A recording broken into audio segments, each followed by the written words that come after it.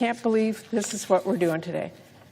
Because I can tell you right now, if this happens, we will all laugh you out of the room because we have never seen anything like this. Not in my time here in the Senate, not in my time on this planet.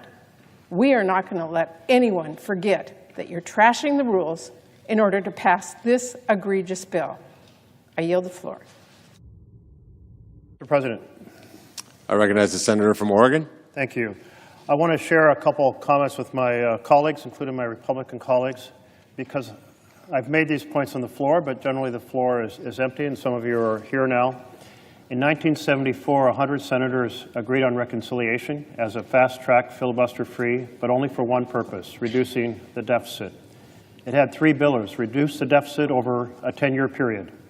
Second, reduce the deficit in each and every year after that 10-year period, in each title of the bill. And third, use honest numbers. In 1996, the Republican team was in the majority and decided on a nuclear option to allow that reconciliation process to be used to increase deficits in the 10-year window. That was unfortunate because it destroyed the agreement all 100 senators had agreed to in 1974. But now, today, if we proceed with this current policy baseline, there's two other pillars that you're destroying of the architecture to create fiscal discipline. The second pillar was no deficits after the 10-year period. That's been destroyed. And the third was to use honest numbers from the Congressional Budget Office on a current law basis, comparing each provision in the bill as compared to the provision not being in the bill. So here we are, taking a step that is as significant as it was in 1996. All three pillars will be brought down, not by Democrats, but by Republicans. It's not necessary to do this to get what you want within the 10-year period. Why tear down these additional two pillars of honesty about the numbers, no more smoke and mirrors, and creating deficits after the 10-year period? It's extremely unfortunate if you press forward with that vision in this bill. President. Mr. President, I recognize the senator from Oregon. I want to pick up on the point that my colleague from Washington State touched on. Everybody ought to understand this is the nuclear option. It's just hidden behind a whole lot of Washington, D.C. lingo. The only difference is instead of pressing a big nuclear button right at the beginning of the Congress, Republicans decided that they'd hide behind a cloak of Senate procedure and go nuclear for every individual bill they want to pass on party lines. And I just say to my colleagues, there's going to be a lot of horrendous messes to clean up after this legislation. But my colleagues need to understand the moves, as my colleague from Washington State has said, cut both ways. I yield the floor. Mr. President. I recognize the Democrat leader. I ask that debate time come off the bill unless otherwise advised. Without objection. Mr. President. I recognize the senator from Rhode Island. In this place where big money now rules and in which fakery is now the order of the day and numbers no longer have to be real, there is one point that stands out, and that is that the fakery on the floor is belied by the language of the bill. If these assertions were true, they would not need to raise the debt limit. All of this fun and games, all of this parliamentary mischief that is happening right now crashes into the fact that in real markets, in the real world, outside of this fakery, the debt limit is actually a real thing. And I will take a moment to read from page 754 of this midnight monstrosity what it actually says, where it collides with the real world. Subtitle C, increase in debt limit. Section 72001, modification of limitation on the public debt. Line 20, the limitation under Section 3101B of Title 31 United States Code, as most recently increased by Section 401B of Public Law 118.5, 31 U.S.C. 3101 note, is increased by $5 trillion. $5 trillion. That's the real number here. That's where the rubber hits the road in real life. The maneuver that is being pulled right now to avoid that fact, the fact that the debt limit has to be increased by $5 trillion so that Republicans can give immense tax breaks to billionaires, has not been used for this before. I used it once. In the year 2000, a deal had been struck on how to score activities of the Power Marketing Administration. Does anybody really know about the Power Marketing Administration? It's a small thing. Over the years, the Congressional Budget Office started scoring the program differently than the Senate had agreed to in 2000. So in 2023 and 2024, Senate Budget Chair, me, and the House Budget Chair, Jody Arrington, on a bipartisan basis, invoked this section to have CBO return to the original Senate agreement and not the variation that they had created.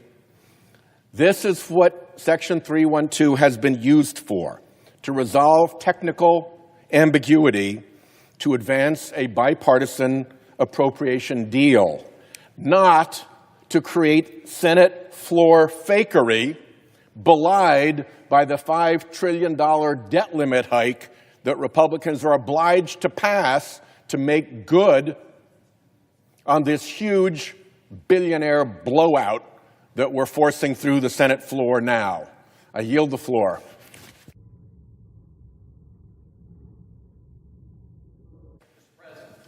I recognize the senator from South Carolina. I am using and yielding time off the bill. Without objection. Okay, thank you very, very much. So the debate and eventual voting on the big, beautiful bill has begun. Hallelujah. It's taken a while for us to get here, but we're going to have a debate worthy of a great country. We'll have what they think and what we think, and we're going to vote on this bill in the coming days, and I'm excited about that. I've worked a long time with my colleagues to get to where we are today, so to the American people. The debate is beginning right now regarding the big, beautiful bill, and I'll tell you why that's good news for you, but let me take a little bit of time to talk about current policy versus current law. I know everybody's on the edge of their seat at home, but here's what I would tell you about numbers and budget chairmans. I'm not the first budget chairman. There have been those who came before me. In 2008, Chairman Kent Conrad, a really nice guy from North Dakota, used a new baseline in the budget so he could get the farm bill in the budget. And Judd Gregg, really smart guy, former budget chairman, said the chairman of the budget committee declared the new baseline under a new budget. The budget chairman has a right to do that. That's what I'm doing. I'm setting the numbers. The parliamentarian said, that's my job as budget chairman. The resolution we're operating under to get us here, we voted to make that the case. So we're not doing anything sneaky. We actually voted to give me the authority to do this, and it passed. But again, I'm not the first chairman to change a baseline for different reasons. One, to get the farm bill in, and another occasion, Senator Sanders changed the baseline in 2022 when he was budget chairman under budget reconciliation to issue a budget rule allowing the numbers to change to get more money for Head Start. So Senator Sanders, as budget chairman, directed a new rule be written to get more money for Head Start. So don't tell me you've never done this before in terms of changing the baseline as budget chairman. The budget chairman under 312 sets the baseline. This has been acknowledged by Republicans and Democrats. The baseline has changed in the past based on the Budget Committee chairman's desire, one to get a farm bill in, and the other to change the numbers, a new rule to get Head Start spending. So this has been done before, but I'll be the first to say that what we're doing here is historic in a good way. In 2017, we passed the Trump tax cuts. They're due to expire in December. Why is that? Before I got here, current law was the way to score or implement tax policy. After 10 years, the tax cuts expired, current law. As budget chairman, I've decided to use current policy when it comes to cutting taxes. If you use current policy, they never expire. So the policies that were created in 2017 would not end in December. They would continue. And that's a good thing for the American people. That's a good thing for the economy because it gives you certainty. So I made a decision as budget chairman, working with my colleagues, to look at tax cuts, something important for the country, to give certainty to businesses and individuals and make sure after 10 years they don't arbitrarily go away and have a cliff. So I made that decision. My colleagues backed me up. And that's in the budget resolution governing the debate that we're here today. So why do we want to make the tax cuts permanent? Because if they expire in December, the average family of four in South Carolina will have a $1,700 increase. I don't want that, and I bet you people at home don't want that. So we have to deal with that. That cliff is coming, and not only do I want to avoid that cliff, I don't want to put us in that position ever again. So the tax cuts have generated more revenue for the government than CBO estimated in 2017. The one thing about our friends at CBO, I appreciate all your hard work. You've worked really hard. When it comes to taxing, they always get it wrong about how much revenue to be collected. So when you look at the years that have passed since 2017, on the corporate side and on the individual side, the revenue to the government has actually grown because of those tax cuts, and that's a good thing. So cutting taxes means more money for you and your family. Our friends on the other side, if you're waiting on them to cut your taxes, you're going to die waiting. So they're never going to do it. Why are we doing it? Because they won't do it. We could never get 60 votes for this. So the bottom line is we're going to make these tax cuts permanent, and that's a good thing for businesses. Expensing will be allowed so you can invest in growing your business. You can buy new equipment. You can write it off sooner, and that will get more activity in the economy. It's not me saying that. There's a track record, Mr. President. You've been in business. This stuff works.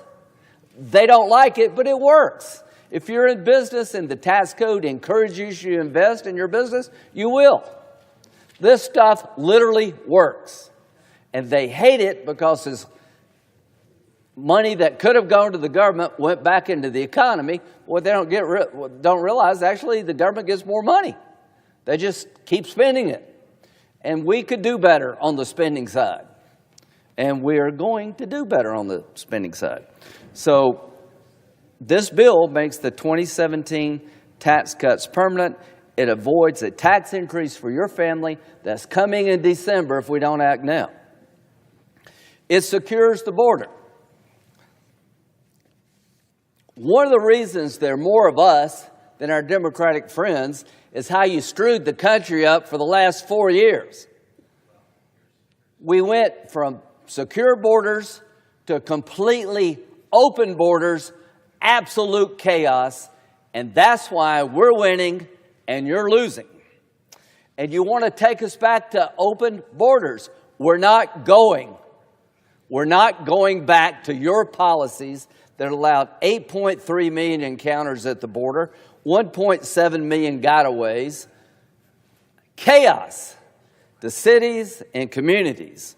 We're not going back to the policies that led to Laken Riley's murder in Georgia, where the man convicted for murdering her was captured several times, released because there was no detention space to hold him in Texas, and he left a free man, went to Georgia and killed this lady.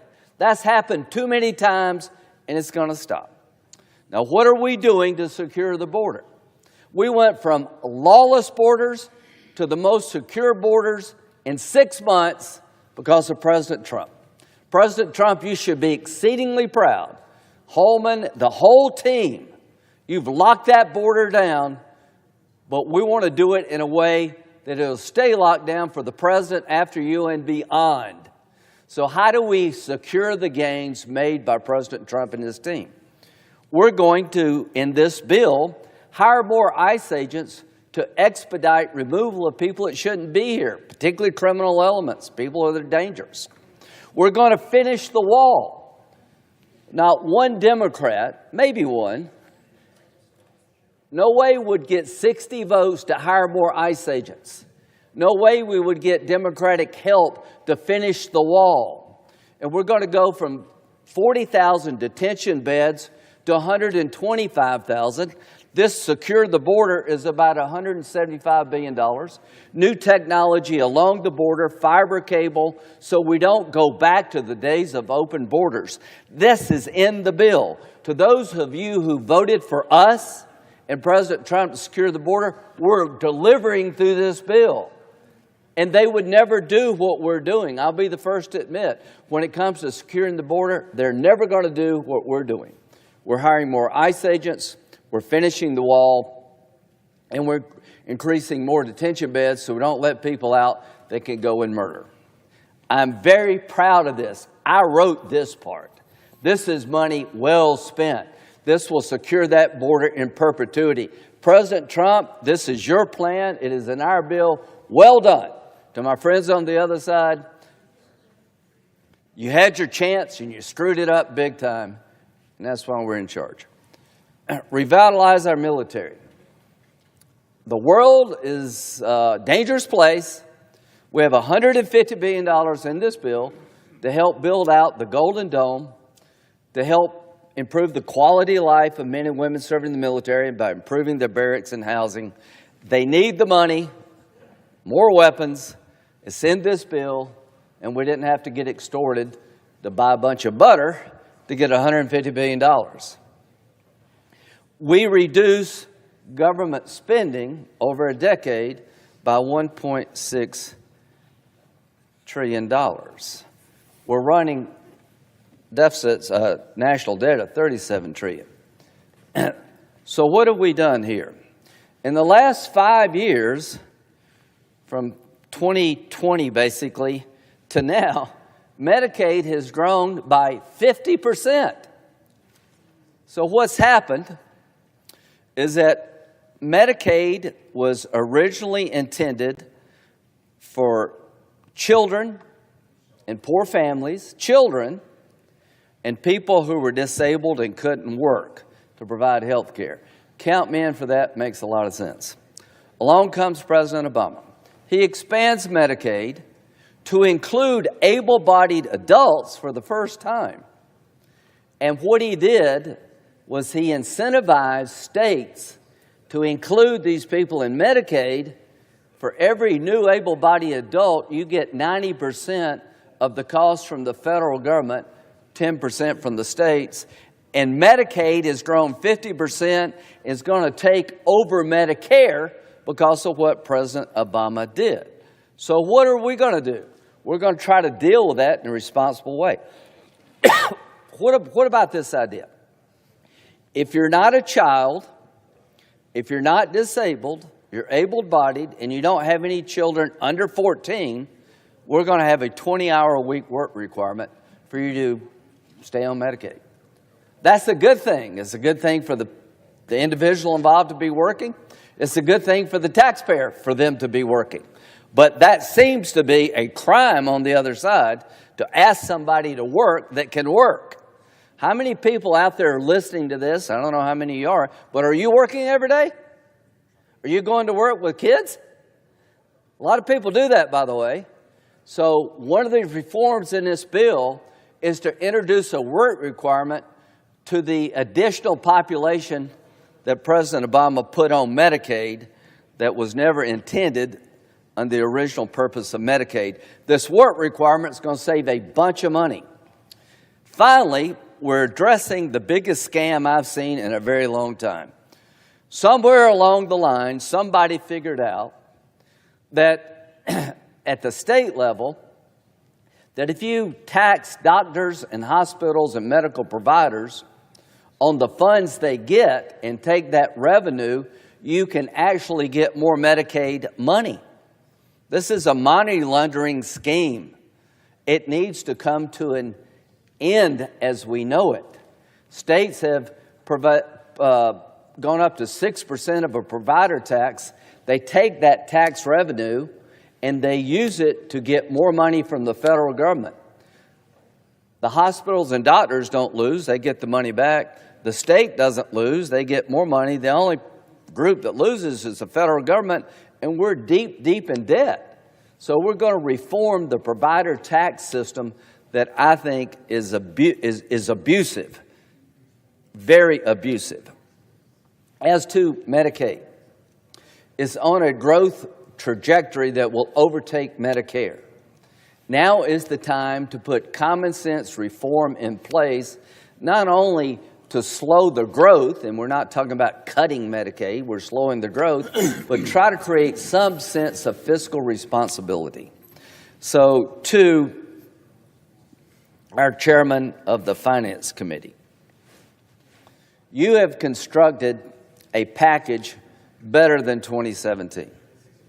You have included some growth elements in the package that will allow the economy to grow because it will be in businesses' interest to invest. And I want to applaud you for this growth package. Now, what does this all mean? Current policy, current law. If you do what I have decided to do, make the tax cuts permanent, and you implement these reforms to Medicaid in other areas, you will, over the next 10 years, reduce the deficit by $507 billion. That's CBO, not me. Now, how do you do that? You grow the economy, and you begin to control spending in a common sense way. Most people can relate to that because they do it all the time. People at home sometimes have to work extra to meet the needs of their family, and they have to tighten their belt. So what have we achieved here in the one big beautiful bill? We're going to make your border as secure as it possibly can be and never go back to open borders. We're going to put in place border security measures to keep it secure. We're going to make the tax cuts permanent so your taxes do not go up in December of this year, and we're going to add additional pro-growth policies to help our economy. We're going to reform Medicaid in a way that makes sense, deal with the waste, fraud, and abuse of that program so that there's more money for the disabled and children, because the more money you give the able-bodied who can work, it's less money for children and people on disability. And one of the most perverse things about what President Obama did is that the reimbursement rates to states are higher for able-bodied adults than they are for disabled people and children. 90%. So President Obama created a system to entice states, lure them in to add people to Medicaid that are not disabled, not poor children, because his goal was to put everybody in the country under government-run health care, and the government reimbursement is higher for an able-bodied person than it is for a poor child or a disabled person. And we're going to stop that, because that's not fair. It's not fair to the taxpayer, and it's not fair to the population that we're trying to help. So we're going to control spending in a common sense way. We're going to revitalize our military at a time of great need.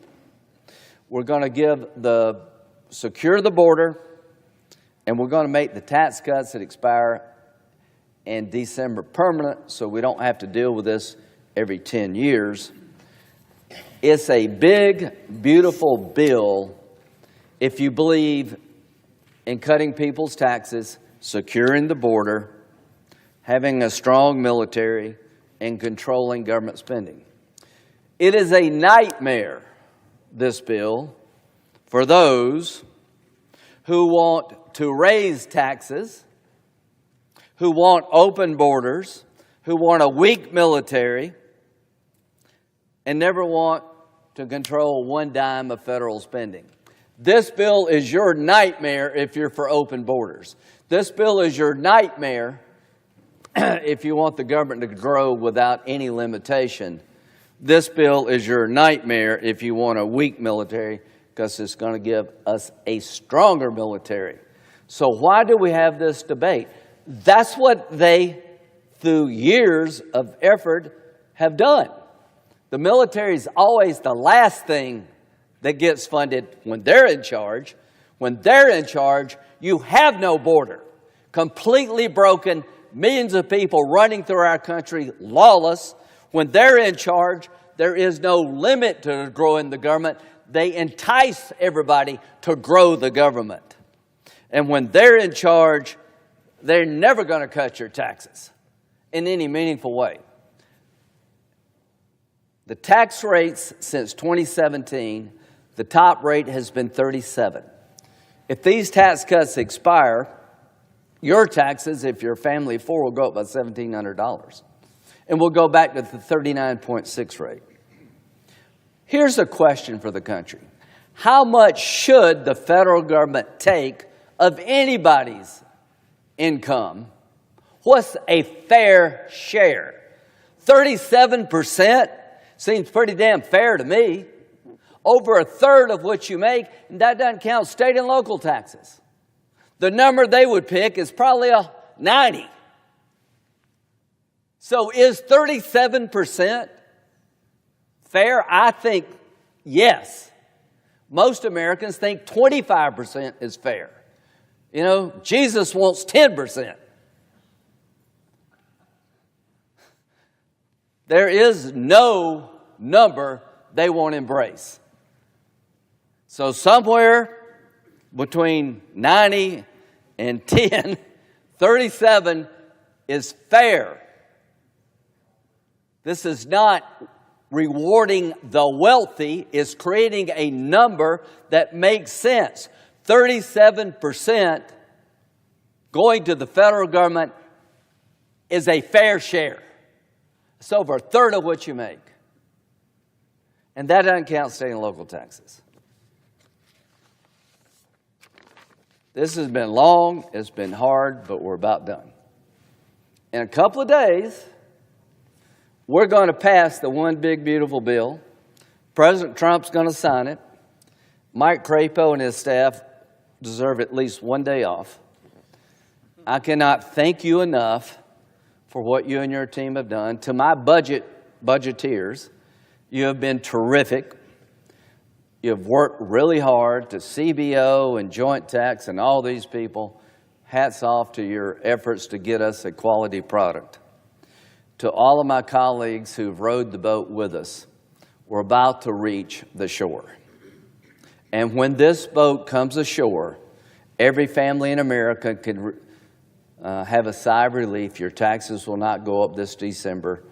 You'll get a Christmas present of not having a tax increase. To those who've been yearning for a secure border, it will be secure.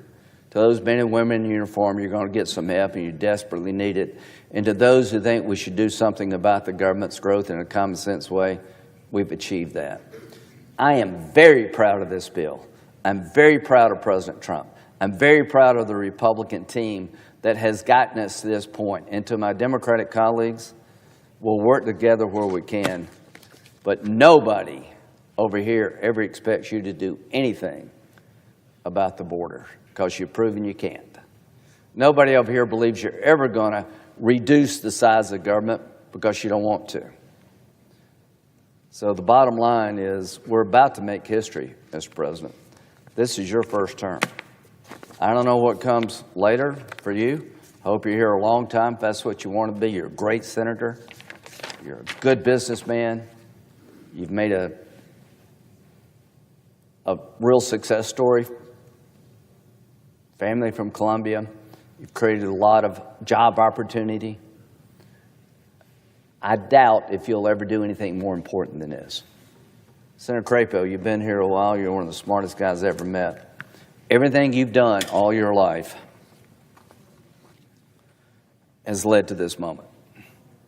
This is what you were built to do. This is what you were meant to do. You're the right man at the right time to do what this country desperately needs to stay on track, to be safe and prosperous. To all my colleagues who are going to vote for this bill, you should be proud. And you should talk about it, because it's going to make us all safer and it's going to make us all more prosperous. Me being budget chairman is a quirk in the history of the Senate. This is not my thing normally, but I have really gotten into it. And I've learned a lot thanks to my colleagues, and I'm proud to have the honor of being budget chairman at a time I think it matters the most. Mr. President, I ask unanimous consent that the following staff members from my staff and from Senator Merkley's staff be given all access floor passes for the consideration of the bill. Caitlin Wilson, Lillian Meadows, Scott Graber, Walker Turlock, Taylor Reedy, Democratic staff Mike Jones, Melissa Pistner, Josh Smith, and Tyler Evilsizer. Tyler, Evilsizer. I ask that unanimous consent. Without objection. With that, I will yield to my good friend from Idaho. There's one more behind it. Huh? One more behind that. Oh, wait a minute. Nope.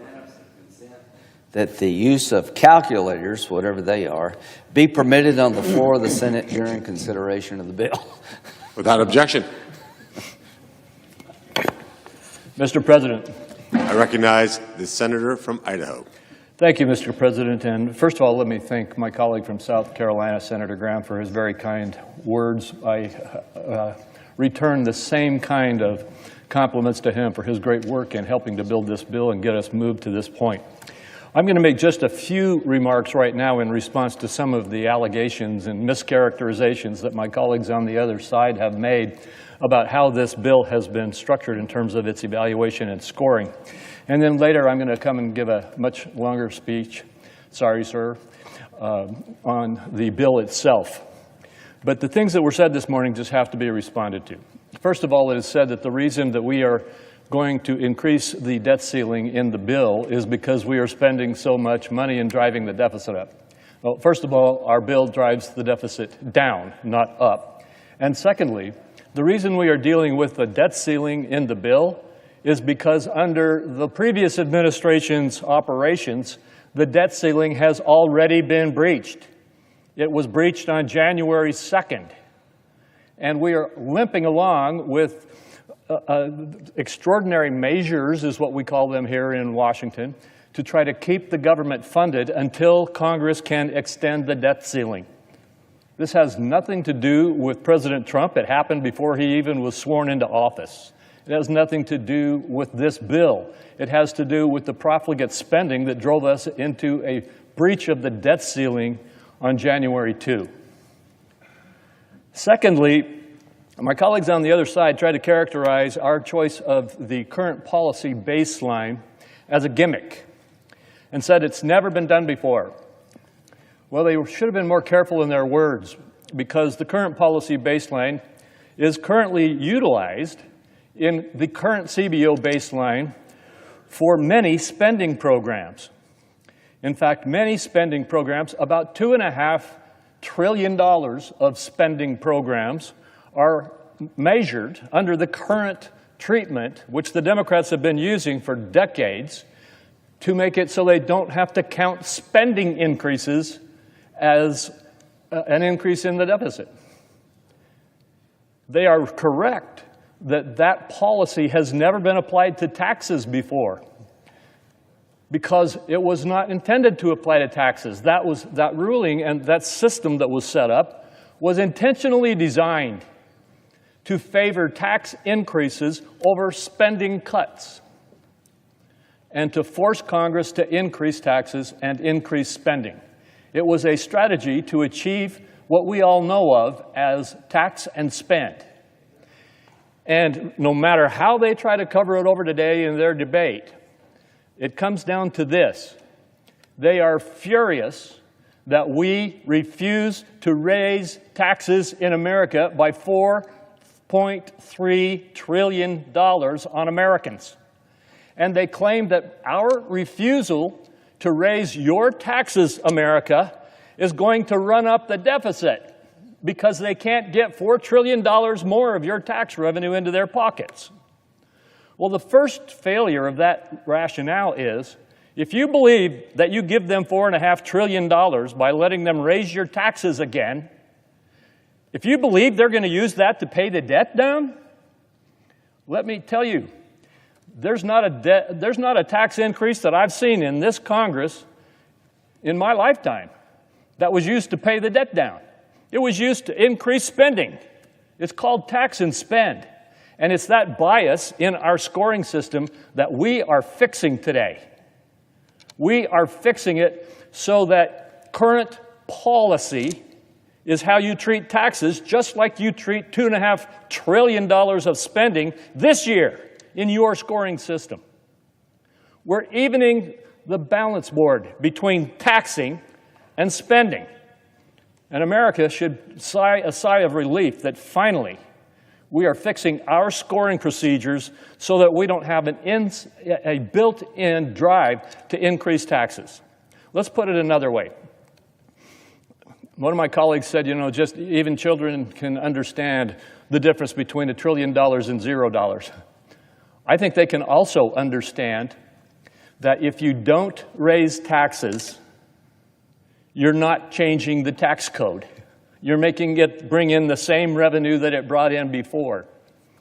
You're not increasing the deficit. You're protecting their wallets. And the bottom line here is very simple. I think every American, at least 90% of them, intuitively understand that the refusal to let your taxes go up by $4 trillion is not a deficit increase. You are not the responsible. Us keeping your money in your pocket is not making you responsible for increasing the deficit. Deficit increases come when Congress keeps spending your money and never, ever controlling its spending. The problem is not a lack of revenue. It is too much spending. So let's make it clear. This is not a gimmick. The gimmick is the one that's been used for all these years. We are making a balance between the treatment of tax and spend so that those taxpayers in America have at least a fair chance against the rules of this chamber. Now, one other thing that I think needs to be made here is there was a lot of talk on the other side, and then I'll stop and bring my longer speech later. One other point that needs to be made here is that it was suggested that this has never been done before, even on taxes. Well, there's a president named President Obama who faced a similar situation like we face today. Only then, he was president when a huge tax cut that President Bush had accomplished was expiring.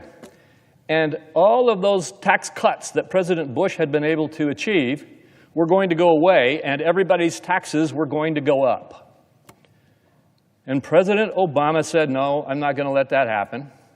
So he put a bill out on the floor to stop those tax increases from happening.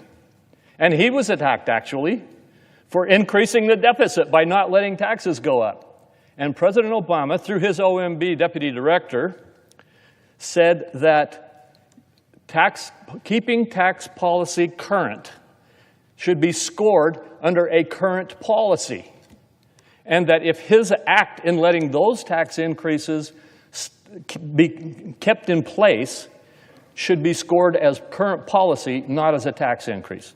So you've got one of your own presidents from the Democratic Party saying that letting existing tax law stay in place and protecting against huge tax increases on the American people is the appropriate approach to take. That current policy, and those are their words, current policy is the way we should treat tax policy. So I say to everybody in America who's been hearing all of the politics of fear about what we're doing here and running up the deficit, need to remember that only in Washington, D.C. is the refusal to raise your taxes an increase in the deficit. And we're not going to let that happen. Thank you very much, Mr. President. I yield the floor.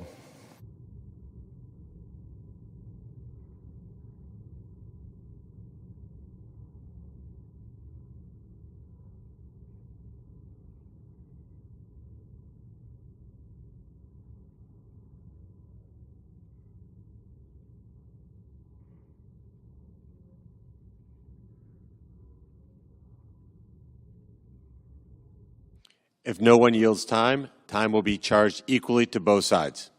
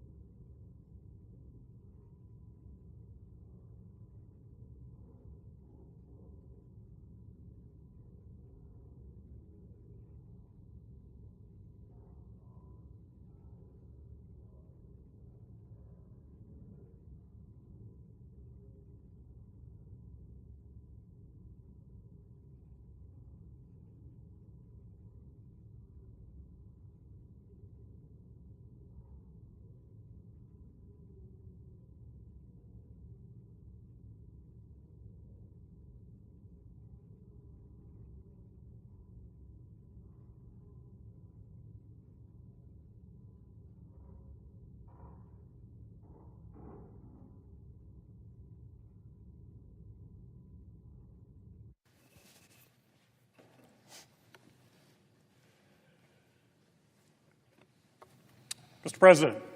I recognize the senator from Michigan.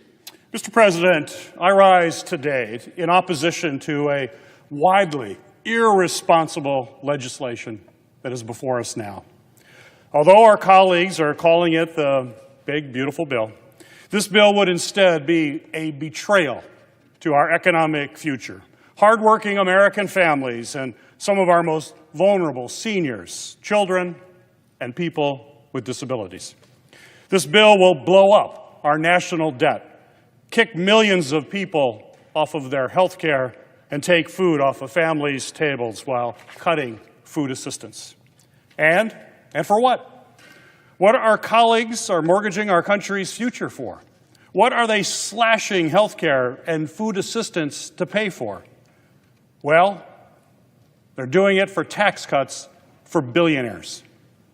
So before my colleagues rush to pass this irresponsible, reckless legislation, let's take a moment to go through exactly how much harm this bill will actually cause, and hear from the people in my state who are going to suffer if this law becomes law. To start, this bill will blow up the national debt. Since President George Washington gave his farewell address, our nation's leaders have warned against the dangers of accumulating a national debt. 15 years ago, Admiral Mike Mullen, former chairman of the Joint Chiefs of Staff, stated, quote, "The most significant threat to our national security is our debt." The national debt is at an all-time high, $36.2 trillion. And just in the last 16 years, it has tripled. Our annual deficits frequently exceed $1.5 trillion, including a record $3.1 trillion deficit in fiscal year 2020 during the Trump administration. Unfortunately, these are the first of many grave financial milestones that we face. Within the next decade, our country will spend more on servicing the debt than we do on any other federal account outside of Social Security. Our fiscal house is basically on fire. But if our Republican colleagues jam through this bill, it's not going to pour water on that fire, it's going to pour gasoline on those flames. Democrats have tried to make efforts to pay down that debt in recent years. In fact, under the Inflation Reduction Act, a law that this bill attempts to actually gut, we reduced the deficit in that bill by nearly $250 billion. And in 2023, we passed the Bipartisan Fiscal Responsibility Act, which responsibly addressed the debt ceiling and had the potential to reduce deficits by up to $1.5 trillion. But unfortunately, the bill before us basically wipes all of that away. And I have always said that I'm open to making smart cuts to spending, but that those cuts should be matched with increases in revenues. Doing so would put us back on a sustainable financial path. Our Republican colleagues are doing the exact opposite. They are making drastic cuts to revenue, and according to the nonpartisan Joint Committee on Taxation, the tax provisions in this bill alone would decrease revenues by $4.2 trillion and add $3 trillion to our national debt. This is a recipe for disaster. If we face another emergency, like a pandemic or global financial crisis, we will be too hamstrung by our debt to respond effectively. We are on the brink of a financial disaster, and passing this bill could push us over that edge. Also, my Republican colleagues can cut taxes for billionaires. At the same time, our Republican colleagues are not making smart, sensible spending cuts to cover the costs that these billionaire tax cuts will mean. Instead, they're gutting health care for millions of Americans, including hundreds of thousands of Michiganders. It's reckless, and it is wrong. Medicaid is a lifeline for people in every single community across this country. It ensures that millions of Michiganders and Americans can have access to quality, affordable health care. And right now, folks across my home state of Michigan are scared. Scared about what this bill will mean for their families. I've heard from thousands of my constituents from every corner of the state of Michigan on how these cuts are going to hurt them. So today, I just want to tell you, through my constituent stories, just how detrimental this bill will be for most Americans. Take Isaac from Lansing, for example, who says Medicaid is the only lifeline he has to pay for the medicine that literally keeps him alive. We've also seen how more and more Michiganders and people all across our nation have shouldered the burden of serving as a primary caregiver for an aging parent. It's the ultimate gift that we can give to the people who have raised us. But the cost of critical nursing home and assisted living care continues to rise. Medicaid has become an essential way for our aging seniors to pay for the care that they need. Take Gwen from Grand Rapids, who says she wouldn't be able to pay for an assisted living facility for her grandmother without Medicaid. Many of us know someone, or maybe even love someone, who lives with a disability. Thanks to Medicaid, people with disabilities can get the care that allows them to live healthy and independent lives. That is the case for Wanda from Westland, who takes medication for an eye condition. Without Medicaid, she would not be able to afford her medication, and she could actually go blind. As too many of us know from personal experiences or from friends and loved ones, our country is facing a mental health crisis. Medicaid has become a saving grace for those who desperately need mental health care, but simply cannot afford it. Take Alan from Fort Gratiot, who says losing Medicaid would feel like losing the lives he's been given back through mental health care from Medicaid. Under this bill, rural communities will be especially impacted by cuts to Medicaid. In some counties in Michigan's Upper Peninsula, there's only one health care provider, meaning some Michiganders will have to travel up to 50 miles to get routine or emergency care. Medicaid helps keep these hospitals open. And if this bill passes, people in these rural communities are going to be cut off from basic health services. Medicaid also plays an essential role in making sure that children across Michigan get the care that they need. I heard from Gladys, a mother from Flint, who says Medicaid is the only reason her kids can get their asthma medication or have regular health checkups. Expecting mothers also reached out to share their concerns. While she is busy preparing to welcome a newborn baby into the world, Chelsea from Fenville is now afraid that she will lose her access to both pre- and post-natal care under this absolutely disastrous bill. I simply can't understand how my Republican colleagues would leave thousands of people across Michigan without the care that they need, all so they can give a tax break to billionaires. On top of that, my Republican colleagues are also proposing deep, harmful cuts to food assistance delivered through SNAP. SNAP serves as an absolute lifeline for millions of Americans, including children, seniors, people with disabilities, and working families. So simply put, if this bill is passed, it will mean people in Michigan and all across our country will go hungry. They will not be able to put food on the table while billionaires pay less taxes. That is just wrong. But it also makes no economic sense either. Every dollar in SNAP benefits generates more than $1.50 in economic activity. This supports local grocery stores, farmers all across our country, and the entire food supply chain.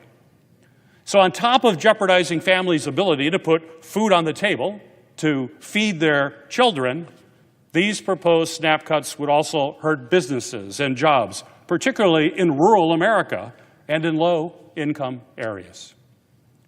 This bill produces the most amount of pain for the least amount of gain of any legislation that I can remember in all the years that I've had the privilege of serving here in the Senate. Mr. President, I can't believe that we are standing here debating this reckless irresponsible bill. The harm this bill will do to the American people and to the people in my state of Michigan who are counting on Medicaid for health care and on food assistance to help feed their families is absolutely reprehensible. The damage this bill will do to our nation's economic security is not only reckless, it is unconscionable. This is not what our constituents want us to be focused on. They want us to help make their life better. But instead of focusing on that, here we are on the brink of passing a bill so irresponsible that it will destroy our country's economic health, harm millions of Americans, all so a handful of billionaires, the wealthiest of the wealthy, can have another tax break. Mr. President, I will never support such a reckless and catastrophic plan. Mr. President, I yield the floor.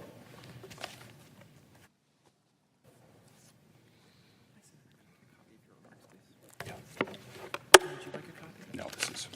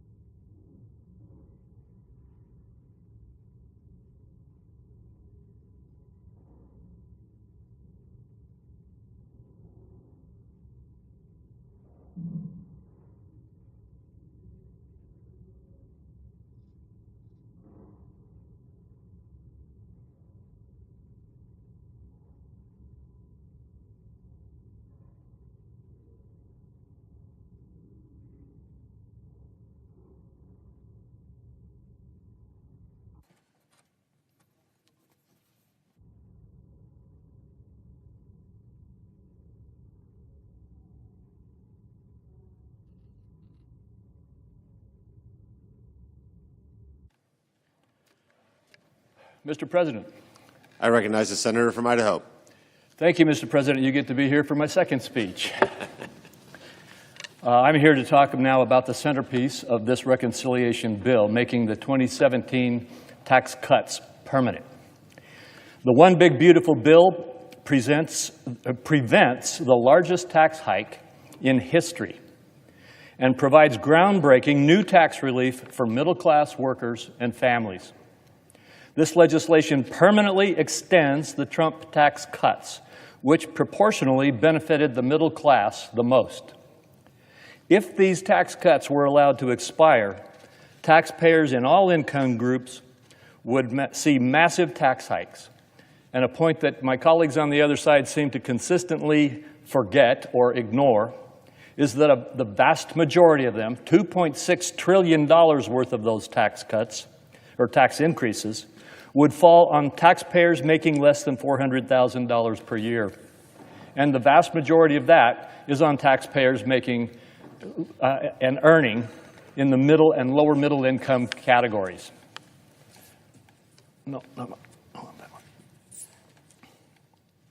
But before I go on to discuss what would happen, I want to address an issue that is just a constant theme on the other side, and that is that this bill is going to be a huge increase in the deficit. Now here's a quick handwritten chart that my colleague from South Carolina made quickly to respond to them. You heard the previous speaker say that CBO has scored this bill to have a huge multi-trillion-dollar deficit increase. The fact is that CBO has scored this bill to have a $507 billion deficit reduction. You heard that right, a $507 billion deficit reduction. And later on in my remarks, I will point out that that score doesn't even take into account the growth in the economy and the revenue that will come to our Treasury from revitalizing and giving a boost to our economy. So now let's go to the next chart. What will happen if we don't do this? What will happen if we do what the Democrats are demanding that we do? And that is to let this tax increase happen so that they can say they're going to use it to pay the deficit down. The average family of four would see a tax hike of $1,700 and their child tax credit would be cut in half. 20 million small business owners would face massive tax hikes, with some of them facing rates as high as 43%. The standard deduction, which simplifies tax filing for 90% of Americans, would be cut in half. Small businesses and farms would see their death exemption cut in half. The Council of Economic Advisors warns us that this $4 trillion tax hike would also lead to an economic downturn and potential recessionary headwinds, noting that the impacts would disproportionately fall on young people, minorities, and workers without college degrees. We've been working for more than a year on legislation that prevents that outcome and provides an opportunity for us to have additional tax relief that is specifically targeted to benefit low and middle income families and workers. Despite the rhetoric of fear, our critics' rhetoric about tax cut as being for billionaires and corporations, the reality of this legislation prevents a massive tax hike across the board and overwhelmingly benefits middle-class households and job creators. According to the Joint Committee on Taxation, this bill provides more than $600 billion, that's $600 billion more of new tax relief for hardworking Americans. How does it do that? $73 billion in inflation tax relief targeted at income brackets below $100,000 per year. $205 billion in tax relief to the 90% of taxpayers who claim the standard deduction. $93 billion in additional tax relief for seniors through a $6,000 bonus exemption. $124 billion investment in children of low and middle income families, in addition to the permanent doubled child tax credit. I'm going to say that again. The permanent doubled child tax credit. The significant tax relief we are providing to hardworking families includes permanent lower tax rates, letting Americans keep more of their hard-earned money, permanent increased and enhanced standard deduction, claimed by over 90% of taxpayers. On top of making that doubled child tax credit permanent, we are also increasing it for tens of millions of families. Tax relief for seniors in the form of a $6,000 bonus exemption for low and middle-income seniors, slashing their tax burden. No tax on tips for millions of tipped workers like waitresses, barbers, hairstylists, and taxi drivers. No tax on overtime for millions of America's hourly workers who work overtime and keep America running. No tax on auto loan interest for new cars made in the United States, allowing the hardworking families of America to fully deduct auto loan interest on American-made cars. Enhanced 529 education savings accounts, making education expenses more affordable and accessible for families. New Trump savings accounts for newborns and children set up to the age of 18, building financial security for the next generation. We make child care more accessible and affordable for working families by enhancing the Child and Dependent Care Credit and the Dependent Care Assistance Program. The list goes on and on. We extend the paid family and medical leave credit and expand health savings and accounts for health care expenses. We repeal onerous IRS reporting requirements on gig workers, reduce the paperwork burden for small businesses, and much more. And all of this just on the individual side of the code. The business side of the tax code has the potential to generate phenomenal economic growth. When my Republican colleagues and I began talking about how to best extend and enhance the Tax Cuts and Jobs Act, we agreed that one of our top priorities was to make it permanent. The reforms we made in 2017, including lower rates for corporations and small business owners, along with the international tax reforms, increased domestic investment, boosted economic growth, and increased take-home pay. A growing economy powered a strong labor market. Workers saw record wage growth, and the unemployment rate fell dramatically to the lowest in 50 years at 3.5%. Corporate inversions, which we used to debate endlessly, or businesses leaving America, became a thing of the past. They literally ended. And America became the place to do business again. Capital formation exploded in the United States. Restoring these critical business provisions and making them permanent is a key to driving additional growth and investment in the United States. For businesses that spur investment and economic activity across the country, this bill makes the 20% small business deduction permanent, enabling job creation and spurring local economic activity. Restores and makes permanent full expensing for domestic research and development, encouraging domestic innovation. Restores and makes permanent full expensing for new capital investments, like machinery and equipment, boosting domestic production. Restores and makes permanent interest deductibility, helping to finance critical domestic investments and keep America globally competitive. It includes full expensing for new factories and factory improvements to accelerate domestic manufacturing. Permanently renews and enhances the Opportunity Zone program, driving $100+ billion of investment to rural and distressed communities.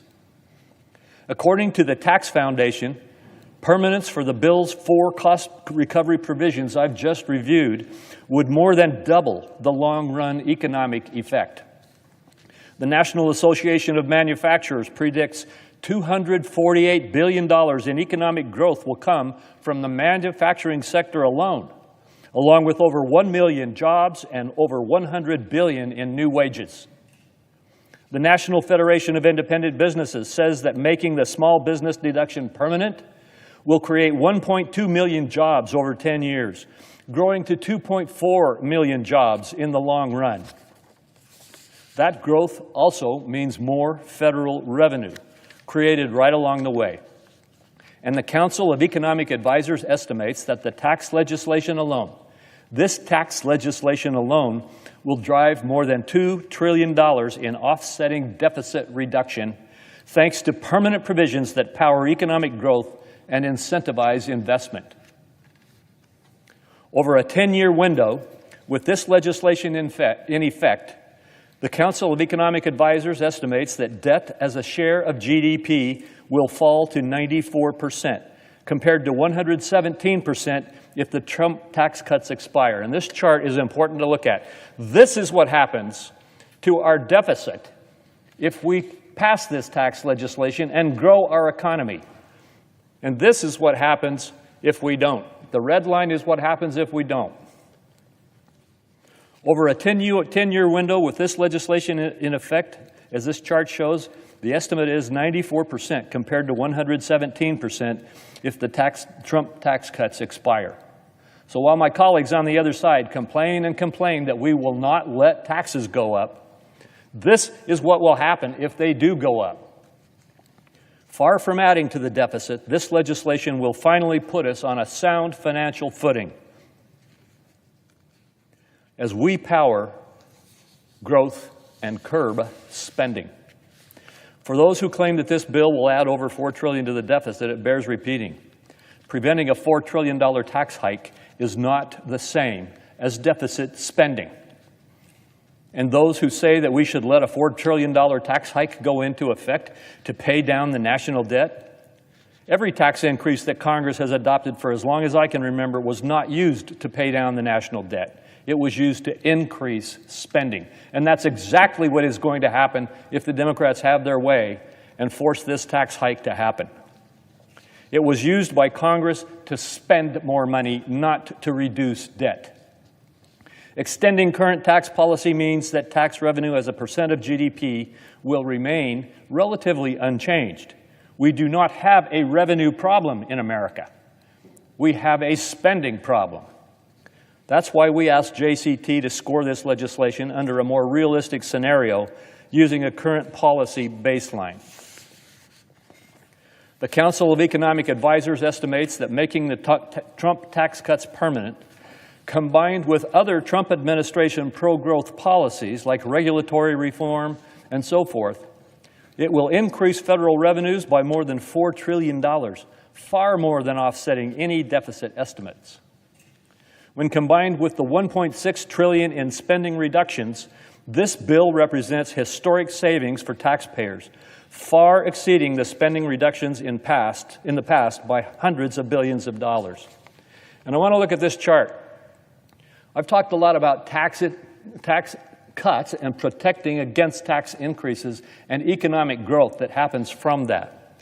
But reducing spending is another critical priority that we must address. And in addition to the pro-growth tax policy that I've just described, we cut spending by $1.6 trillion.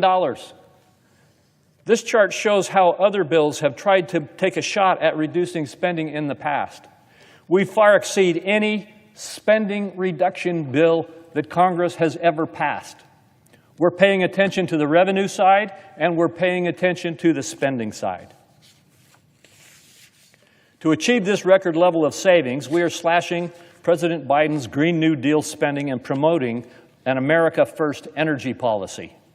We are eliminating hundreds of billions of dollars of the Green New Deal subsidies, including ending wasteful credits like the EV tax credit.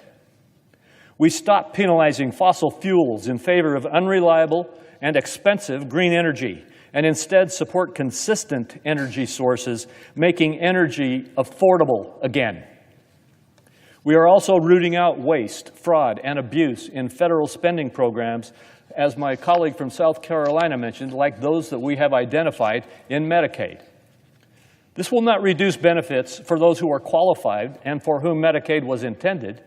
It will reduce waste, fraud, and abusive scams that are being used to get the American taxpayer to funnel money into states or into other programs. This program was created to help pregnant women, children, and seniors in America and those with disabilities.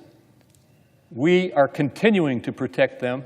They will not lose benefits, and the politics of fear that you hear constantly are simply false.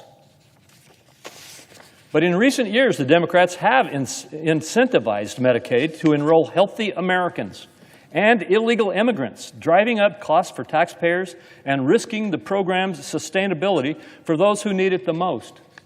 This is what has happened. This is what's happening to the enrollment and the spending in Medicaid. The fate of this expansion is an unsustainable path and puts the future of the program at risk, including the United States federal debt. As spending has surged, so have inappropriate payments and ineligible enrollments, along with gimmicks and loopholes.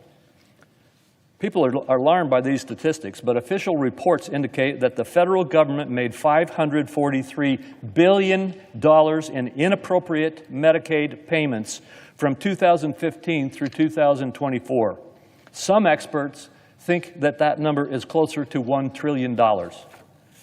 That is what we are addressing in this legislation.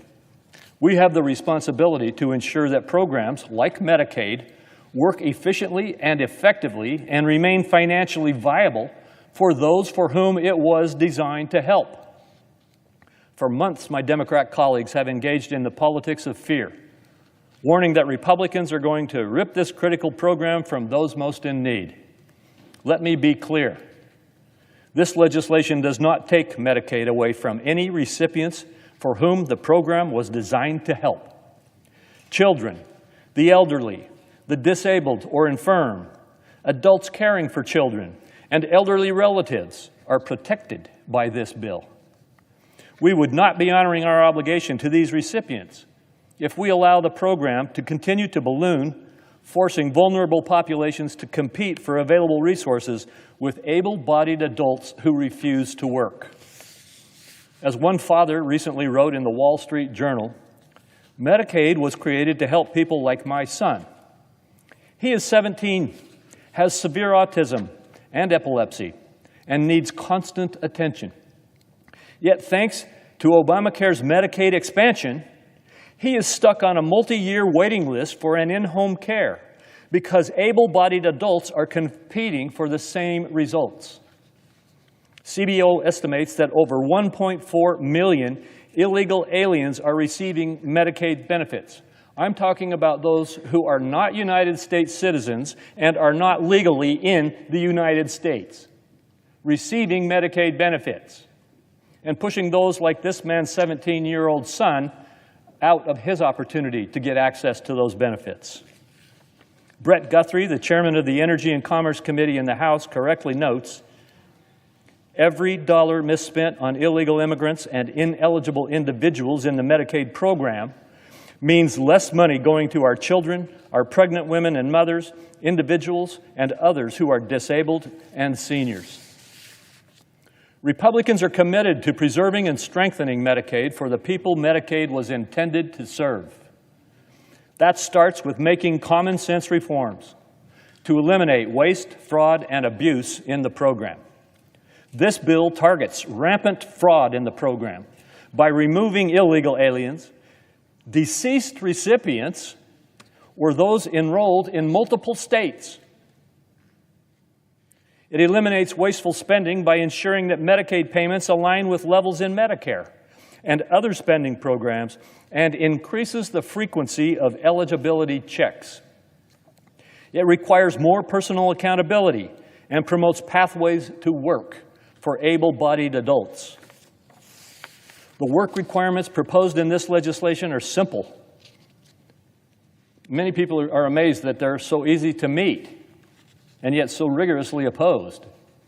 If you are an able-bodied adult without dependents, you can qualify for taxpayer-funded Medicaid by spending 20 hours per week working or participating in work training or going to school or participating in community service or volunteer work.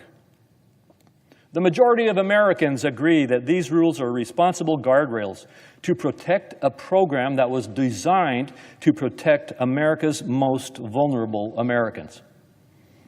The bill also corrects abusive practices by freezing and reducing provider taxes, a financial gimmick used by states to increase federal spending that they receive. For those concerned about funding for rural hospitals during the transition back to responsible funding levels, the legislation creates a bridge funding system to help stabilize rural hospitals and enhance their long-term financial solvency. And while Democrats claim Republicans are slashing Medicaid spending, the reality is that even with these reforms, Medicaid spending is projected to continue to grow by billions of dollars over the next 10 years. Only in Washington is a smaller increase in spending considered a cut. In reality, these reforms will improve, protect, and preserve Medicaid for the most vulnerable Americans. We've had a very robust debate over how to best deliver on President Trump's agenda, and I'm proud of what we achieved in this legislation. The tax provisions in our bill, from permanent extension of the lower tax rate to the increased child tax credit to the permanent tax relief for businesses, will deliver financial security for American families and grow our economy.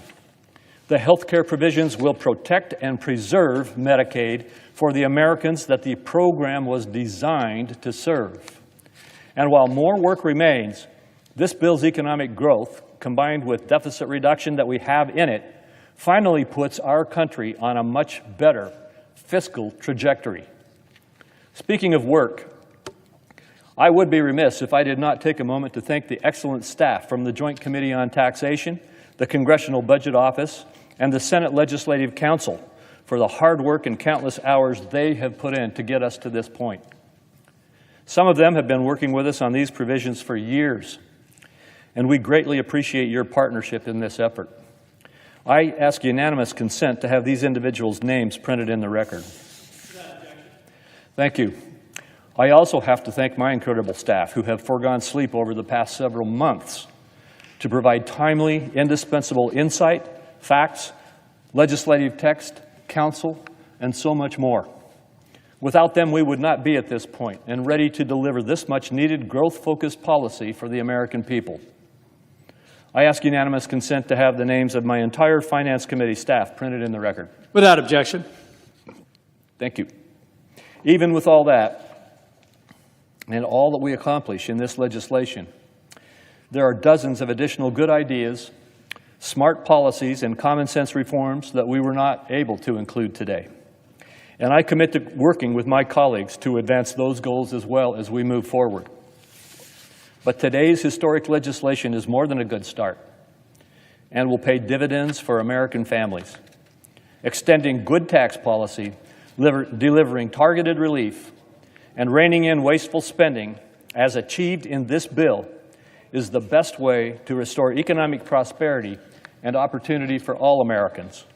I look forward to getting it to the President's desk as soon as possible. Thank you, Mr. President.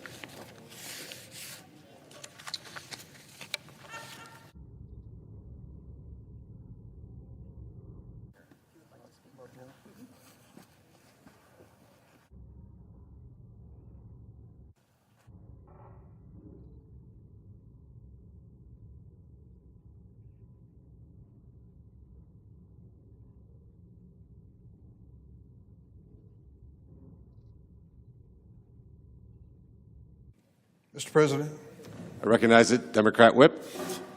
Mr. President, we're here today debating a clumsily assembled package, still a work in progress, that would rip away health care from 16 million American families to give tax breaks to millionaires, billionaires, and our largest corporations. Think about that for a moment. The Republicans have decided that the best avenue to generate revenue that they can then give in tax breaks to wealthy people is to eliminate health insurance coverage for 16 million Americans. That's going to have a dramatic impact on their lives. If you have ever been a young father with a baby with a serious medical problem and you had no health insurance, you'll never forget it as long as you live. I know, I've been there. The notion of losing your health insurance leaves you as vulnerable as possible in some of the most important moments of your life. And that they would consider this provision to eliminate health insurance coverage for 16 million families is unimaginable and cruel. Let's not act like there is a unified Republican front on this issue. Even some of my colleagues on the other side of the aisle don't want to be here at this moment, jamming this unpopular bill through this chamber under arbitrary deadlines. One of my colleagues took a look at tax breaks, and you're going to hear them say over and over again, well, the average family, if we don't act, the average family is going to have to pay more in taxes. There's a way around that. If we limit any tax breaks in this bill, in this effort, to people making $400,000 a year or less, $400,000 a year or less, it virtually eliminates 2/3 of the cost of this undertaking. And it means you don't have to take away the health insurance of 16 million families. So there are ways to do tax breaks which make sense. Count this Democrat in with the Republicans for helping working families who are struggling to get by, and a lot of them are, living paycheck to paycheck. And the notion that we would say to them, we're going to take away your health insurance, we're going to raise the cost of health insurance for you, is no answer to their problems. Behind closed doors, my Republican colleagues continue to be consumed with infighting, bickering over the bill's substance, and for good reason. We have a process here which is almost impossible to explain to an ordinary person of how we reach reconciliation. The parliamentarian's office, and she's sitting here, God bless you for what you've been through for the last several months, and all your staff, have to make decisions on a daily basis over and over again as to whether or not provisions of this bill are eligible under the law that governs the United States Senate. We're in the process of debating this on the Senate floor. I see our ranking member on the Budget Committee, Senate Budget Committee, the senator from Oregon. We're in the process of still appealing to the parliamentarian's office on provisions in the bill. This is truly a work in progress. I think what they do know is troubling, and it should be. This bill would be a disaster for hospitals. The Senate Republican bill, unfortunately, is going to endanger hospitals all over the United States. But if you happen to live in a small town, rural area, and I represent a lot of them in the state of Illinois, you're the most vulnerable. You are the target. When they cut back on Medicaid programs, these are the hospitals that will close their doors. What's the impact of a hospital closing its door in a downstate community in Illinois? Devastating. Hospitals are not only the center for emergency medical care, good doctors, nurses, and such, they are also a major economic force in small-town America. Take away a hospital and then try to attract a new business to your community. Good luck. This Senate bill cripples one of the main ways that states fund their Medicaid programs and keep hospitals afloat, especially rural and low-income areas. It's called the provider tax. Earlier this week, a Republican senator, circulated a flyer to his fellow caucus members, so they're all on notice, detailing just how much each state will lose in Medicaid provider tax funding under their proposal.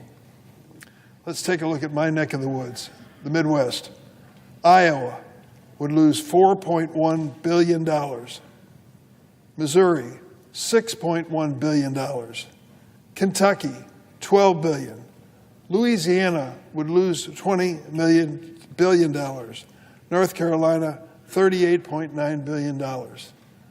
Senator Tillis and I were in conversation yesterday, and he used that very same figure. His analysis says that to go forward with this bill cuts Medicaid reimbursement in his home state of North Carolina by a whopping $38.9 billion. This list of states and what they will lose was passed around by a Republican senator to his own caucus. They know what they're up against here. If Republicans have their way and pass this bill, hospitals will be forced to shrink or eliminate services. In Decatur, Illinois, one of the major hospitals facing the crunch time had to make a decision whether they keep their doors open. They did, but they eliminated OBGYN, delivering babies, and they eliminated all mental health and addiction counseling, two critical areas for the hospitals. So these doctors, this bill will force hospitals to shrink or eliminate services. Doctors and nurses will leave, and in some cases, the hospital will close. Imagine that in a rural area, a remote area, an extra 45 minutes, an extra hour in the car with somebody in the front seat you love very much who's in a desperate situation. As it stands today, half of the rural hospitals around the country already operate in a danger zone. And it's the same thing for children's hospitals. Do you have one in your community that you've used? I do. These children's hospitals have warned us they can't keep their doors open if Medicaid is cut as dramatically as the Republicans want to cut it. If Republicans have their way, we're going to see massive layoffs, fewer nurses, technicians, and doctors, along with decreasing quality of care. The American Hospital Association has estimated how these cuts to Medicaid could impact not just jobs at red state hospitals, but across the entire economy. Here's what they found. If the Republican provision goes through that cuts Medicaid reimbursement in order to provide tax breaks for wealthy people, Maine, as an example, one state, would lose 5,000 jobs. Kansas, 6,200 jobs. Iowa, 11,000 jobs. Missouri, 26,600 jobs. I've talked to the administrator of BJC in St. Louis, Missouri. The reason is it's not just a Missouri hospital. They have their facilities on the Illinois side of the river. In fact, 1/3 of their patients are from Illinois, and 1/3 of their patients overall use Medicaid to go to their hospital. So he's told me what's going to happen if the Republican measure goes through and the cutbacks to these hospitals. They came up with, incidentally, the rescue fund to solve the political problem. I want to check and make sure Senator Murray can back me up on this. Our overall cut in Medicaid now is about $1 trillion. $1 trillion. Imagine, this is Washington, we talk in those terms. Cutting Medicaid nationwide $1 trillion. And the rescue plan for the small hospitals that are in danger, the ones I've talked about, $1 trillion cut. How big's the rescue plan? $25 billion. Do the math. It's a joke. It is a joke. If Republican leaders think this is an adequate amount to alleviate pain all of our nation's rural hospitals are going to feel, then that's like trying to put out a forest fire with a garden hose. This simply won't work. I want to conclude by saying this. We passed the Affordable Care Act 15 years ago. Of all the things that I've worked on in Congress, I think it had more positive impact to help the families across America than anything. We found a way to make health insurance more affordable for families 15 years ago. And to do it, we held hearings. 100 hearings on the Affordable Care Act. Obamacare is what they called it. Roundtables, walkthroughs. 2 committees spent a combined 21 days holding markups so that everyone could offer an amendment. Do you know how many amendments were made to the Obamacare program? 400. 400 votes in committee and on the floor on amendments. 147 Republican amendments were included, though not a single Republican senator ended up supporting the Obamacare when it was all over. What do we have here with this measure? At the end of the day, that legislation, the Obamacare, allowed more than 40 million Americans to gain health insurance. Today, how many hearings have we had on the bill that's before us, this dramatic multi-trillion-dollar bill? None. Zero. Not a single one. Zero markups for senators to offer amendments. 400 amendments on Obamacare. None on this one until it comes to the floor today. Zero bipartisan input. Our friends on the Republican side have said basically, it's a big deal. Take it or leave it. Should this bill become law, do you know what we'll done? Thrown 16 million Americans off health insurance and closed many vulnerable small hospitals. All to pay for tax breaks for millionaires and billionaires. Maybe some of my Republicans are okay with that. I don't think the American people are. I'm hoping that sanity and common sense prevail. We need 4. We need 4 senators to step up and say, stop this train. We've got to sit down and do our homework. We cannot expose the American families and the American economy to do this in the name of preserving tax breaks for the wealthiest people. Elon Musk seems to be doing okay in life, right? The wealthiest man in the world. Do you know what the tax break is for Elon Musk on the bill that's before us on the floor? $346,000, a lot of money. To him, he won't even notice it. Giving him a tax break, he won't notice, and taking away health insurance from families who will be devastated, 16 million around the country. It's an important choice, and it's one we should make the right one. I yield the floor. Mr. President. I recognize the senator from Kentucky. In deciding whether to vote for the big, not-so-beautiful bill, I've asked a very specific question. Will the deficit be more or less next year? The answer, without question, is this bill will grow the deficit. The federal government has fancy formulas and hundreds of wonky accountants who inform us of their projections over 10 years. But you often can't trust these projections. In an excellent piece written by the Foundation for Economics and Education entitled "The CBO's Projections Are Worse Than Useless," Eric Schuler writes, "Long-term analysis and language is commonplace in U.S. national politics, but it achieves no useful outcome. It confuses far more than it clarifies. It does not provide accurate estimates of long-term results. It does not improve the average voter's understanding of policy effects.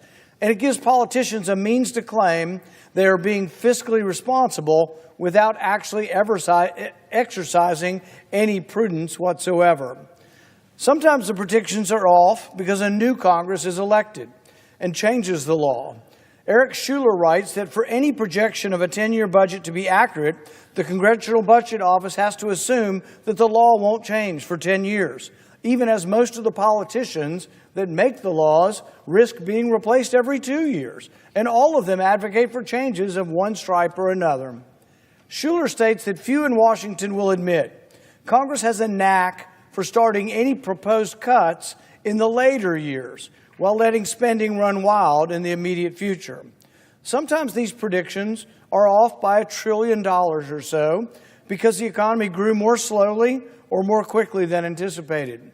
Bruce Thompson, a former Senate aide and Assistant Secretary of Treasury, writes, "The Congressional Budget Office miscalculated the deficit last year by $1 trillion. So in deciding whether to vote for any big, monstrous bill, it helps to ask the right question. To me, the most pertinent question is how will the bill affect the deficit in the next year? Currently, our deficit is estimated to be a little under $2 trillion this year. What will happen to the debt in 2026 if this bill passes?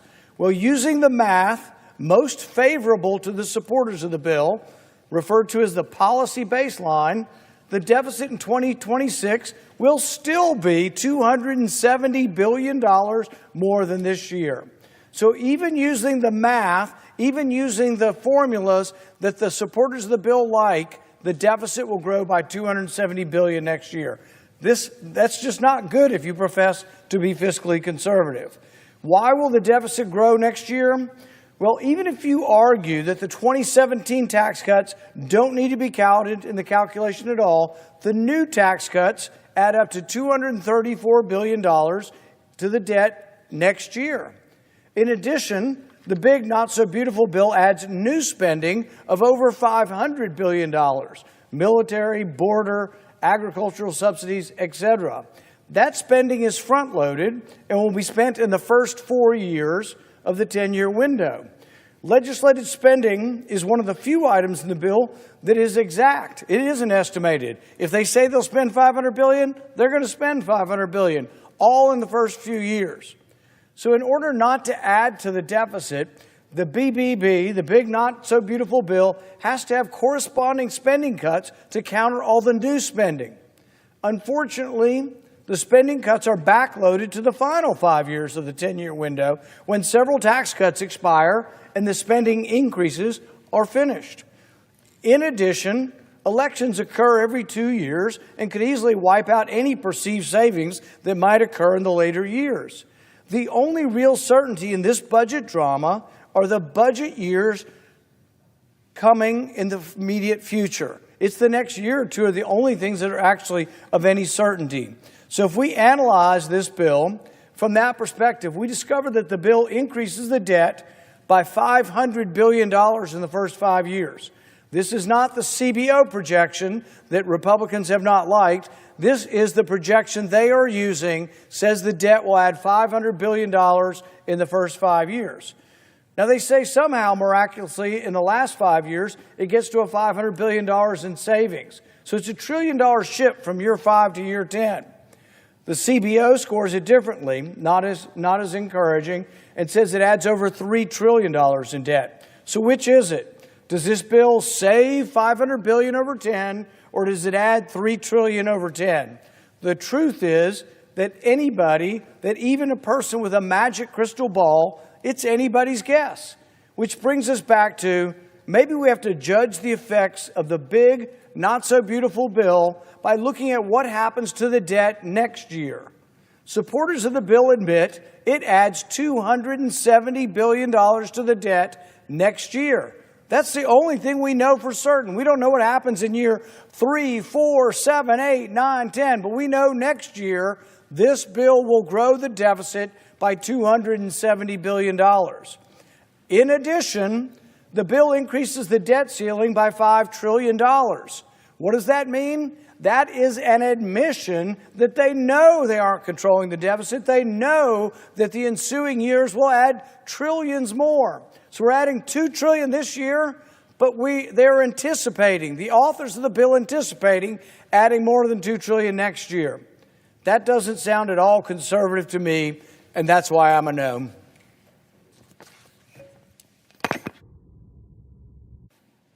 Mr. President. I recognize the senator from Oregon. Mr. President, joining me on the floor are experts in the budget process, former chairs and ranking members, Senator Murray, who's been Senate Budget Chair from 2013 through 15, Senator Whitehouse, who's Senate Budget Chair 2023 through 2025, Senator Van Hollen, who was the ranking Democrat on the House Budget Committee in 2011 through 2017. We're here to address a fundamental violation of the law, of Law 313, Section 313, and it is the set of rules for reconciliation. To try to summarize this in the simplest words possible, 100 senators voted to have a special fast-track, filibuster-free pathway solely for reducing the debt.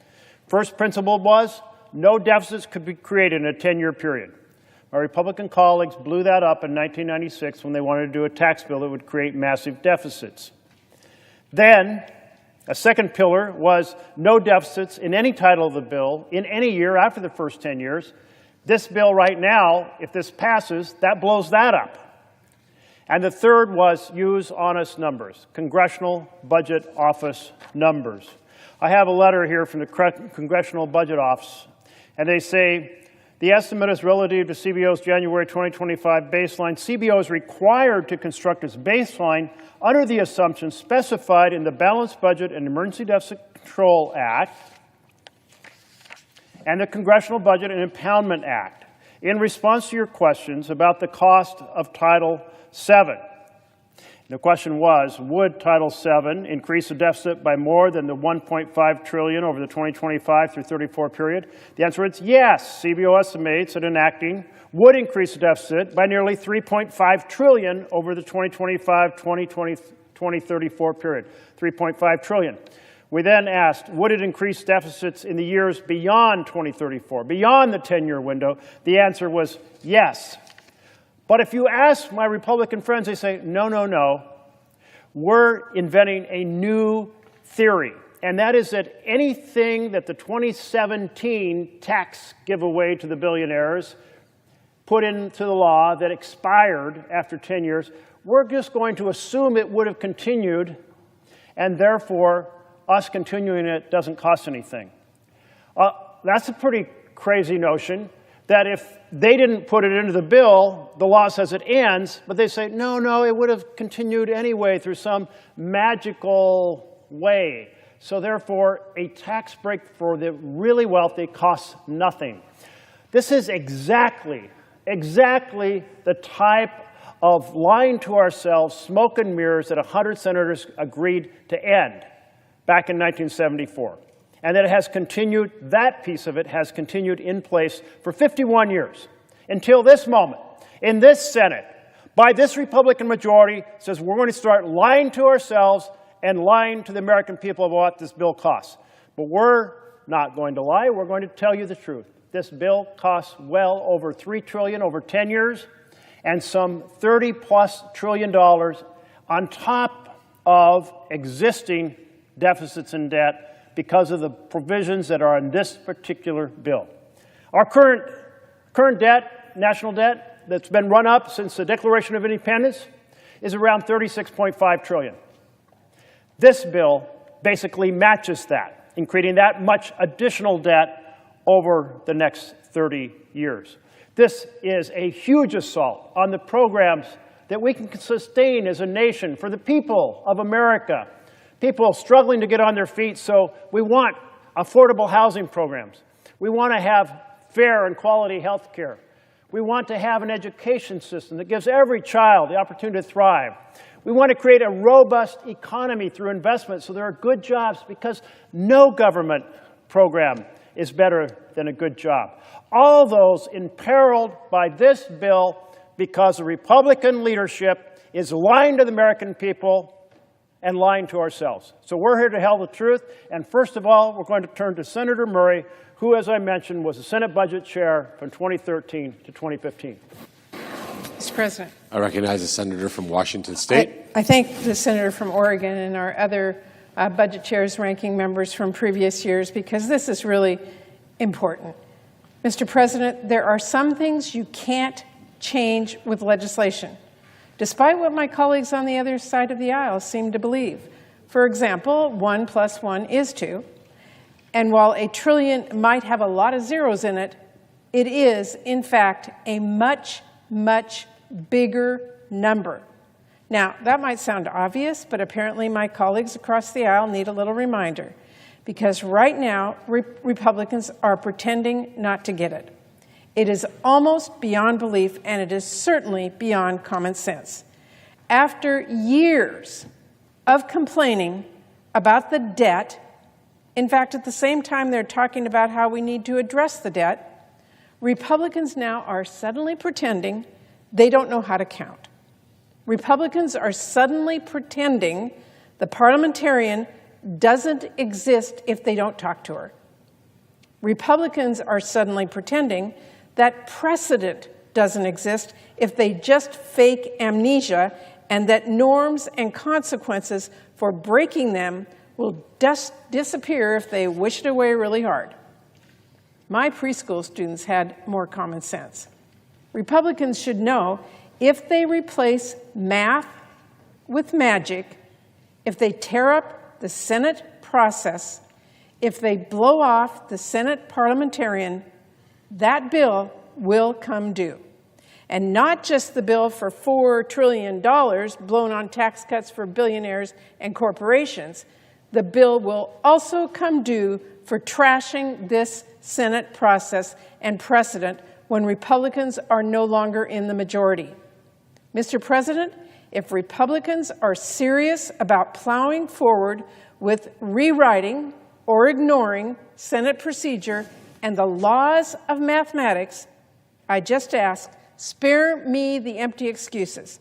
Spare me the explanations that totally ignore the reality of what you are doing. I mean, do they really think it washes away everything to say, oh, it's fine to break the process in half because we say it's fine? Oh, it's fine. We have the authority to ignore math. Give me a break. To every Republican who really thinks that is a convincing argument, to anyone who thinks we can is just an acceptable rationale for going nuclear and pretending the most expensive bill in the history of our country can be paid for by some magic bean counting, here is my challenge to you. Go back home and try that game with your constituents. Tell them, it's okay, yes, the debt's going to be $4 trillion, higher 10 years from now. That's true. But it's fine. We voted on it. And we get to say $1 trillion is actually 0. Go ahead. See how that works for you. And you may as well tell them you are voting against gravity next, because that's just as reasonable. And don't forget, when you tell your families back home that trillions of dollars in tax cuts for billionaires and companies are free because you waved a wand or you said some magic words, don't forget to tell them those are just tax cuts for the billionaires, not for working families.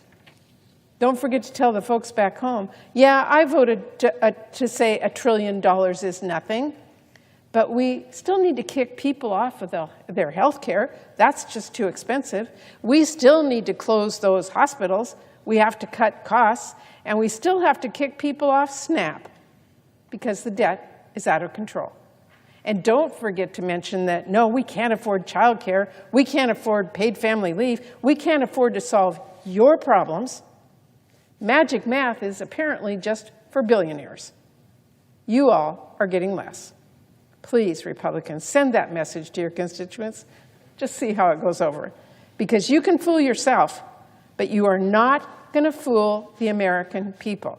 They don't get to balance their budget with magic math. They don't get to pretend $1 trillion is nothing. And they don't get to pretend that this bill is free. Because at the end of the day, regardless of what policy baseline you all want to use in D.C., those families back home, they're the ones who will be paying the actual cost. I yield back to the Senator from Oregon. I yield to a question. I would. In the time that you were budget chair, did you ever contemplate a situation in which you argued that renewing a tax break that was by law expiring would somehow have no impact on the deficit? To my friend from Oregon, I never would have contemplated and I never would have put it forward, and I happen to know that if I had have suggested that my Republican colleagues would have been all over me telling me that breaks the rules. Thank you very much. We're turning to Senator Whitehouse, who was Senate Budget Chair from 2023 to 2025. Thank you, Senator Merkley. I mentioned earlier the history of the section that the Republican budget chairman is using to perform this multi-trillion-dollar magical act of making huge deficit-busting numbers disappear. It's called Section 312. It has been used before, but it has always been minor, corrective, and bipartisan. I mentioned earlier the adjustment that was made on a bipartisan basis to the Power Marketing Administration's numbers to return the CBO to an agreement that the Senate had previously made. That was not enormously consequential. This is almost certainly the first time you're hearing about it.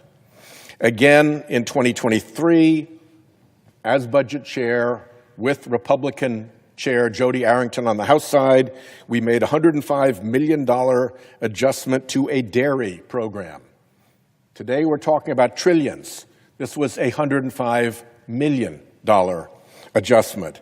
Again, bipartisan, minor, and corrective, fixing a technical issue on a bipartisan basis. Last year, Speaker Johnson and Leader Schumer agreed to direct CBO to score a fee program with an OMB estimate, and they used this rule again, collaborating on a bipartisan basis with a matter that was minor and corrective. Well, this is different.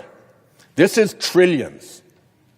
And Republicans are using this rule to pretend that it's not. Well, there are lots of ways to look at who's right.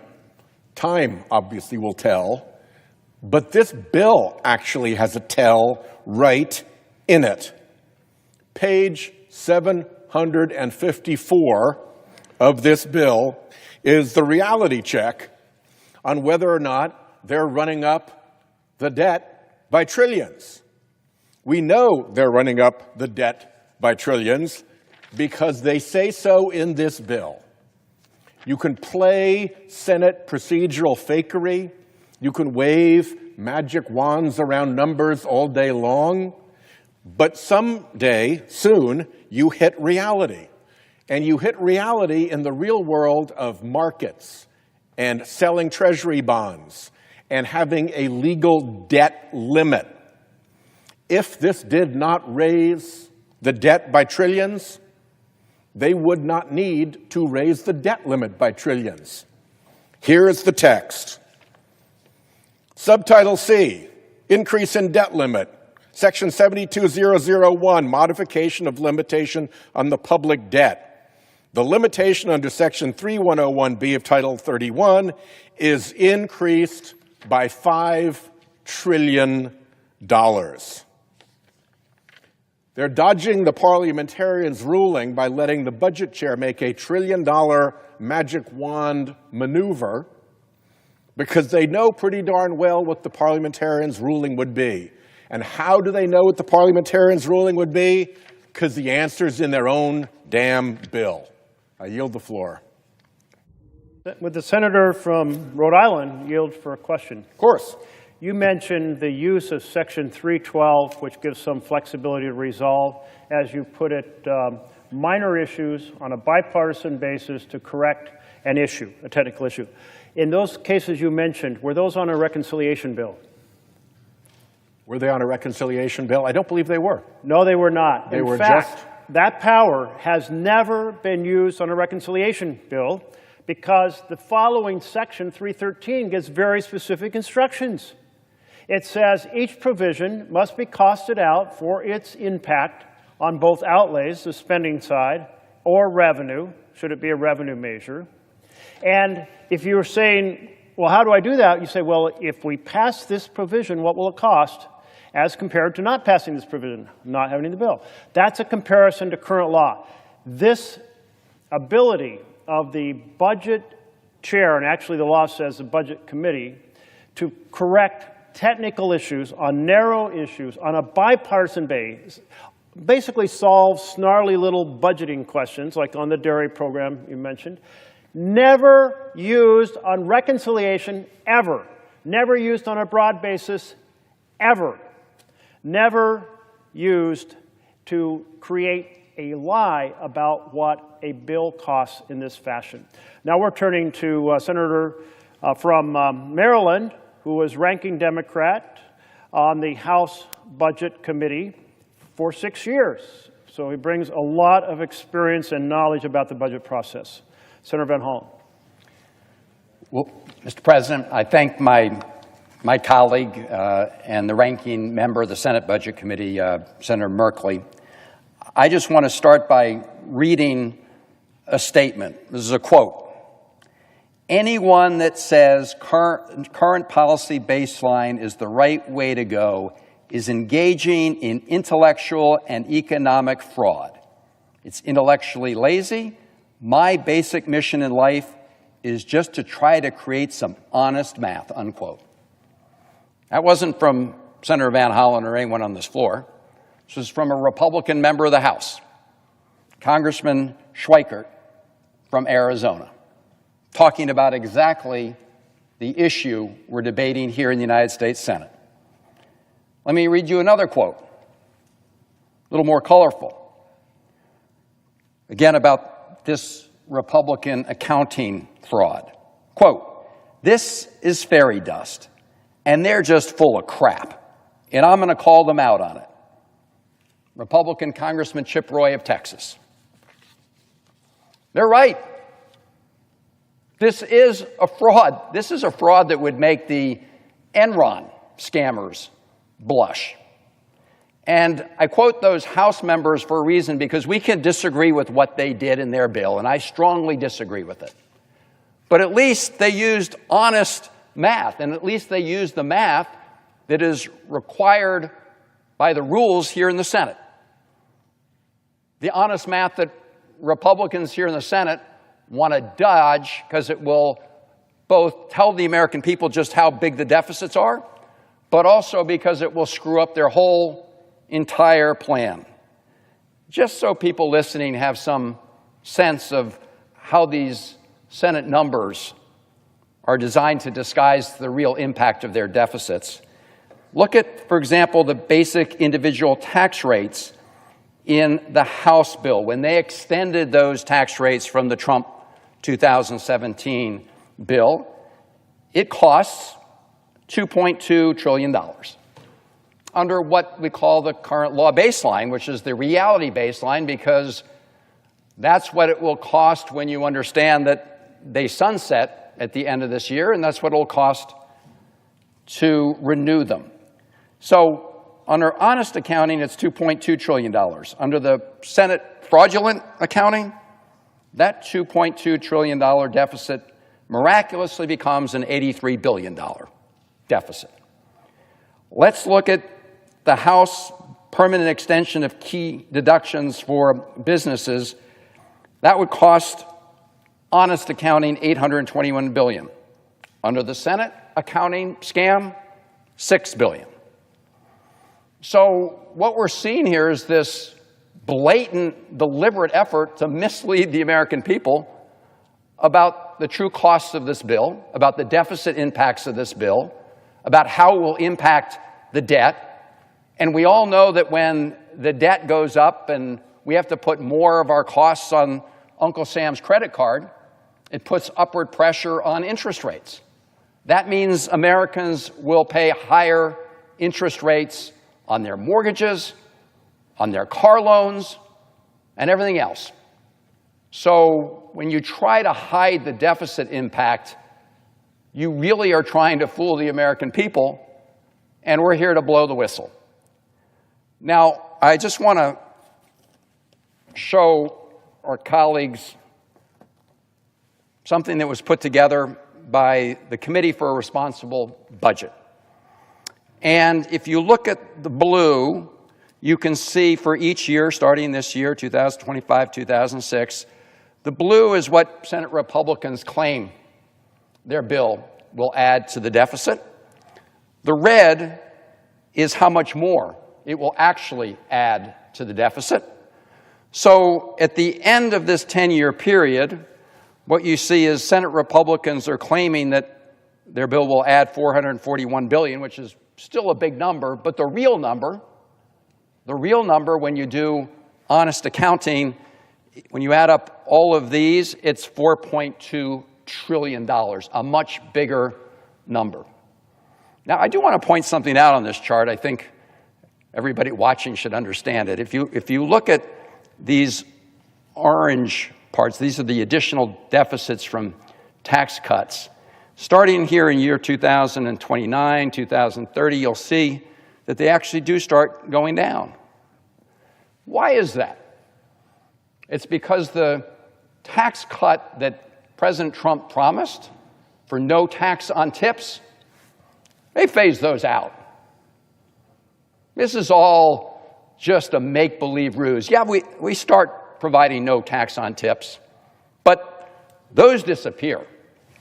The tax breaks for wealthy people, they go on. And they go on not just for this 10-year period, but the reason they violate all the rules of reconciliation is because they keep going on after that. And as Senator Merkley said, if you look at the entire history of the Byrd Rule, that's Senator Byrd, it was designed to make sure that 51 senators through a vote could not make these kind of permanent changes in any area, but specifically they were worried about areas that increased the national deficit and debt.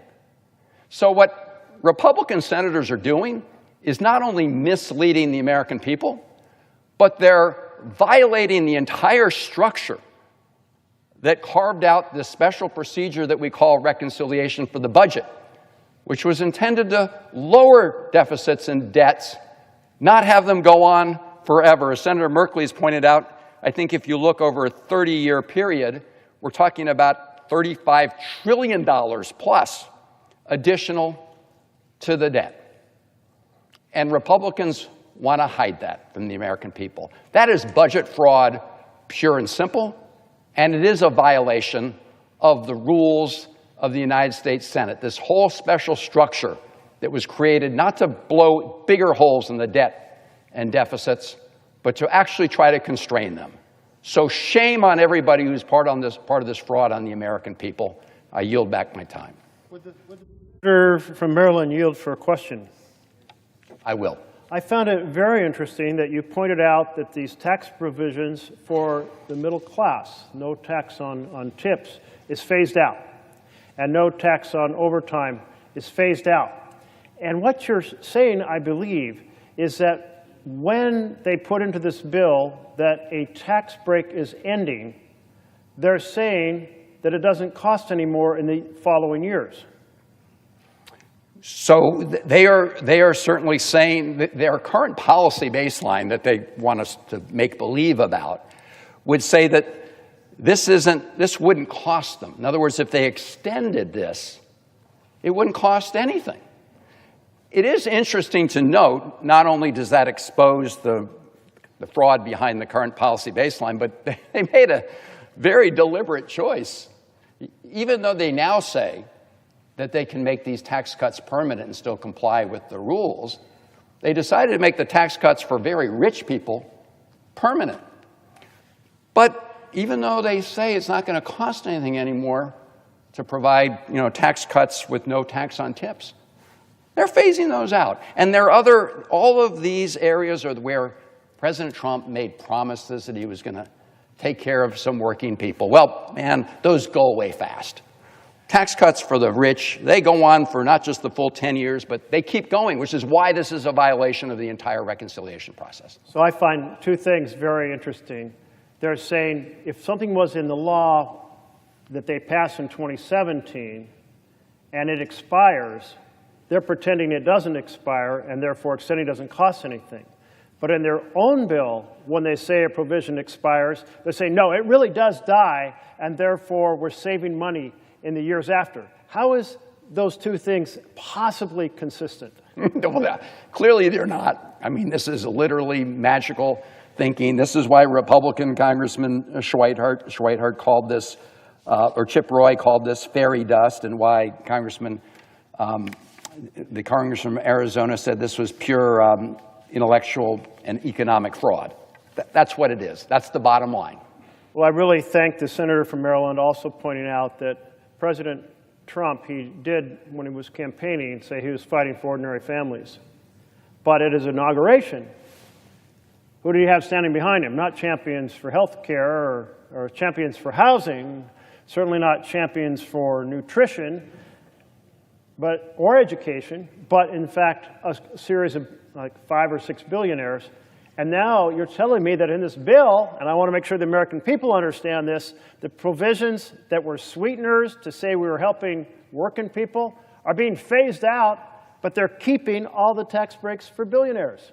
Well, you're right. You know, it was right down this hall, actually, that President Trump was sworn in, and he said it was going to be a new golden age for working people. Well, as you're pointing out, and this chart clearly shows, and their own budget reveals, it's clearly a golden age for billionaires and people who make a lot of money. And in this bill, they make sure that that golden age for very rich people goes on forever. They had a few little crumbs that they were throwing for a little while, we can see, to others, but just for a little while and just small amounts compared to the golden age for the billionaires. Well, I must say my impression is, and I hope you'll correct me if I'm wrong, is that the Republicans are embarrassed by the fact that they're proposing a bill that creates over $3 trillion in debt in 10 years and over $30 trillion over 30 years, and that the vast bulk of it goes to billionaires. And so they want to say, we're so embarrassed because we mentioned fiscal responsibility when we were running for office.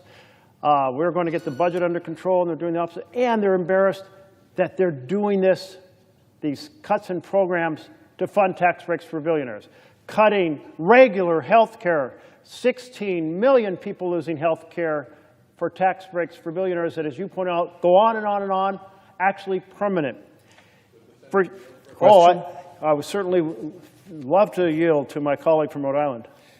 When I was budget chairman and we were trying to focus, for instance, on the impending economic nightmare coming our way through climate-caused property insurance failures, what I would get is nonstop regular lectures from Republicans on the Budget Committee about how we had to take responsibility for the deficit, we had to reduce the debt, nothing else mattered as much, it was absolutely vital.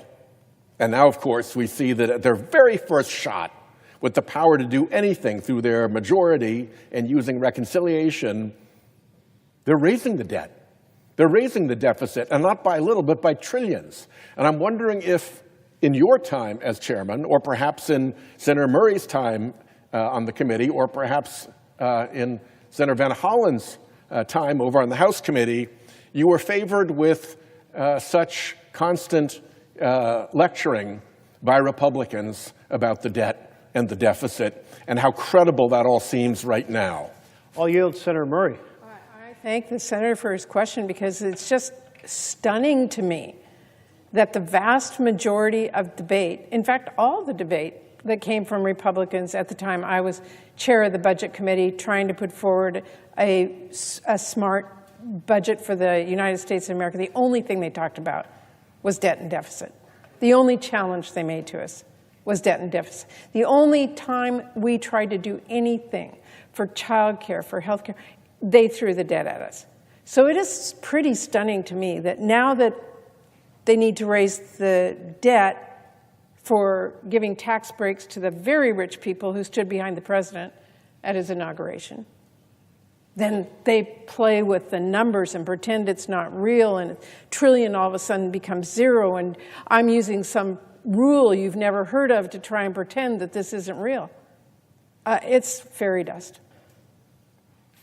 I just want to say, to answer the question from the senator from Rhode Island and pick up on what my colleagues have said, that when I was the senior Democrat, the ranking member on the House Budget Committee, Paul Ryan was the chairman of the committee.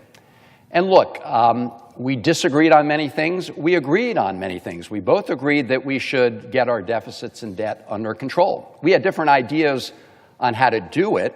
He wanted to privatize Medicare. We wanted to close tax breaks for the rich. But we wanted to close tax breaks for the rich. But the reality is that the holy grail, I mean, the only guiding North Star for Republicans at that time was we've got to bring down deficits and debt.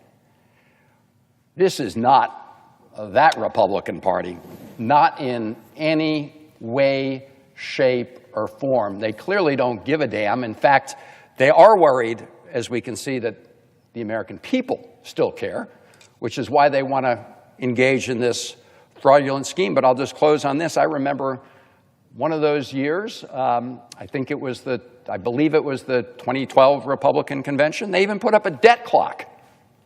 They put up a debt clock at the convention. I can't find it. Right? I'm looking under my desk for the debt clock here because Republicans seem to have hidden it away forever. They want to wish it away. That's what they're telling us. But the bill actually is required to raise the debt limit by $5 trillion.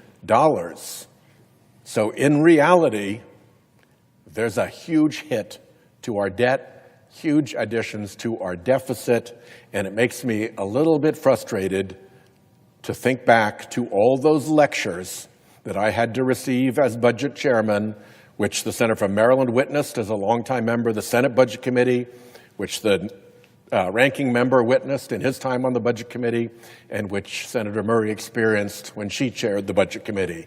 We have been lectured to death by our colleagues, and at the very first instance when they had the power to do something about it, they went 180 the other direction and are cranking the national debt in order to give big benefits to the rich people who fund their campaigns. For a question, and I know we need to move on here. I just want to add one thing. It's not just that it's going to be debt. It's the cost to families because this debt they are putting in place. I would ask the chair of the Budget Committee now, as he knows as I do, people's houses are going to cost more because their mortgage interest rates are going to go up. Their cars' interest rates are going to go up. This is not just magic numbers sitting out there pretending they're not big. Real families are going to feel the cost of this debt and this deficit. I really appreciate that point from my colleague from Washington State, because in this bill, it creates so much necessitated borrowing that CBO estimates that that borrowing will cause interest rates to go up. And when interest rates go up for the Treasury, it goes up on your car loan, on your adjustable rate, a mortgage on your house, and just in general. These are costs that are borne by ordinary families. And I find it very interesting because the Republicans were demanding what they call the dynamic score, saying, well, won't these cuts produce such a great economy that it will kind of lift all boats and produce more revenue, and maybe the deficit won't be as bad. Here's what Congressional Budget Office found. Again, that's the nonpartisan, honest broker numbers. They found that because of the interest rates rising as a result of this massive sea of red ink that necessitates massive borrowing, that in fact those rising interest rates will hurt the economy. So there's no dynamic score that produces, oh, well, it isn't so bad after all. No, it's the opposite. And in fact, that dynamic argument has always been wrong. And we are looking at the folks who lectured, my colleague from Rhode Island, and I sat through many of those lectures as well. And I went, in my head, I went, wait a minute, aren't these folks who did the massive ocean of red ink in the 2001 Bush tax bill? Aren't these the same folks that produced a massive ocean of ink in another tax bill 2 years later? Aren't the same ones that in 2017 did a massive ocean of red ink, and now they're doing it again? How could they possibly be putting themselves forward as deficit hawks or debt hawks? Not to mention that they cheered on two adventures that were a huge tragedy for the United States of America, trying to occupy Afghanistan and going to war in Iraq, which together added $8 trillion to our debt. And if you take a look at this chart, Every time there is a Republican administration, the last deficit while they're in office compared to their first deficit goes up. For Clinton, it went down. That's fiscal responsibility.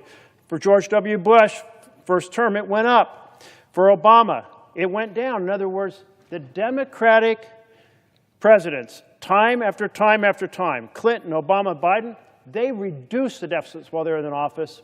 And the Republican presidents, while they were in office, every single time increased the deficits. So none of us want to hear any more talk about fiscal responsibility from across the aisle. You want to be fiscally responsible? Vote no on this bill, because this bill takes and fires 16 million people out of health care to finance those tax breaks for billionaires. This bill says 4 million children will go hungry to finance tax breaks for billionaires. This bill is families lose and billionaires win, and the debt goes up, endangering our ability to do basic programs for the entire next generation. It is wrong on every count. And I think collectively we urge our colleagues to honor the argument they've made over time that, in fact, they were concerned about the deficit. They were concerned about American families. Because if you are concerned about the deficit and debt, if you are concerned about families, you must vote no on this bill. Thank you, Mr. President. Senator from Washington. Mr. President, I really want to thank my colleagues. I mean, you just said they used to call themselves deficit hawks. We need to call them deficit robins. They're robbing from you to pay for the billionaires. They are no longer deficit hawks. Agreed? Thank you. My colleagues, and I think as Senator Merkley said, if you care about deficit and debt and you don't want working families to have to pay for these tax cuts for billionaires and the rich, vote no on the bill. I'd only add in my last words, watch. Everybody watch as this goes forward, because we will give the Republicans a chance to reduce the increase to the debt and the deficit by peeling back just the tax cuts for the greedy billionaires. We would be voting for working class tax cuts, I'm almost certain. We'll have a chance to bring into stark focus through our amendments what really matters to the folks on the other side of the aisle, and that is the tax cuts for the super wealthy, for the billionaires, for the corporations that are offshoring jobs, and for the biggest polluters in the country. That's where their sweet spot is, and we will expose that through these votes. Those votes, we're not sure when they will start, because the Republicans are redrafting provisions of this bill right now. That's how little time this Senate will have to actually know what's in this 1,000-page bill with all kinds of special deals tucked into it for various members. We will have little time to see because they're still writing it. So those amendments that my colleague from Rhode Island mentioned, stay tuned. We're not sure if those amendments are going to start at 2 in the morning or if they'll start sometime later tomorrow, but stay tuned and pay attention, because you're going to find out who stands with families and who stands to hurt families in favor of helping billionaires. Thank you. Senator from Washington. Mr. President, thank you. I think it's really important, the discussion we had right now about the deficit and debt, but I want to talk a little bit more about this bill in general.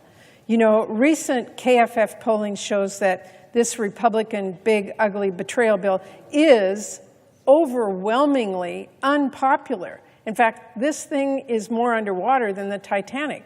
Nearly 2 in 3 Americans view this bill unfavorably. That goes up to nearly 3 in 4 when they learn it will kick millions off their health insurance. And it goes up to nearly 4 in 5 when they learn it will choke off funding to their local hospital. In other words, the more the American people hear about what is actually in this big, ugly betrayal bill, the more they dislike it. So with that in mind, I want to be here today to say a little bit more about what is in the Republicans' latest version.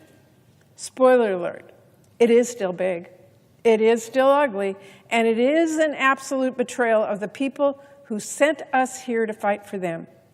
The Republican plan is still going to mean over $6 15 million people losing health care as patients get kicked off their ACA plans. Kids and struggling families will get kicked off Medicaid. Rural hospitals are going to be forced to shut their doors.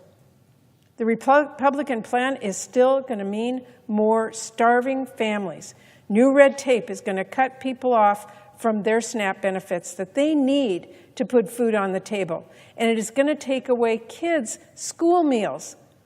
The Republican plan still rips away support from the people in this country who are struggling the most to give away billions in tax breaks to billionaires who need help the least.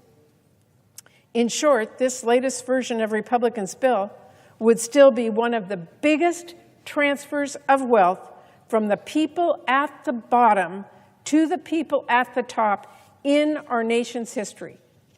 When it comes to health care, this Republican abomination will cause millions of people to lose their insurance and see their costs skyrocket in one way or another. It will create mountains of new paperwork and bureaucratic barriers that are positively meant to kick people off their Medicaid and ACA coverage.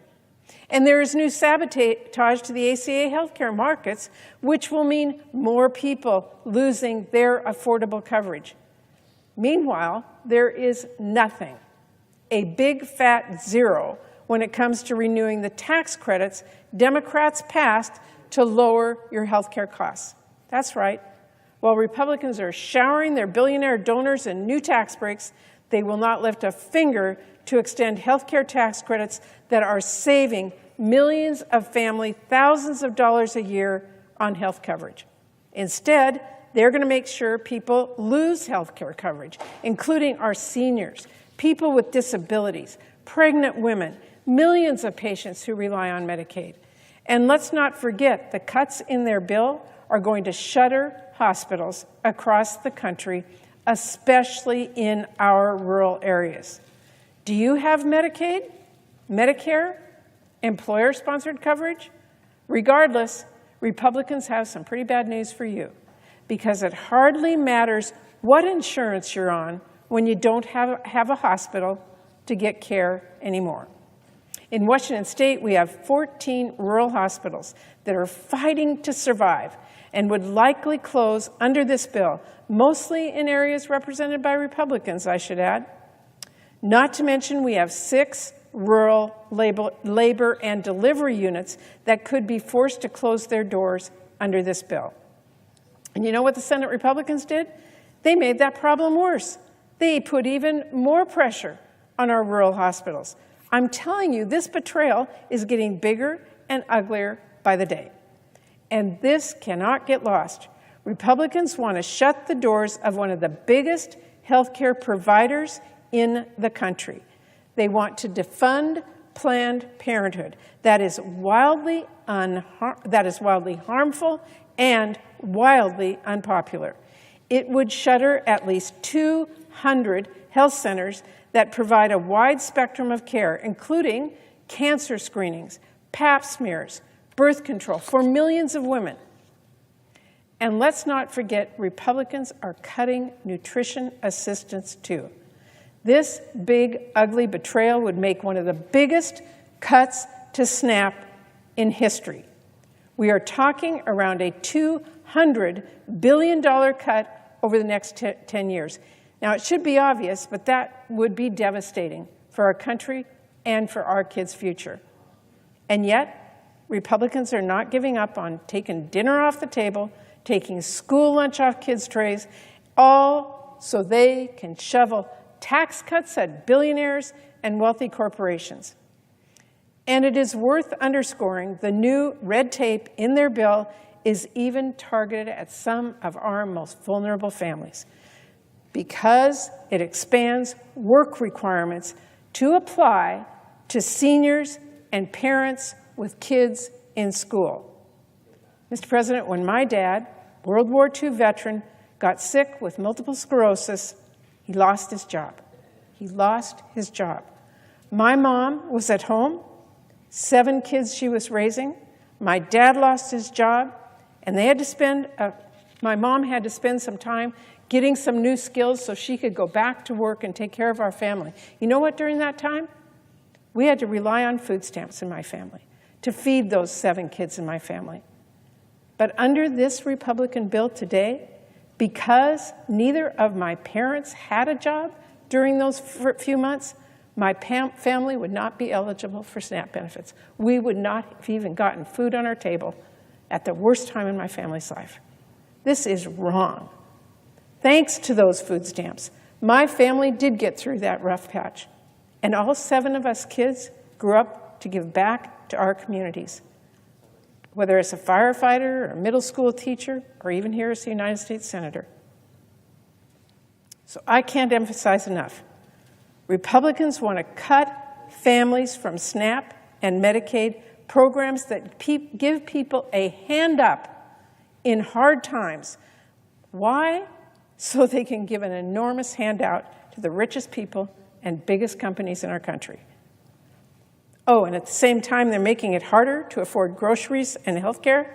I should mention, they are also gutting energy investments in a completely chaotic way that is all but guaranteed to drive away jobs and drive up energy costs for all of American families. And at the same time, in this bill, they're giving billionaires billions of dollars. Republicans are going to give students the short end of the stick. This big mess of a bill would tear away programs and protections that make it possible for many students to pursue a higher education. It eliminates Grad PLUS loans. It cuts families off from Parent PLUS loans. It punishes students who go into public service or a medical residency, and more. Meanwhile, they are tearing down the guardrails from gutting regulations that protect students whose universities commit fraud, to opening a Pandora's box for Pell Grants with a new loophole that will let low-quality programs suck up our taxpayer dollars. These changes are especially going to hurt students from low-income families and first-generation college students and our veterans. Some of them will have no way to go to college when Republicans take their support away. Some will be driven into predatory private loans they can't afford. And some will get lured into low-quality programs that take their money, waste taxpayer dollars, and leave the student worse off. And if that wasn't enough, if the Secretary of Education wanted to try and stop this kind of fraud and protect students, Republicans will leave them about as much authority as a school hall monitor, because in this bill, Republicans prevent any Secretary of Education from making regulations that carry added benefits for borrowers. And it hardly matters if that is a good impact, like saving students money or protecting taxpayer dollars from fraud or making higher education more accessible. Republicans are going to make problems worse and make fixing them even harder. Students in this country should be outraged. And I want to be perfectly clear about something. If Republicans charge ahead with this big, awful mess, which they seem intent on doing, they can kiss any last shred of credibility goodbye, as we just talked about, when it comes to pretending they care about balancing the budget or addressing the national debt. The idea was already laughable. For the entirety of the 21st century, the biggest driver of the national debt has been tax cuts that Republicans championed. But now, as we just talked about, they want to put at least $4 trillion, that is trillions with a T, on the national credit card. Why? So they can shower the richest people on the planet with more money. And then they're pretending all the math works and it's kind of easy peasy if they can do it if they kick people off health care or take enough meals away from kids or close enough hospitals, or better still, use some absurd accounting gimmick to pretend that billions of dollars in new tax cuts for their billionaire donors actually just don't cost anything. Well, I've got some bad news for Republicans. Your math is terrible, and so's this bill. This thing is very expensive, and you don't have to take my word for it. Ask the nonpartisan Congressional Budget Office, which just said the latest version of this bill will add 4 trillion, T-trillion, to the debt with just over the next 10 years. If Republicans want to ignore them, you can also ask the fiscal hawks at the Committee for a Responsible Federal Budget. They calculate that the House bill adds $5 trillion to our debt when you include interest payments and the cost of making temporary provisions in this bill permanent. And we are told the Senate bill is even less fiscally responsible. Everyone agrees this thing is not beautiful, but it is recklessly big, and it won't just increase the debt, it will blow it up. Mr. President, this may very well be the most expensive bill in history. I say may because Republicans are still planning changes. We have not yet gotten the final bill.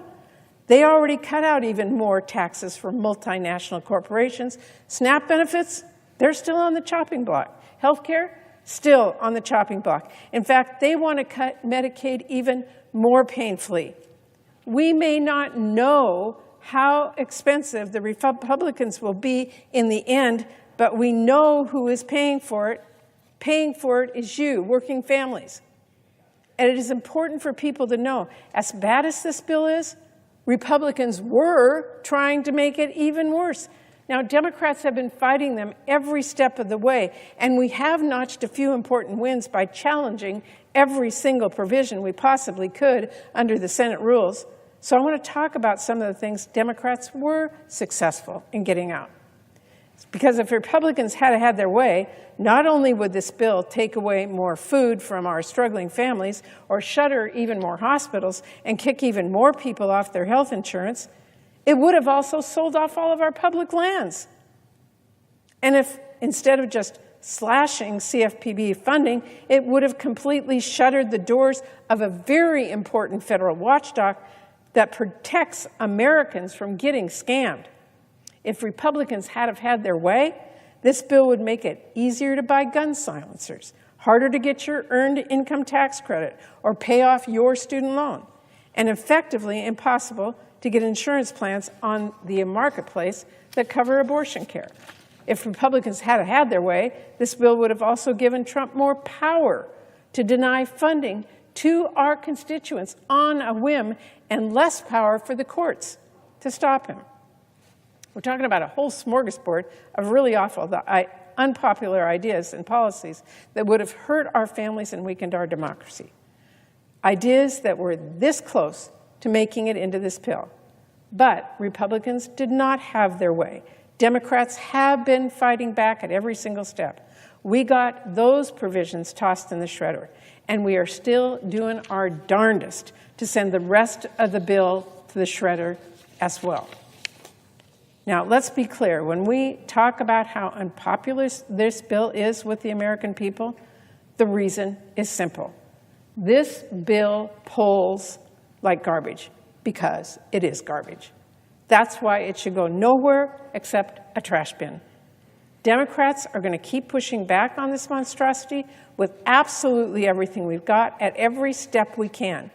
We're not going to stand by as Republicans shutter hospitals so the richest people in the country can build another vacation home. We are not going to sit around and let Republicans kick millions of people off of their insurance and raise working families' premiums so corporate executives can get a bigger bonus. And we are not going to be silent as Republicans take food away from struggling families so they can help billionaires fuel up their private jets. We're going to keep speaking up. We're going to keep pushing back, and we're going to make sure everyone knows exactly what is going on here.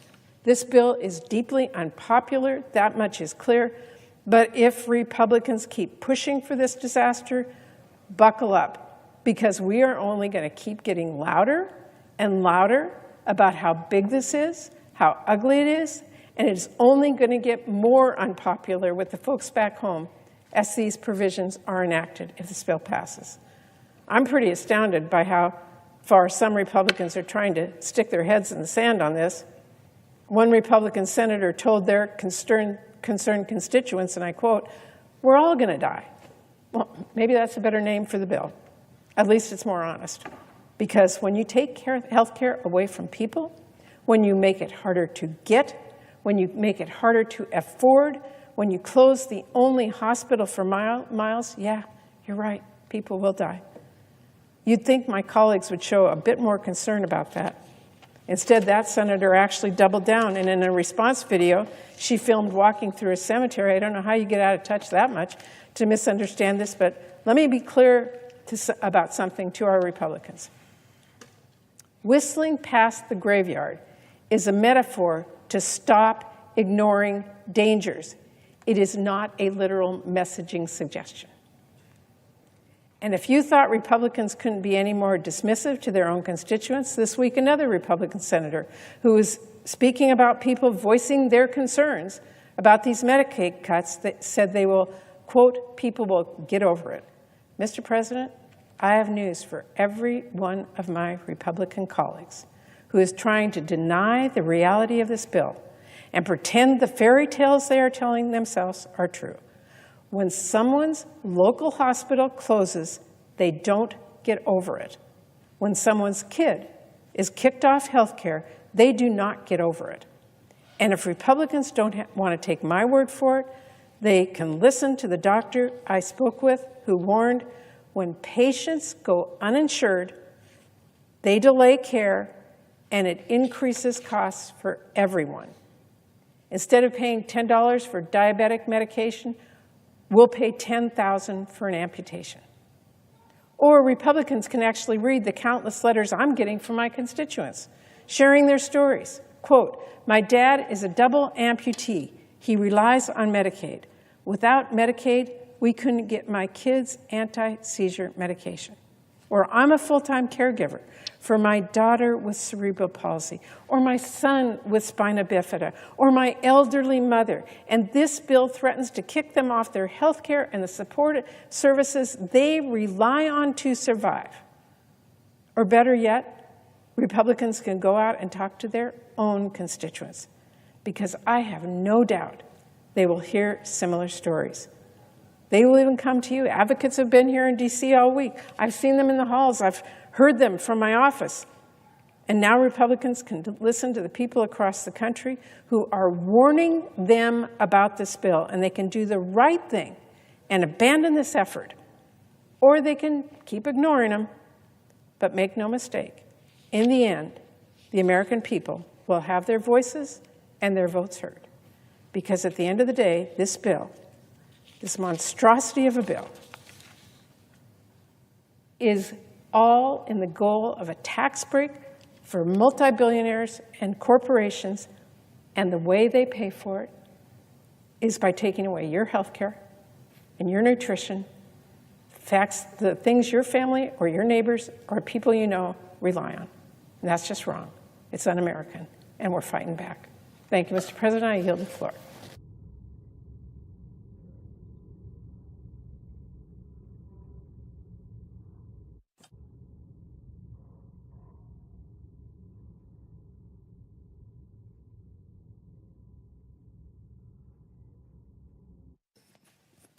Mr. President.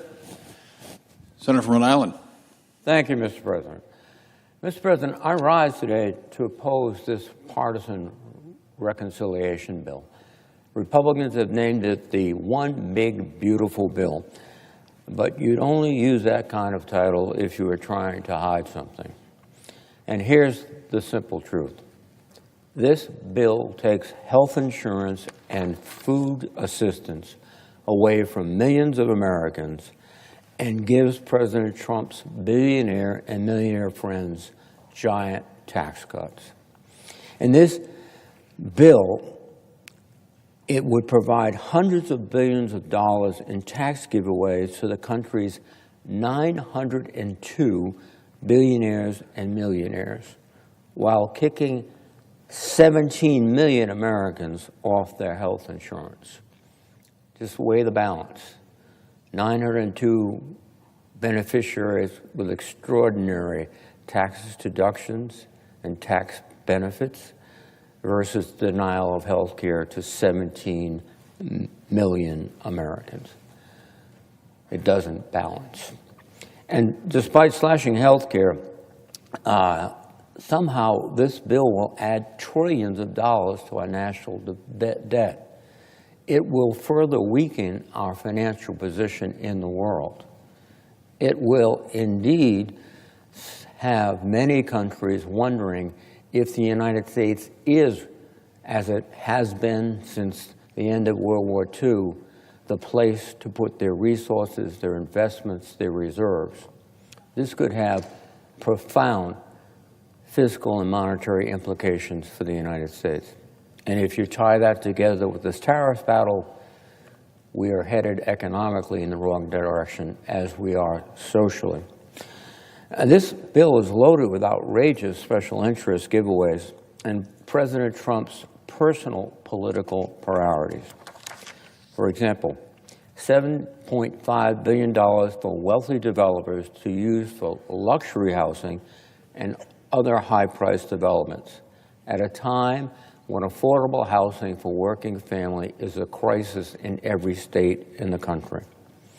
$1.7 billion for gun makers who will be able to sell silencers, sawed-off shotguns, short-barreled rifles, and other very dangerous weapons and components tax-free, making our streets more dangerous for police and for the American people, and indeed, especially for the police, because they're the first responders. They're the ones that are typically going to the door wondering if the person behind that door has an automatic weapon or some other weapon designed not to hunt or shoot, but to kill. Hundreds of millions of dollars in new tax cuts for extraordinarily wealthy oil and gas companies, and $40 million for a Garden of Heroes, a sculpture garden to honor President Trump's favorite historical personalities. And at the same time, it slashes the budget for the Consumer Financial Protection Bureau, which makes sure that shady payday lenders, mortgage lenders, and banks don't fleece American families. And in particular, the military division of the CFPB protects men and women in the uniform of the United States. We were able to pass an interest cap of 36% for active duty personnel. And that is going to be ignored because there's no one to enforce it. And we are going to see, as we have in the past, our soldiers, sailors, airmen, guardians exploited, systematically exploited by all those little automobile shops and payday lenders and everything else that surrounds every military sport base in this country. It's a tale as old as time. My Republican colleagues showering the rich with tax benefits and prioritizing favored industries and friends. President Bush joined with the Republican Congress to do that. Of course, I opposed it. And by the way, when President Bush did that, we were projected to have, over the next 10 years, a multi-trillion-dollar surplus. Of course, this legislation will lead us to a multi-trillion-dollar deficit. And it's interesting because when I was younger, the Republicans all associated themselves with fiscal responsibility, balanced budgets, surpluses. That's not the case. President Trump exacerbated the situation in his first term by his grand giveaway. But this time, President Trump and my colleagues on the other side of the aisle are depriving millions of Americans of their health care coverage to pay for it. They are intent on punishing the most vulnerable Americans in this bill, simply for the crime of being poor. In fact, in many cases, despite working very long hours and being poor. I came here to Congress, to the Senate, after serving my country in the U.S. Army as the President did with great distinction in the United States Navy as a Navy SEAL. I came here to serve my constituents and improve the lives of average Americans. And I think most of my colleagues, Democrats and Republicans alike, came with the same goal.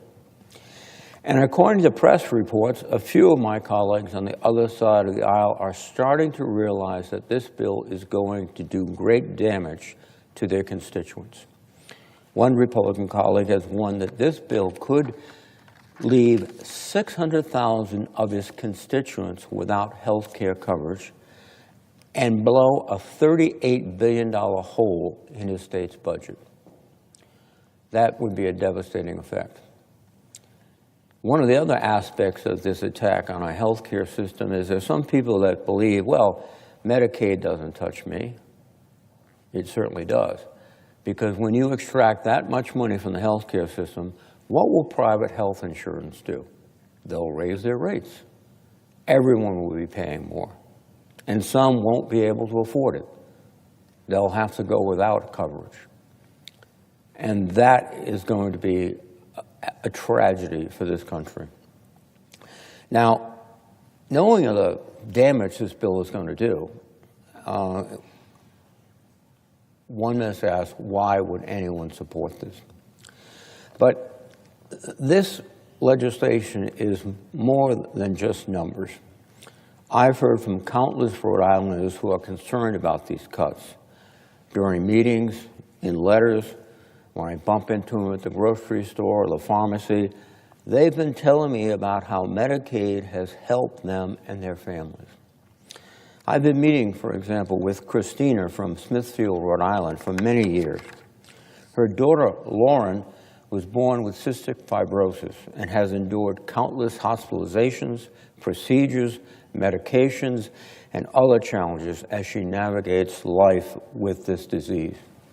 Christina, Lauren, and their family have private insurance.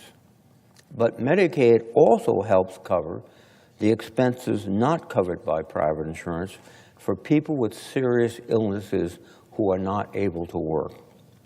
When President Trump and congressional Republicans began proposing these cuts to Medicaid, Christina told me, and I quote, "Lauren was born with CF, a rare genetic progressive disease which affects her lungs, GI, and endocrine systems. I had no idea we carried this gene. When Lauren was born, she spent a month in the hospital. We almost lost her. When she was 5, she contracted a germ that put her in the hospital for a month and almost killed her. Her lung function fell to 70%. At 13, I thought she was going to die. Her hospital stays were every 3 months for 2 weeks with IV treatments. Her lung function fell to 30%. With one of the medicines for CF, she was able to finally get her lung function back to 65% at 23 years old. She still suffers every day. Just trying to breathe is difficult. If she catches the common cold, it could put her in the hospital. She has had a hard time keeping weight on, and her GI is a disaster. She spent hours in the bathroom. She developed CF-related diabetes, which always puts her in danger. Every day is rigorous treatments and medications just to stay alive. It is with the help of the NIH and the FDA that she is still alive. Please do not make these cuts. If Medicaid is cut, when she is 26, 2 years from now, she will have no way to pay for all of her hospitalizations, medications, and treatments. Few could afford to keep her alive. It is this simple. Without Medicaid, she will die. We need your help. Carolina from Central Falls, Rhode Island, shared similar concerns for her daughter. My daughter has special needs, and we rely on Medicaid for her needs. Not having Medicaid would create a sinkhole for us.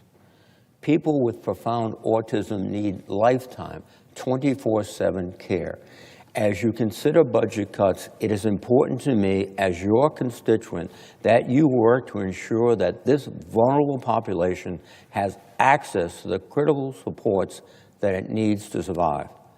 I will be looking to you for your courage and leadership. Indeed, and now we're looking across the aisle for courage and leadership to reject this flawed bill. I received an email from one constituent, Wally, in Cranston, Rhode Island. She is a 71-year-old retiree on Medicare. Her husband is 72 with Alzheimer's disease, living in a nursing home under hospice care and relying on Medicaid for his health care. She wrote to me that she was, quote, terrified at all the cuts to programs and services that she and her husband so desperately rely on. Without Medicaid, she wonders if she or her husband would be able to continue receiving care. I also heard from Diane in Coventry, Rhode Island, whose daughter gets life-saving care through Medicaid. Diane said, Medicaid is important to me personally. Medicaid matters to me and my family. My 15-year-old daughter suffered a brain bleed and a stroke at the age of 5. It came out of nowhere and was very unexpected.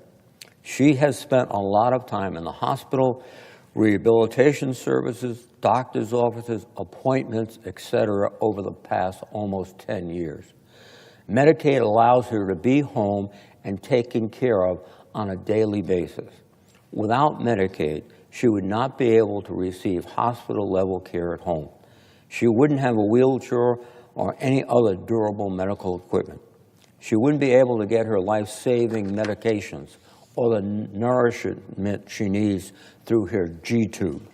Please, I urge you to save Medicaid, not only for my family, but for millions of others. All of our lives depend on it. Now, my colleagues on the other side of the aisle may say, we're not going to cut these people's Medicaid. We're just going after the fraudsters, the freeloaders who aren't working. Now, who exactly are these fraudsters and freeloaders? Is it the elderly patient who needs expensive nursing home care? Is it the child with a serious chronic health condition? Should we cut off these people's access to health care because they can't work? They physically cannot work? Or because the constant paperwork requirements got lost in the shuffle? Let's be clear. If my colleagues were serious about eliminating fraud, they would be providing states with more resources to investigate questionable claims and bad actors. Medicaid coverage is not extravagant, it is a lifeline. If my colleagues were sincere in their claim that these cuts are about protecting the program, quote, for the people who need it the most, as the majority leader has claimed, then they would be investing the so-called savings back into Medicaid instead of blowing it on tax cuts for the well-off. Instead, this bill is cutting funding to states for Medicaid, and states will have no choice but to pick and choose who will get access to care. But don't take my word for it. The Nonpartisan Congressional Budget Office, CBO, estimates that this bill will cause nearly 17 million Americans to lose their health insurance. 17 million people. That's not fraud. It's just making it harder for people to get health care. On top of that, even if you're one of the lucky ones who gets to keep your Medicaid, will you still be able to get it? Nursing homes rely on Medicaid. More than 6 in 10 nursing home residents in Rhode Island are on Medicaid. As Medicaid funding is cut, what will nursing homes do? I imagine some will have to close their doors or dramatically reduce the number of beds. So you could be one of these fairly well-to-do Rhode Islanders trying to get mom in the Medicaid home, the nursing home, I should say, and you're willing to pay, but if it's closed, or there's only 5 beds where there used to be 20, she's going to be where, in my generation, grandparents were, in the living room, in a hospital bed, being cared for in those days, typically by your mother. So this approach to Medicaid is going to touch every aspect of American life. And the same can be said about the community health care centers. Medicaid makes up a huge portion of the operating budget for community health centers, which provide primary, dental, and behavioral care to more than 200,000 Rhode Islanders. That's roughly 1 in 5 Rhode Islanders. It's hard enough to find a doctor now. It will only get harder if a community health center closes its doors and thousands of patients don't have a doctor anymore. And where do all those patients end up when they can't get routine care? The emergency room. That means there will be lines out the door, and if you have a serious health event and need to get in, you better get used to waiting a long time. This is not how a health system is supposed to run.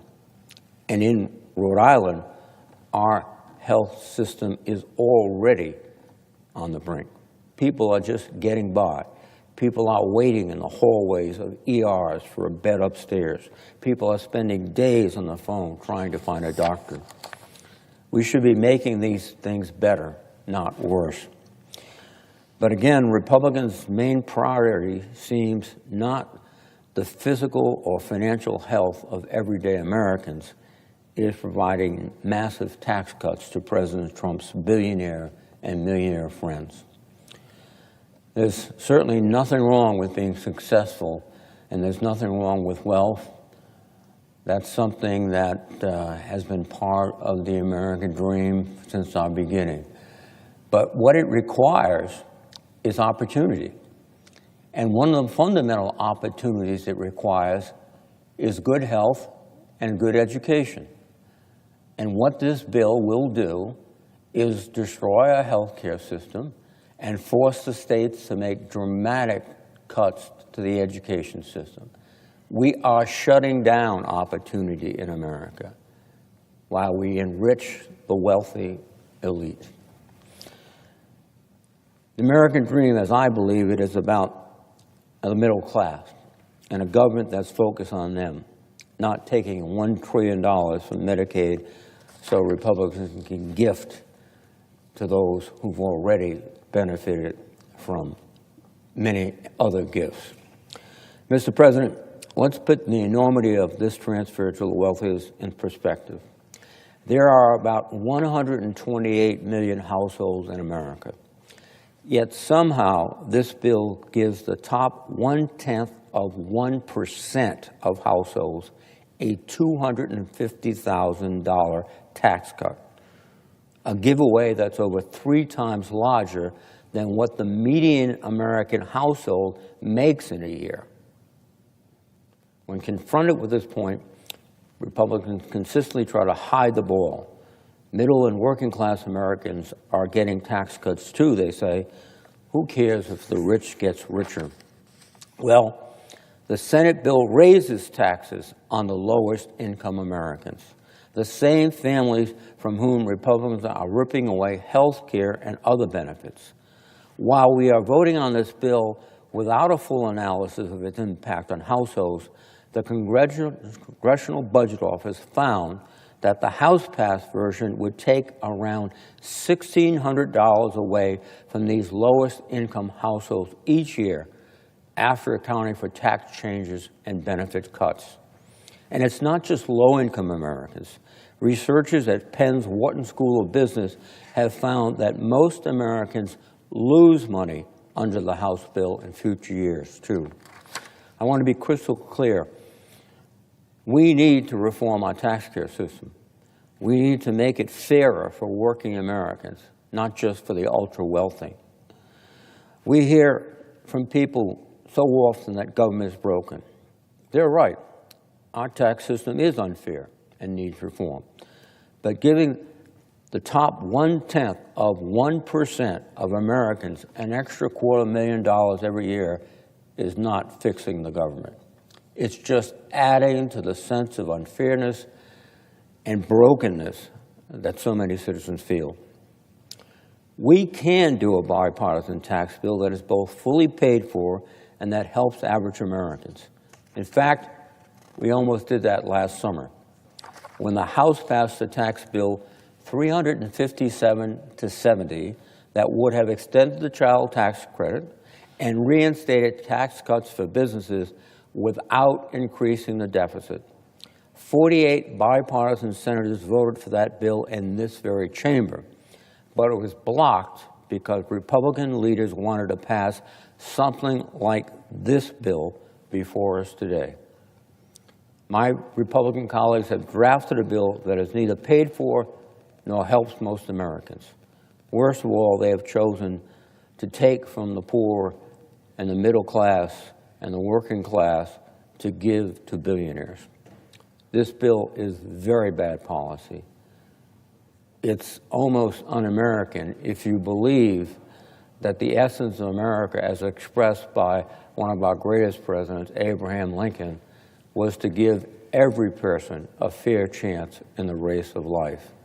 This bill denies that chance to millions and millions of Americans while enhancing and filling the pockets of the wealthiest. And I oppose it. I yield the floor. Mr. President. Good. Thank you. I'm honored to follow my colleague, Senator Reid, and he is absolutely right that this bill is almost un-American. In fact, I would say it is un-American because it is so destructive to the middle class, to health care, to education, to basic fairness and decency in our great country, the greatest country in the history of the world.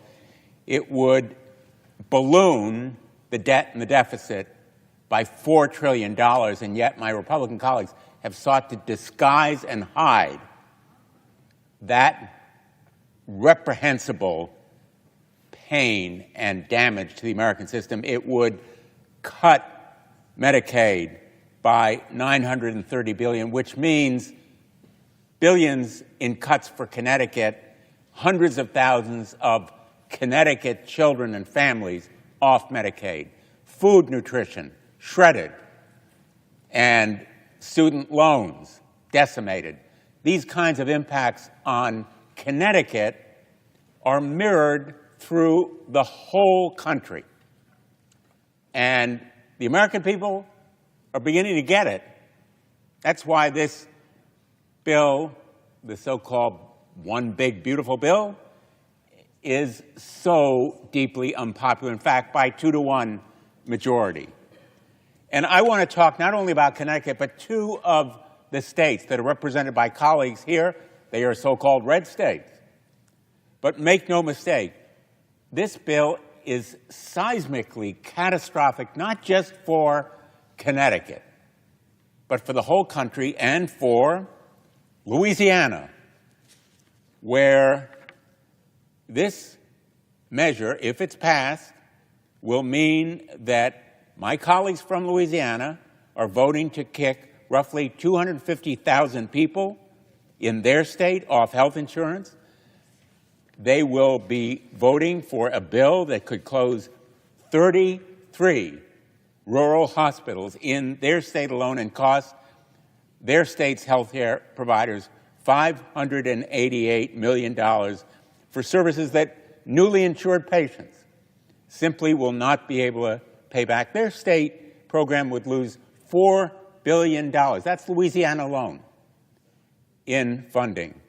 These numbers are staggering, and they're the reason that every major health system in Louisiana is opposing this bill. Just yesterday, they sent a letter warning that cuts in this bill, and I'm quoting the Louisiana healthcare providers here, quote, would be historic in their devastation and warrant our shared advocacy to protect our patients and the care we provide them in hospitals and clinics. I could go on about Louisiana.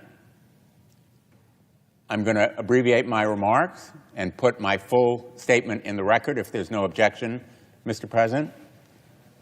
Without objection. But this bill also reduces SNAP benefits for 206,000 Louisianans. It eliminates the benefit entirely for 94 30,000 of them. I want to see my colleagues from Louisiana go home and face their constituents, having cut the legs from SNAP and Medicaid programs and many other benefits. And in Utah, same tragic scenario unfolding in a state where 337,000 children and adults depend on Medicaid. Nearly half of all children in Utah are covered by Medicaid. 59% of nursing home residents. 60,000 people living in rural Utah communities covered by Medicaid. If this bill passes, at least 180,000 Utahns will lose health care coverage, and Utah's uninsured rate will increase by a staggering 67%. If this bill passes, 31,000 of the people in Utah could see their benefits slashed, and 13,000 would risk losing their benefits entirely. Now, I just want to say in conclusion, these numbers for Connecticut, for Louisiana, for Utah, for the state of Washington, where my wonderful colleague, Senator Cantwell, will be talking shortly, they're not just numbers. They are faces. They are lives. They're children who are just beginning to be Americans. And their productivity, their contributions back to America will be hamstrung. Their lives will be financially handicapped. And health-wise, they will be impaired as a result of these irresponsible and reprehensible cuts. I couldn't be angrier about these kinds of cuts in programs done only so that the ultra-wealthy will receive tax cuts. I'm willing to bet that a lot of those billionaires and millionaires would forego those tax benefits if they understood the consequences. But my Republican colleagues, who are in disarray at this moment, they can't come together on a program because they know how abhorrent its effects would be on their states, ought to listen to the people of America, not the ultra-wealthy. And the people are speaking in the polls. They're speaking through their elected representatives, and they are speaking because their conscience simply won't let them support a bill that does such abhorrent damage to the American middle class, the American way of life, American values. And I'm proud to stand here. I wish we weren't here going all night into Monday morning, but I'm proud to stand here with my colleagues, and I just wish my Republican colleagues were on the same sides of these issues, because they're going to go home and they'll have to face the children and families who will be hurt so deeply by this bill. Thank you, Mr. President. I yield the floor. Mr. President. Senator from Washington. Mr. President, I rise to ask my colleagues to turn down this legislation in front of us, to reject it, and instead work together on fiscal policy that would help us by growing our economy more successfully and not devastating our constituents. Before I start, I want to thank the presiding officer for speaking up about not selling public lands. I very much appreciate his voice in that debate, and it's critical that we were able to successfully get that out of this legislation.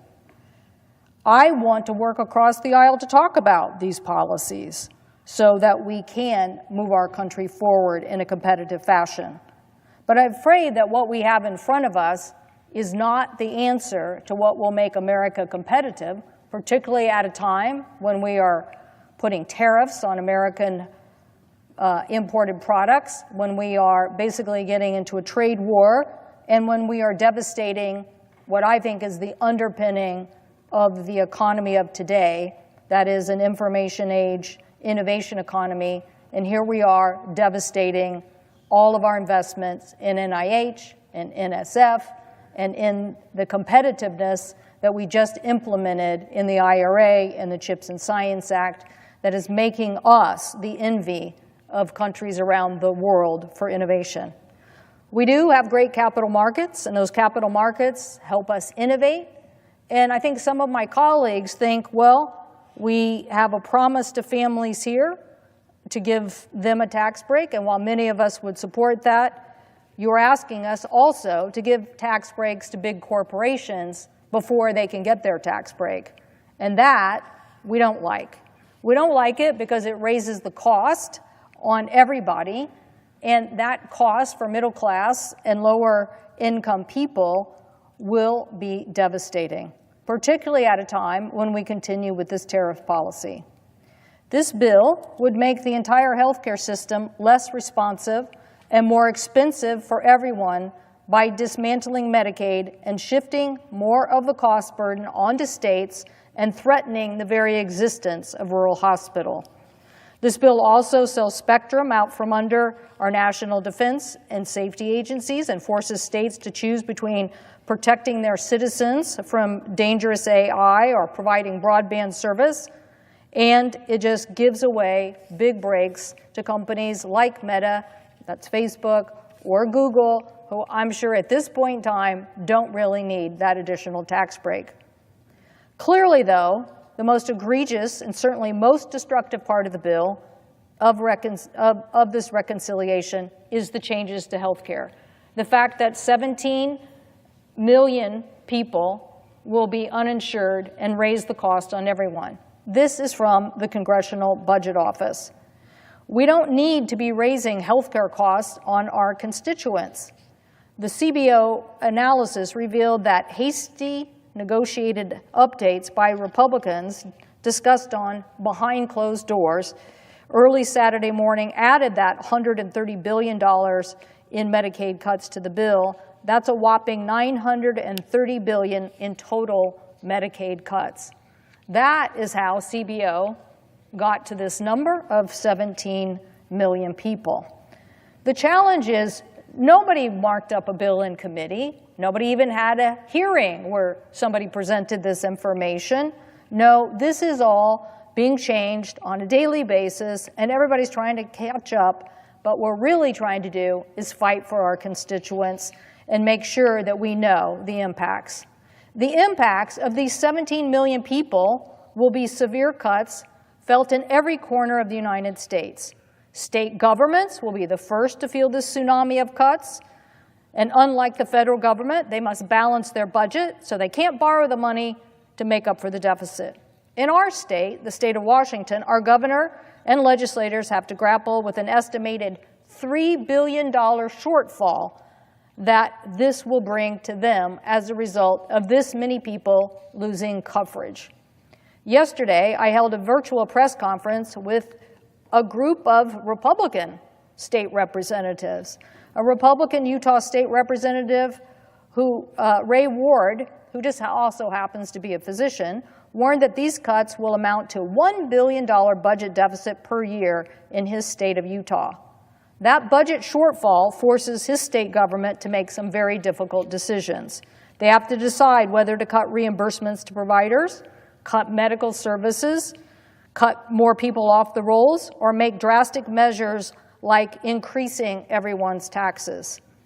Kevin Leonard and Steve Hobbs, one of them is the executive director of the Association of County Commissioners of North Carolina, and the other, Missouri representative, basically said as county government leaders and state leaders, they are worried that this bill basically is an unfunded mandate on them. Commissioner Hobbs said where they will feel it most is that services like behavioral treatment will now have to be provided through the jails instead of a medical setting. Our own Peninsula Health expert who was on the call basically said that in their region of our state, this could be as much as a 25 to 45% cut in behavioral health. So that's what happens when you cut people off of Medicaid. The amount of money since Medicaid is $1 in $5 is a Medicaid dollar, you're going to take that much out of the system. These people do not operate on wild, profitable margins, oftentimes barely breaking even, or in behavioral health, oftentimes losing money. But I guarantee you, if instead of seeing this Medicaid population in a behavioral health setting, you think you're going to see them in the emergency room or a jail, it is going to cost us a lot more money. It's going to cost our state, our county, and the local region a lot more money. Not only will this bill diminish their Medicaid revenues, but it will also increase the uncompensated care. Some are estimating to be $42 billion. Our rural hospitals, our rural healthcare challenges will be devastating. In Washington, over 300,000 people will lose health insurance. And these are people who were easily treatable, conditions that if you treat them, chances are they will be dealt with. But now, if you don't treat them, they're going to go to the emergency room and they're going to raise costs on everyone. These families depend on this care. Last week, I spoke on the floor about one of my constituents. Britton Winterrose talked about his daughter Leda, a 5-year-old girl who had a rare condition that when she stopped breathing, she does stop breathing in her sleep if she doesn't have oxygen. Mr. Winterrose talked about how even though he had a very expensive platinum plan, it didn't cover her costs. And just by doing this Medicaid and covering their cost, basically they have saved her life, and they have enjoyed her in the many years that they have given to them. Why are we making the Winterroses sweat over whether their daughter is going to be able to keep Medicaid, about whether the whole system in their part of our state is going to be able to keep doing Medicaid? Right now, people are estimating that 5.4 million people will get pushed into medical debt because of health care and the cuts in this bill. The total amount of medical debt that Americans will owe will increase by $50 billion. So is it really worth it to take $880 billion, or whatever it is now, $930 billion out of Medicaid so that you're actually increasing the personal debt of people, making counties basically have unsustainable budgets, or having state legislatures come back in to cover our costs? As one of these commissioners said, this is nothing more than cost shifting to the states. It's irresponsible. According to the Center for American Progress, a 60-year-old couple who will be in the affordable care market today, making $85,000 a year, could see their annual premiums raise as much as $15,400. Why? Because when you have uncompensated care and you basically kick people out of Medicaid and off of the Affordable Care Act, what you're going to do is raise premiums on all of us. A low-income Medicare recipient, also qualifying for Medicaid, could see their costs go up as much as $8,340. So why are we doing this? And the out-of-pocket expenses now that a Medicaid person has to pay for, they could be paying as much as $1,650. You want to do that to give a tax break to Google and Facebook? That's why you're doing this? The tax break that you want to give them, multinationals, and I could just say for a minute about this.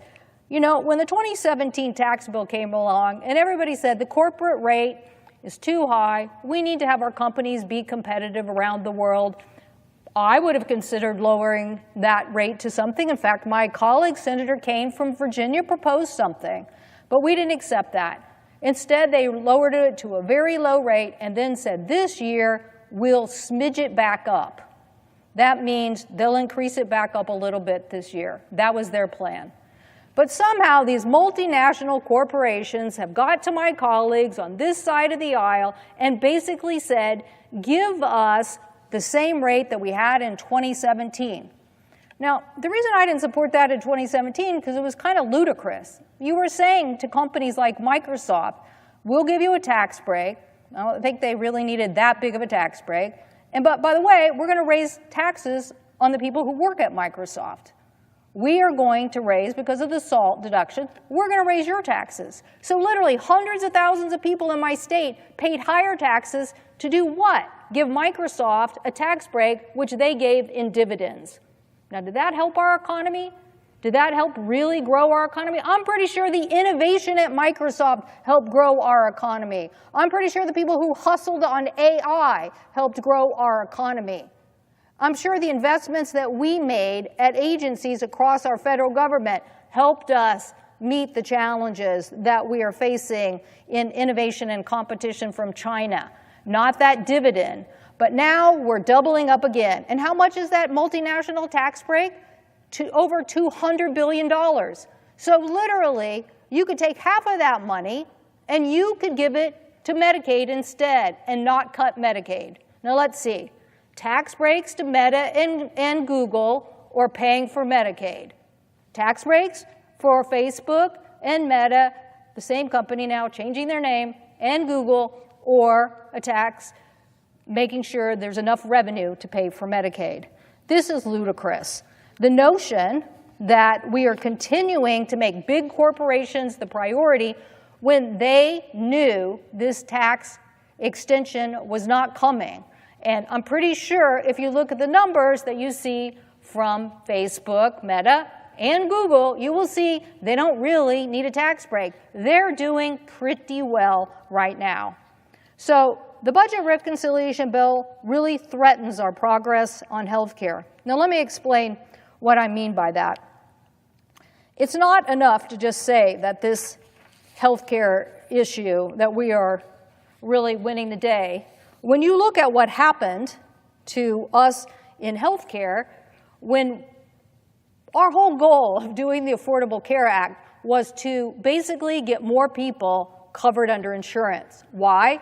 Because we wanted to lower all the costs on health care overall. We wanted health care costs to go down, and we wanted the cost of premiums and the cost to individuals to go down and to be more like the rate of inflation, 3 to 4%. That has been our goal forever, forever. And so prior to the Affordable Care Act, it rates on an annual basis. Think about this, on an annual basis. Your healthcare premiums, your healthcare costs were generally rising about 5.4% a year. Okay, who could keep up with that? Who could keep up with every year your healthcare costs continuing to rise?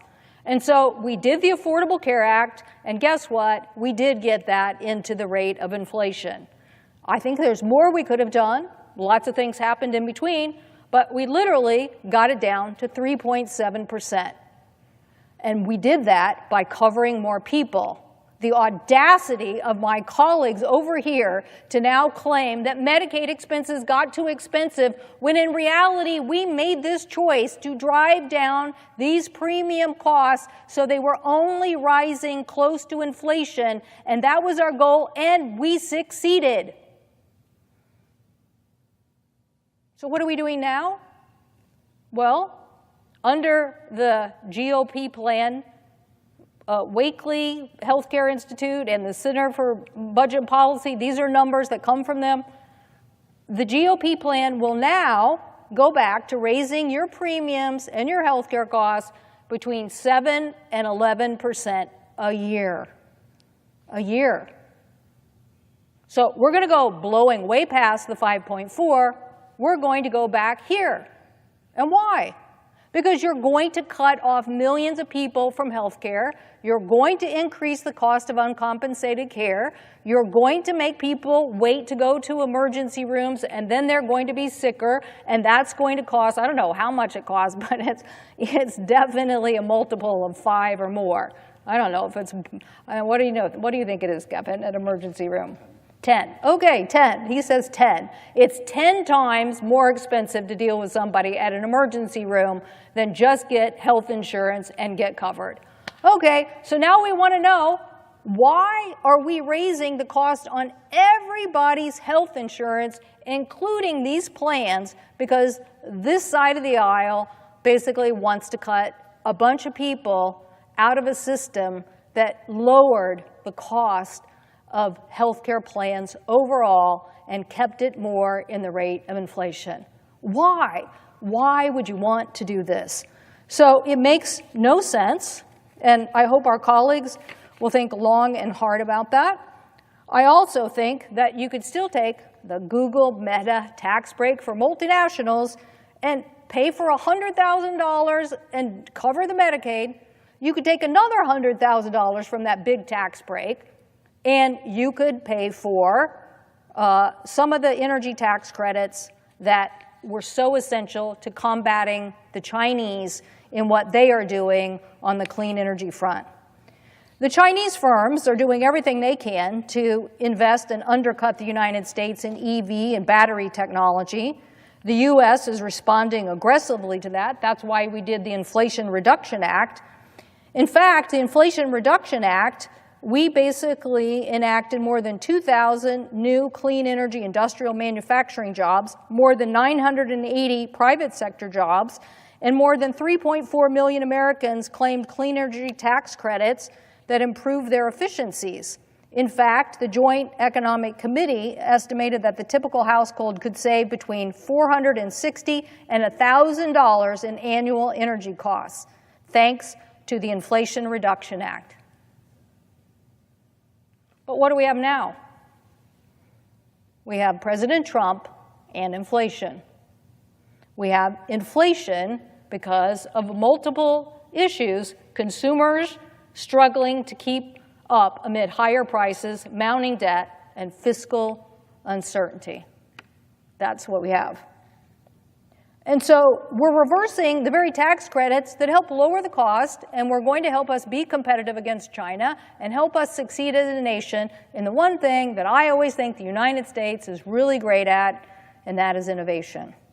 I don't know if it just started with Ben Franklin or many other people along the way, but you give Americans the task and they will do the job. If you give them the education, if you give them the R&D with a university partner, they will get the job done. And so now, don't take my word for it, take Mr. Musk's word for it. The latest Senate draft bill destroys millions of jobs in America and causes immense strategic harm to our country. Utterly insane, destructive. It gives handouts to the industries of the past while severely damaging the industries of the future. Yeah, he said it best. But back to that chart, we were doing the energy because we wanted to diversify, but we also wanted to lower costs, and we wanted to be competitive. Right here it says the vehicle. Okay, natural gas, propane. Okay, that's why we were diversifying, because all those things are going up. So, and this bill is not going to help electricity. You're getting rid of the electricity tax credit. So again, instead of helping Meta and helping Google, you could be helping to lower the inflationary cost by making the investments in these tax credits. But Mr. President, there's more in this bill that I don't like. My colleague from Texas is proposing an AI moratorium. He literally wants to stop states from regulating the rollout of autonomous vehicles like Texas Governor Greg Abbott, who signed a letter last week to regulate how autonomous vehicles are licensed and deployed in Texas. And how do proponents of this moratorium propose to get started? By holding broadband money hostage unless you implement an AI moratorium. Well, I know what the Heritage Foundation said. The Heritage Foundation said that federal AI power grab could end state protection for kids and workers. Again, you are giving states a big, fat bill, and now you're trying to override laws that have been on the books for a long time, protecting consumers from fraud, from abuse, and from protecting, they are there to protect kids, and now you want to get rid of them. So it's no surprise that stakeholders on the right and left oppose this in the bill. They include 17 Republican governors and 40 attorney generals from both Democrats and Republicans. and other organizations ranging from the Heritage Foundation to the Center of American Progress. So anytime you can get the Center for American Progress and the Heritage Foundation on the same side of an issue, chances are you should be listening to what they have to say. But Mr. President, this letter, I would like to enter into the record from the National Association of Attorney Generals. Without objection. This bill would affect hundreds, I'm quoting now from this letter, quote, "This bill would affect hundreds of existing and pending state laws passed and considered by both Republican and Democratic state legislatures. Some existing laws have been on the books for many years," end quote. Okay, so these are attorney generals from a variety of states who basically know the laws on their books, and they're basically saying, don't do this to us. Don't override our laws. So I'd also like to enter into the record, Mr. President, a letter from 17 Republican governors also against this provision. Without objection. Their letter, I'd like to read from, is really about this point I was trying to make about fighting China. I mean, I thought we were here to be competitive against them, to basically beat them in a race on innovation, just like we did with chips and science to try to move for the future. But basically their letter says, quote, "We fully recognize that AI is dominant in the next industrial competition between the United States and adversaries like Communist China. States have led anti-Communist China action, banning Chinese affiliated companies from owning farmland and property critical for infrastructure and military bases. But America should not sacrifice the health and safety and prosperity of its people in this fight.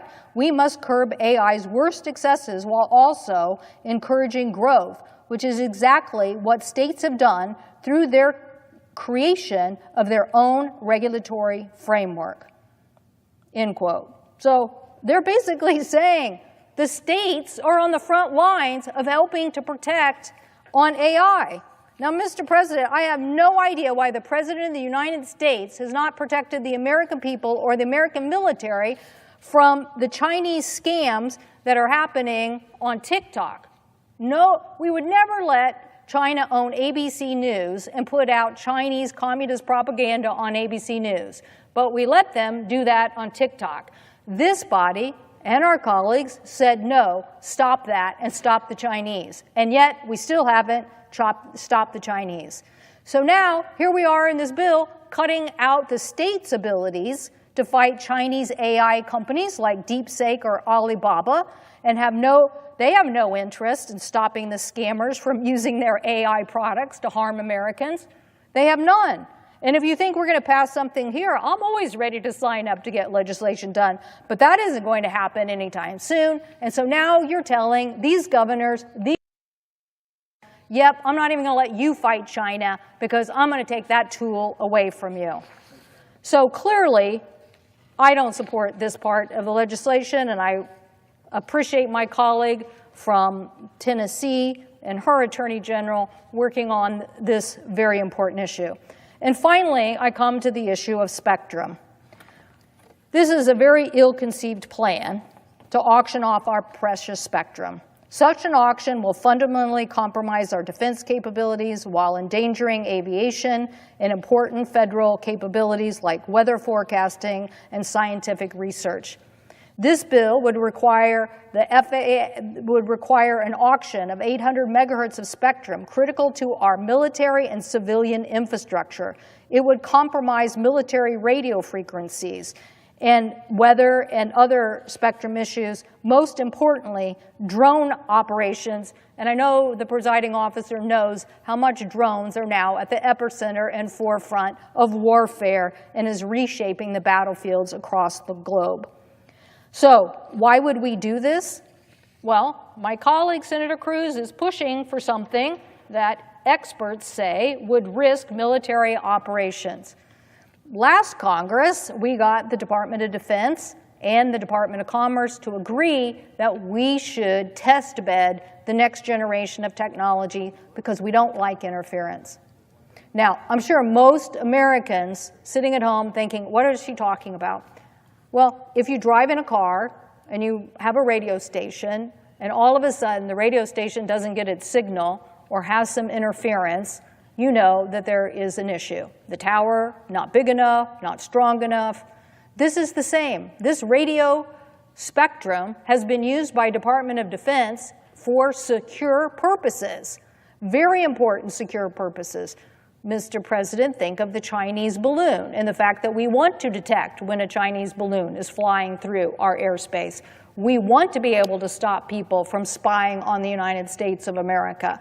And yet, instead of basically saying, we are going to look at this military spectrum and make sure that it continues to be secure, my colleague is suggesting to all of us that we sell that and basically allow, I believe, for what is going to be a good amount of interference without solving this problem first.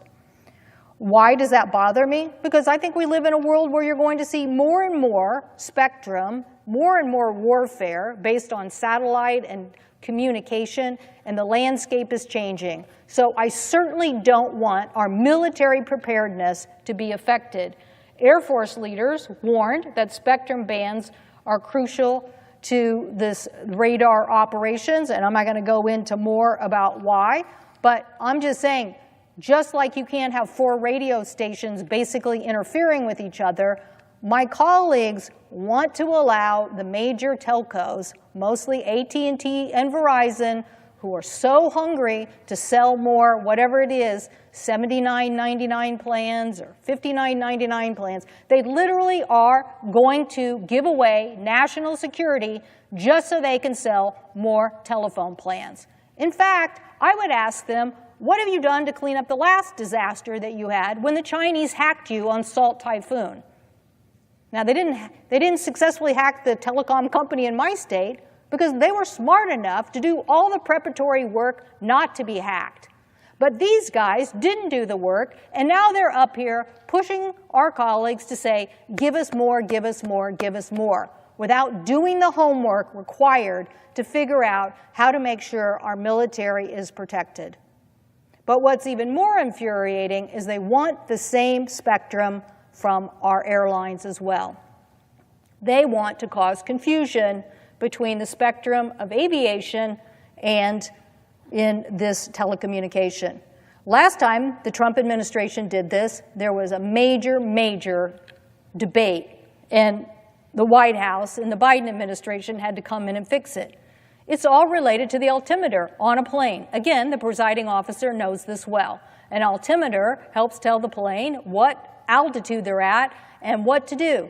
But if you have interference with that altimeter, as we just saw in this helicopter accident, we're pretty sure now that this accident between an American plane, regional jet, and an Air Force helicopter, there were some altimeter issues, and that caused a discrepancy and a crash. So I am not for any interference with an aviation altimeter. I'm not for it. But instead of figuring this out, working together, both commercial and defense, we're jamming into a bill the overriding of the defense interests and saying just give it to these 2 commercial bidders, maybe more, who then will basically just feel empowered to sell more of these telco plans. Mr. President, our competitiveness is too important. Our effectiveness is too important.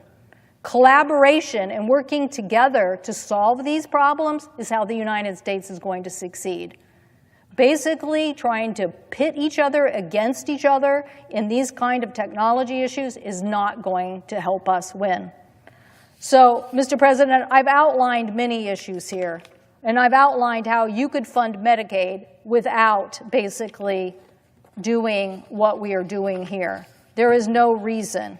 According to the Penn-Wharton budget model and analysis, families in the first 40% of earners are on average projected to experience losses in after-tax income and benefit transfers. In other words, Mr. President, yes, extending the 2017 tax cuts does help some middle-class families, and we would support that, but all the hits in other areas like health insurance mean they will actually lose money overall. The lowest 20% of income brackets are hit even harder. So in this massive bill, it is those who can least afford it who are going to be hit the hardest. We don't need the Trump inflation. We need to protect health care. We need to make progress in America's competitiveness. But this is not the answer, and I encourage my colleagues to vote against it. I thank the President, and I yield the floor.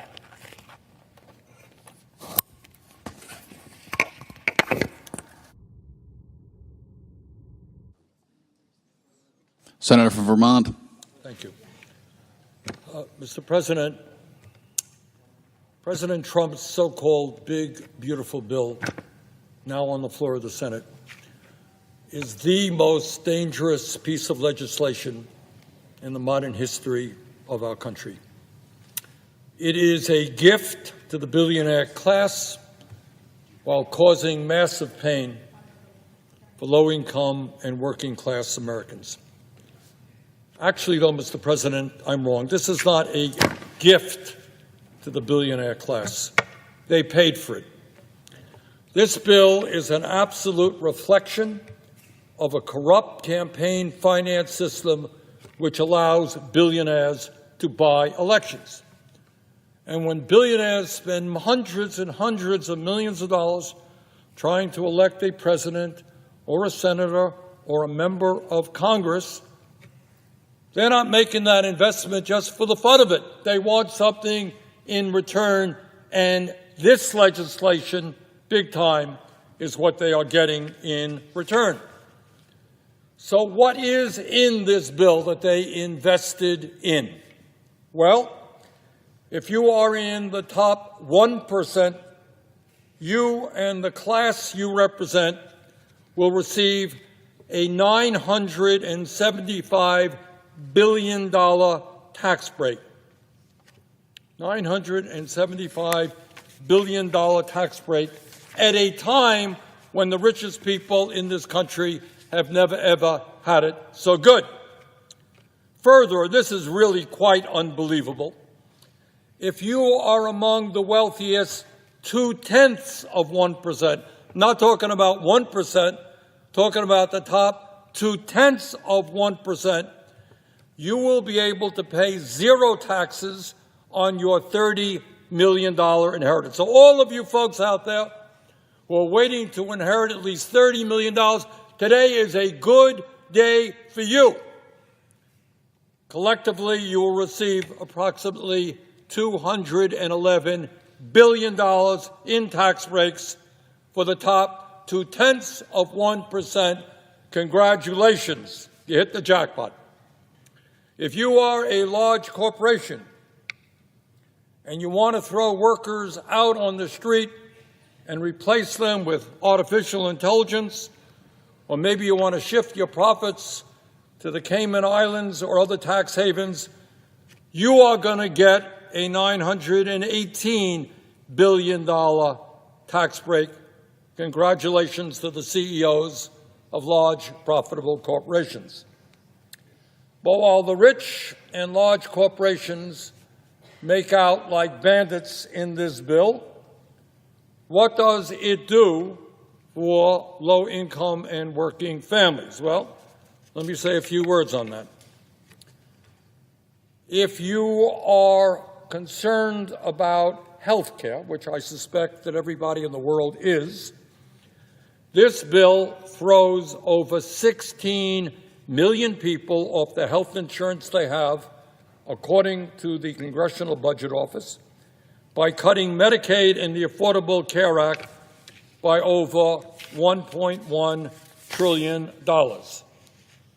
In other words, the top 1% getting a $975 billion tax break, and that is coming directly by throwing 16 million people off of the health insurance they have.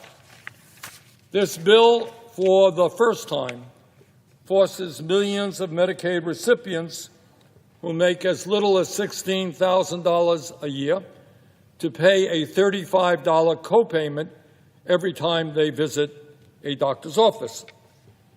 So what is the impact of all of that? You throw 16 million people have health care. You force people who don't have any money pay a $35 copayment. So what's the impact of it? Well, this is not my view. This is what the Yale School of Public Health and the University of Pennsylvania determined based on a study that they did. And this is the result. And it is almost so horrific, so grotesque, that it is difficult to speak about. But they estimate that if this bill goes through with all of these cuts in health care, if 16 million people are thrown off of the insurance they have, over 50,000 Americans will die unnecessarily every year. 50,000 Americans will die unnecessarily in order to give tax breaks to billionaires who don't need them. In other words, this bill is literally a death sentence for low-income and working-class people. Further, if this legislation is enacted, rural hospitals all over the country, and I come from one of the most rural states in America, rural hospitals are already struggling. But when you make massive cuts to Medicaid, many of them are going to shut down or not be able to provide the level of services they do today. In other words, this bill would be a disaster for rural America. It would also make massive cuts to community health centers and nursing homes who are very heavily dependent upon Medicaid funding. Bottom line is that this legislation is the most significant attack on the health care needs of the American people in our country's history. We already have, as everybody knows, a health care system which is broken, which is dysfunctional, and instead of addressing it, instead of doing what every other major country on earth does, guarantee health care to all people, we are throwing 16 million people off the health insurance that they have. But it's not just health care. The future of America rests with our children. And yet, in a nation which now has the highest rate of childhood poverty of almost any major country on earth, this bill wipes out nutrition assistance for millions of hungry kids in America. We are literally taking food out of the mouths of hungry kids to give tax breaks to Mr. Bezos and Mr. Musk and Mr. Zuckerberg and the other multi-billionaires. If we understand that if we're going to compete effectively in the global economy, we need to have the best education system in the world, this bill makes $350 billion in cuts in education, with the result that working-class kids will find it much harder to get the higher education they need to succeed in life. If you are concerned about the existential threat of climate change, and we're seeing heat waves right now all over the world, this bill decimates investments in energy efficiency and sustainable energy like wind and solar, and moves us in exactly the wrong direction with regard to energy. If you are concerned about our role in never-ending wars, this bill makes a bad situation even worse by handing out another $150 billion to the Pentagon, a 15% increase in an already bloated Pentagon budget. We don't have enough money to feed hungry children. We don't have enough money to make sure that people continue to have the health care that they need. Don't have enough money to make sure the kids can get a decent education. But somehow the military-industrial complex is going to get another $150 billion, 15% increase. Mr. President, in my view, nobody in the Senate or the House should vote for this legislation, and I applaud all of the Democrats for voting against it, and I want to congratulate two Republicans, Senator Paul and Senator Tillis, for voting against it, for different reasons, by the way, than I have. But I do find it interesting, and it does tell us where we are as a nation today, that when one of those senators, Senator Tillis, voted against it because he thought it was not a good bill for the people of his home state, North Carolina, suddenly the President of the United States went after him in a very, very vicious way. And today he announced that he will not be seeking re-election. So it appears now that the Republican Party has really become a party of the cult of the individual. The only thing you have to do now as a Republican is say, I agree with President Trump. I love President Trump. President Trump is right all of the time. Hey, that's all you got to do now to be a good Republican. There was a day when Republicans and Democrats understood that they were elected by their constituents. Yeah, you want to work with the president of your own party, nothing to do about that. But there was an understanding that you were also elected to represent your constituents and not simply pay homage and bow down to every wish and whim of the president. Mr. President, during the vote-a-rama, I will be offering several amendments which I hope will win support. Number one, at a time when 22% of our nation's seniors are trying to survive on less than $15,000 a year, my First Amendment would fundamentally improve their lives in two significant ways. Number one, it would cut the price of prescription drugs under Medicare in half by making sure that our nation's seniors do not pay any more than Europeans or Canadians pay for the same exact drugs. And number two, with those savings, we're going to expand Medicare to cover dental, vision, and hearing. In other words, instead of throwing people off of health care, we're going to expand Medicare to provide a number of services that seniors desperately need and want. Secondly, Mr. President, at a time of massive income and wealth inequality, my Second Amendment would eliminate the $211 billion estate tax for the top 0.2% that is included in this bill. They get a top 2%, as I mentioned, $211 billion tax rate. That is insane. We're going to get rid of that. And lastly, at a time when we spend more on the military than the next 9 nations combined, at a time when the Pentagon cannot account for trillions of dollars in assets, we are going to end the provision that allows the Pentagon to receive another $150 billion. Bottom line, Mr. President, is this country faces many crises: high rate of childhood poverty, kids going hungry, education system in deep trouble, healthcare system completely broken. And in virtually every single area, this bill takes us in precisely the wrong direction.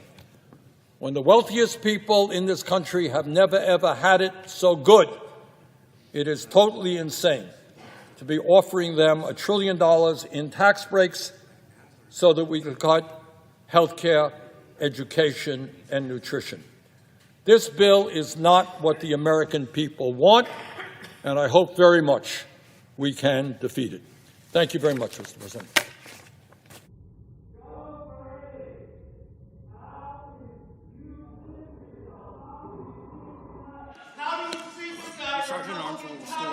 The Sergeant of Arms will restore order. The Sergeant of Arms will restore order in the galley. The Sergeant of Arms will restore order. The Sergeant of Arms will restore order in the galley.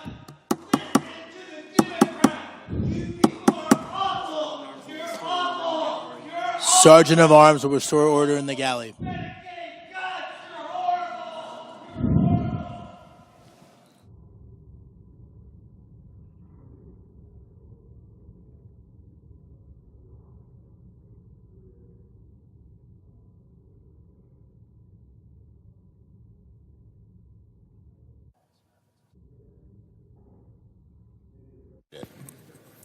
The Democratic leader. Mr. President, I thank my colleagues for coming to the floor. Wait, we'll put this up when we begin. Okay. We'll leave it up. I thank my colleagues for coming to the floor all day today. I thank them for speaking so fiercely, so clearly about what's at stake for the country. And the American people deserve to see this debate. That's why we last night forced a reading of the bill. Republicans don't want people to know what's in the bill. They want to hide it. They know it's not popular. We all know it's not popular. We all know it's totally against what people want. But a small cabal of very wealthy people and hard MAGA people run that show to the detriment of the party itself and, of course, to the American people. So we forced a reading of the bill last night and allowed people to catch up because the bill was just put on the floor right before the reading started, the amended bill. So we're here today to continue to shine a light on how bad this bill is, and this debate will continue. Soon we'll turn to vote-a-rama and bring amendment after amendment after amendment to the floor so Republicans can defend their billionaire tax cuts, so they can try to explain their massive cuts to Medicaid to people back home, why kids who need health care shouldn't get it so there can be tax breaks for billionaires, why middle-class families who have someone in a nursing home who's now going to be removed from that nursing home because it's going to close, what they're going to do, and to try and to sell to parents and kids why they're making unprecedented cuts to SNAP, taking food from hungry babies for a tax cut for wealthy people. What kind of world do these Republicans live in? It's a slanted world. It's really a corrupt world. Kids will get $5 a day to feed themselves. You can't buy a dozen eggs for $5. And then they're killing millions of good-paying jobs. It's estimated, and by the way, the clean energy cuts are even worse. Before this, it was estimated 850,000 jobs would be lost in America on clean energy alone. Over 1 million jobs in health care. 2 million jobs approximately lost. At least 2 million lost because of this bill. That could create a recession. So this has been a long few days in the Senate, but the hardest choices for Republicans are still in front of them. Because we know that so many of our colleagues on the other side aren't happy with this bill. Tillis is not an exception. There are many others who think the same way he does. Well, they ought to vote their principles, their conscience, and what's good for their constituencies.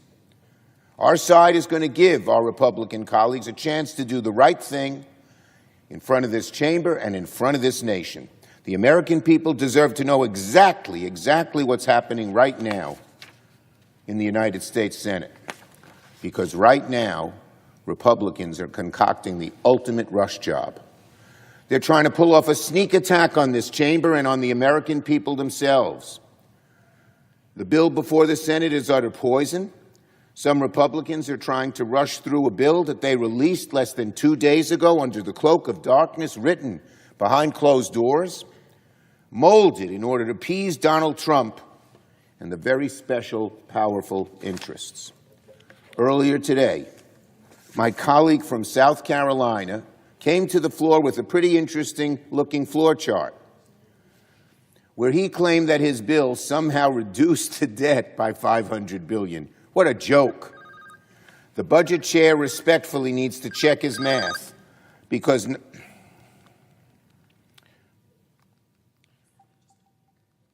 somehow Lindsey Graham, the chairman of the Budget Committee, said that his bill reduces the debt by $500 billion. The budget chair, respectfully, check your math, Chairman Graham, because not 1 hour ago, the JCT confirmed this bill does not reduce the debt, it explodes it. It explodes it. That's what it does. Here's what his chart should have looked like. $4.45 trillion deficit explosion. According to the JCT, the Republican bill explodes the debt by $4.5 trillion, as this chart, drawn slightly better than Lindsay's, shows. For those keeping score at home, my colleague got his math wrong by a whopping $4 trillion. All this, just so billionaires are rewarded while millions lose their health care break. $4.5 trillion deficit explosion. And that's not just an abstract concept. What does that mean? The average American will pay more to buy a home. The average American will pay more to buy a car. The average American will pay more on their credit card debt, on issue after issue after issue. Prices will go up because of this deficit, because of taxes for the billionaire. That's $4.45 trillion. Also, some people, wealthy people, God bless them, they made a lot of money, okay. They don't need a tax break. Let it be known that this bill is the death knell of the supposed party of fiscal responsibility. We always knew that this was a sham. And now this bill ends the charade of Republicans caring about the debt for all time coming. When they say they have to cut health care on any bill or food stamps on any bill because it reduces the deficit, we will know it's utter hogwash because of $4.5 trillion they're doing now for tax breaks for the wealthy. So, Republicans want to move quickly. That's why we're here on the weekend. That's why they released a bill in the dead of the night, all because they want to hide the truth from the American people. You know, it's hard to believe, my colleagues. This bill is worse, even worse, than any draft we have seen thus far. Every time the bill comes to the floor, a new bill, a new amendment, the hard right handful over on the Republican side, we're not voting for it unless you hurt kids more, you hurt people who need health care more, you hurt rural hospitals more, you hurt clean energy more. And the Republican leadership folds and does it. And the more mainstream, the handful of more mainstream Republicans who know how bad this is right now haven't had the backbone to oppose those changes. We hope they find them. So, this bill is worse on health care, worse on SNAP. It'll kill 900,000 good-paying jobs in clean energy. Folks, you don't like paying your electricity bills? You'll pay 10% more on your electric bills because of this big, ugly betrayal. It'll also kill 1 million health care jobs. You put it all together, and there's no other way to put it. At the very last minute, the Senate Republicans made the bill more extreme to cater to the radicals in the House and the Senate.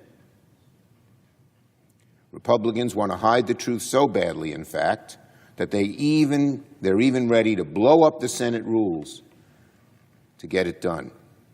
Senate Republicans are doing something that has never been done before in this chamber, never, by Democrats or Republicans, using fake math and budgetary hocus pocus to make it seem like a gargantuan tax break for billionaires is going to cost virtually nothing.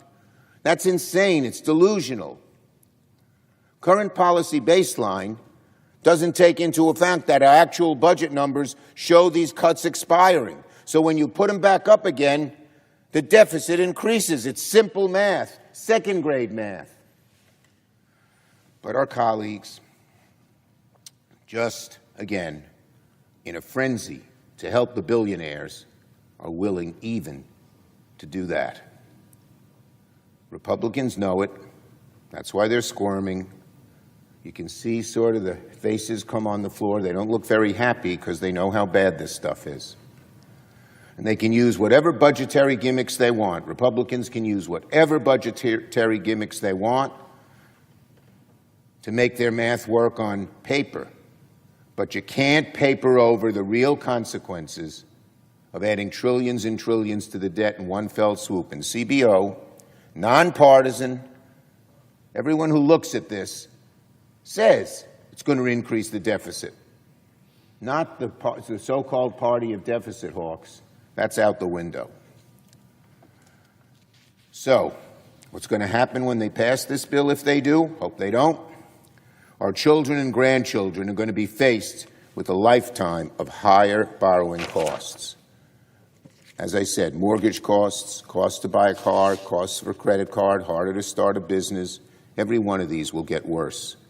And the economic ceiling of this country will close in on itself. The economic engine that's been the driver of American innovation and growth and optimism for so many generations will sputter and ossify with this $4.45 trillion deficit explosion.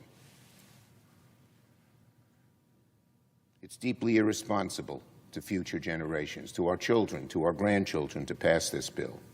And that's not just members on this side of the aisle saying it.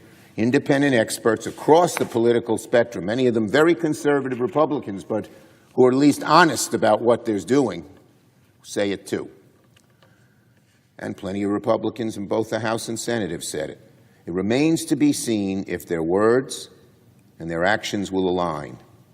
And the question is asked, has to be asked, why is this even happening? Why is this nightmare of a bill moving forward? Why are Republicans forcing our country down this ruinous road when they know the fiscal harms, when they know this is a rush job? Well, we know by now. Tax cuts to billionaires and corporate special interests. And not just another round, but in fact, they make them permanent. Our children, our grandchildren are going to be saddled with these cuts so that a handful of billionaires get a big break. While working people lose their Medicaid, while hungry kids lose access to food funding, while clean energy jobs that support so many Republican communities are taken away, I'd say to my Republican friends, when that plant that makes batteries or wind or solar or the person who's employing hundreds of people to put panels on people's roofs all fold and the people lose their jobs, don't shrug your shoulders and say, I don't know why that happened. You made it happen with a nasty bill. It just makes no sense. We need more energy. AI, everyone says we need more energy. And to take away the cheapest, quickest way to put more electrons on the grid, solar, makes no sense, except we know Donald Trump has an irrational, infantile mania against clean energy. So they all listen to him. Makes no sense. This bill is sabotaging of America. It's the sabotaging of America. It's antithetical to what the country needs. It's antithetical to what the American people demanded last fall. And our Republican colleagues don't even want to tell the American people the truth. That's why Democrats are here on the floor today, sounding the alarm, setting the record straight. I also must say this. The way this bill is being passed so deeply violates the spirit of the Senate. The majority forgets that this chamber is unlike any other institution in government. It's meant to facilitate debate, careful consideration, sound judgment, honest numbers. We're supposed to resist the passions of the radical extreme. We're supposed to hold the line against policies that will devastate our country. We're supposed to resist the gravitational pull of extremists like Donald Trump, who gets these little bugaboos in his head and then wrecks America because of it, and they all go along. Senate Republicans are turning their back on the Senate's long-standing tradition of debate deliberation. By rushing this bill, by upending the rule of the chamber, by engaging in what amounts to accounting magic to hide the cost of their bill, Republicans, simply put, are accelerating the erosion of the Senate to the nth degree. Senate Republicans are turning their back on what makes this institution great. More importantly, they're turning their back on the people, their own constituents, in their own communities. People struggling to afford going to see a doctor. You have a child with cancer and you don't have health care? How can we put people in that position? or families who have to choose between paying for groceries or paying for prescription drug costs, or families who are watching their electricity bills go up and up, families who are paying more and more costs. This bill, America, you don't want to pay higher costs? We don't want you to on our side of the aisle. The Republicans are making it happen. You will pay more and more and more. And about the future, they're not worried about our kids' livelihood. They're not worried that kids won't be able to find good-paying jobs. The families are worried about the future of this country. But the Republicans are not. And they're worried, Americans are worried about the continued radicalization of leaders in government. And here's the shining example. So the bill is the wrong answer for the American people. By every objective standard, it's deeply irresponsible. It's not only a violation of how the Senate's supposed to work, it's a violation of the promises that Republicans and Donald Trump, when they campaigned, made to the American people to look after their issues, not those at the very top. So I implore my Republican colleagues, there is still time. Abandon these terrible policies.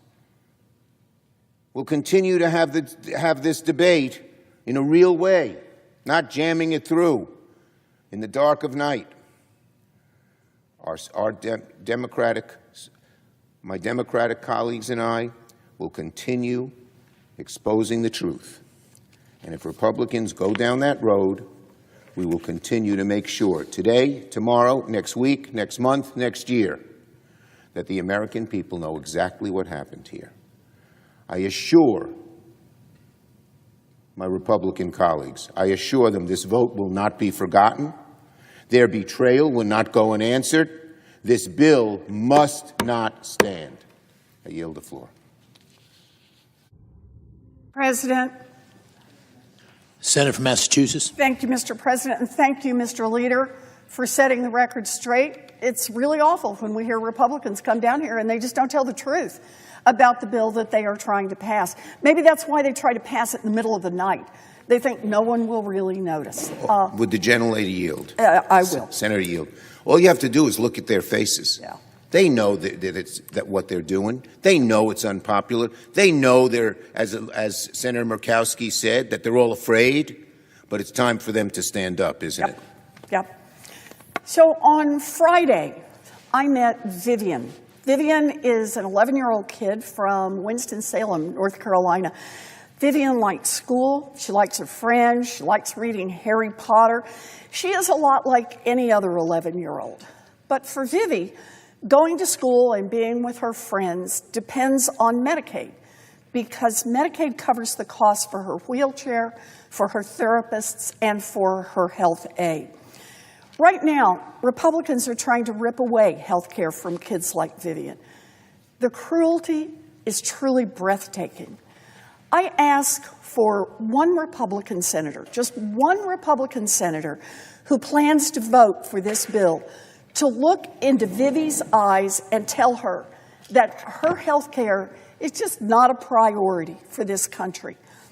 You know, Mitch McConnell said to Republican senators that he knew they were getting calls about Medicaid, but not to worry about people losing their care because, according to Mitch McConnell, they will get over it.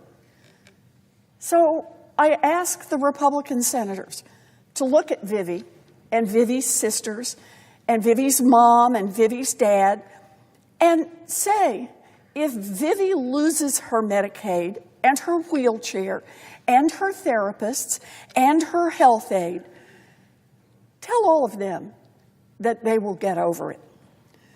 Because here's the deal. Vivi won't get over it.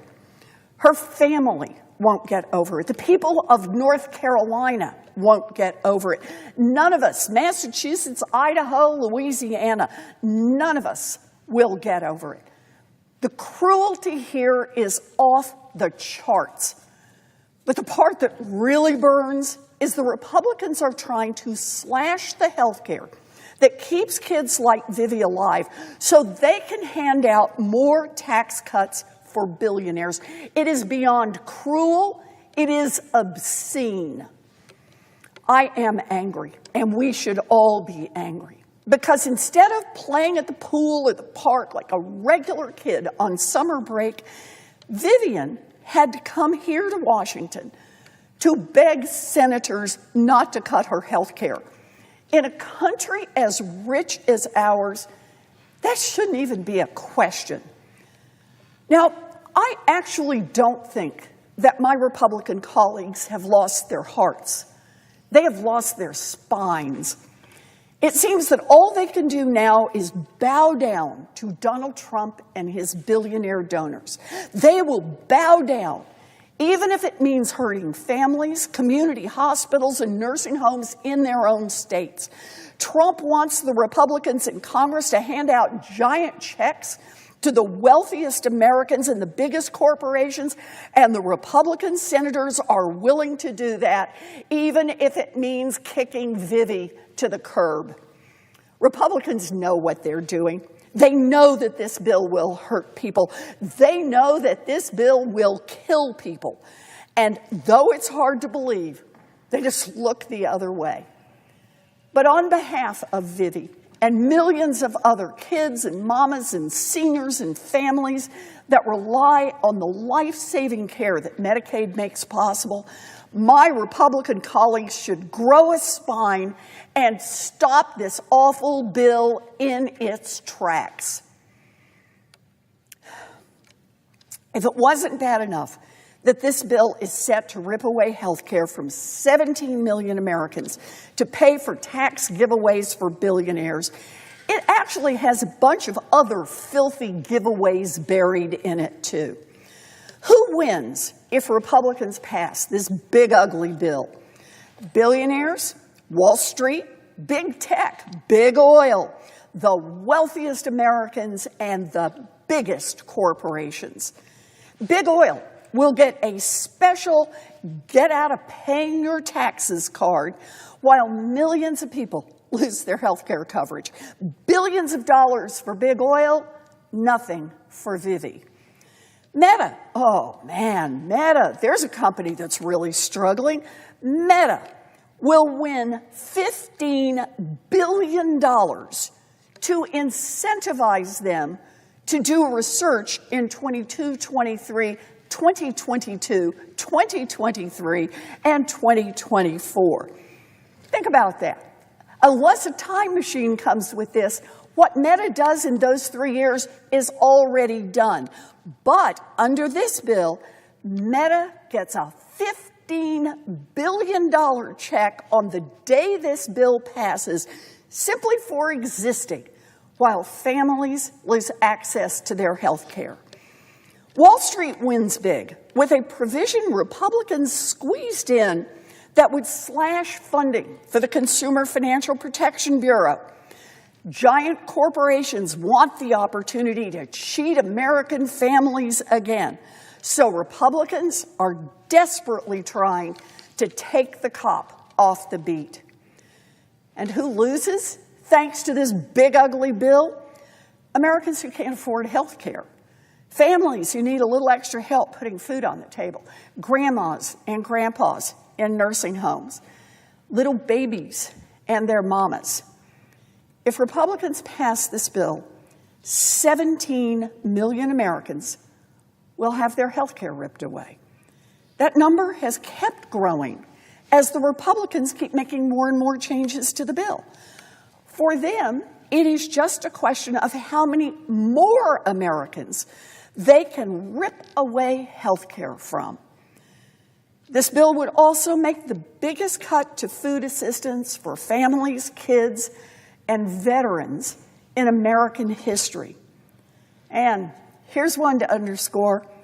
1 out of every 4 nursing homes in America would have to shut down under this bill.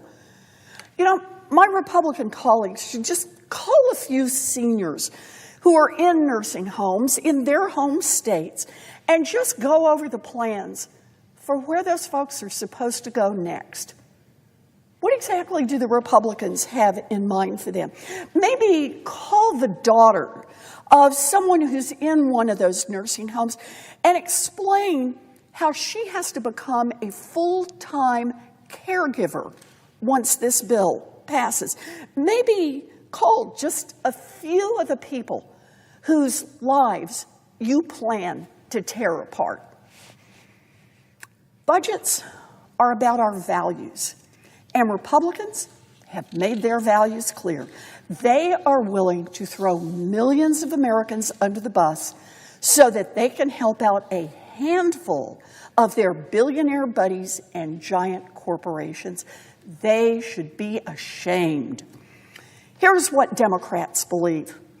Democrats believe that no baby should go hungry so that Mark Zuckerberg can buy another Hawaiian island. Democrats believe that no person with a disability who needs a wheelchair or a home health aid to live independently should have to give that up so that Jeff Bezos can buy a third yacht. And Democrats believe that no grandma should be pushed out of her nursing home so that Elon Musk can take a subsidized rocket ship ride to Mars. It doesn't have to be this way.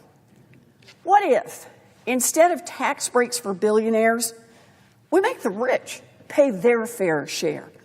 What if, instead of slashing health care for our kids, we make it possible for every American to see a doctor when they're sick without breaking the bank? And what if, instead of giving big oil more giant handouts, we make universal child care a reality for families all across this country? We can tax the rich. Damn it, if Jeff Bezos can afford to rent Venice for $50 million for his wedding, he can afford to pitch in his fair share on taxes so the next kid has a chance to make it big, and the kid after that, and the kid after that. We can make life better for working people. We can make it easier, not harder. We can lower costs for families, not jack them up even more like this bill does. We can put families first, not billionaires and billionaire corporations. Democrats believe this. Democrats are willing to fight for this. We will vote no on this awful bill. And for kids like Vivian, for seniors in nursing homes, for families who rely on home health aides, and for the millions more Americans that this bill will hurt, I urge my Republican colleagues, grow a spine and vote no. Thank you, Mr. President. I yield the floor. Senator Morgan. President, before she leaves the floor, I want to thank my colleague in particular for putting a human face on what this is all about for us on this side of the aisle. That small child, the senior you were talking about, I'm going to pick up on what you said, and I thank you for your leadership. Mr. President, I'm going to get into the specifics of this horrifying bill in a moment, all the details of the healthcare carnage and the clean energy bloodbath that Republicans are dragging America toward. First, though, I want to spend just a few minutes on the state of the Senate and our democracy. As of a few hours ago, the rules of the Senate are whatever Republicans feel like when the day begins. It's democracy defying, plain and simple. The bill before the Senate is loaded with fraudulent budget math that hides trillions of dollars in handouts to corporations and the ultra-wealthy. It's a violation of the rules that used to be followed for years for the reconciliation process. It's a violation of the Congressional Budget Act. It's a violation of common sense. Republicans decided that none of that matters, so they've kind of gone nuclear to advance the bill. Apparently in this chamber, if the Republican chair of the Budget Committee says so, 1 + 1 = 3.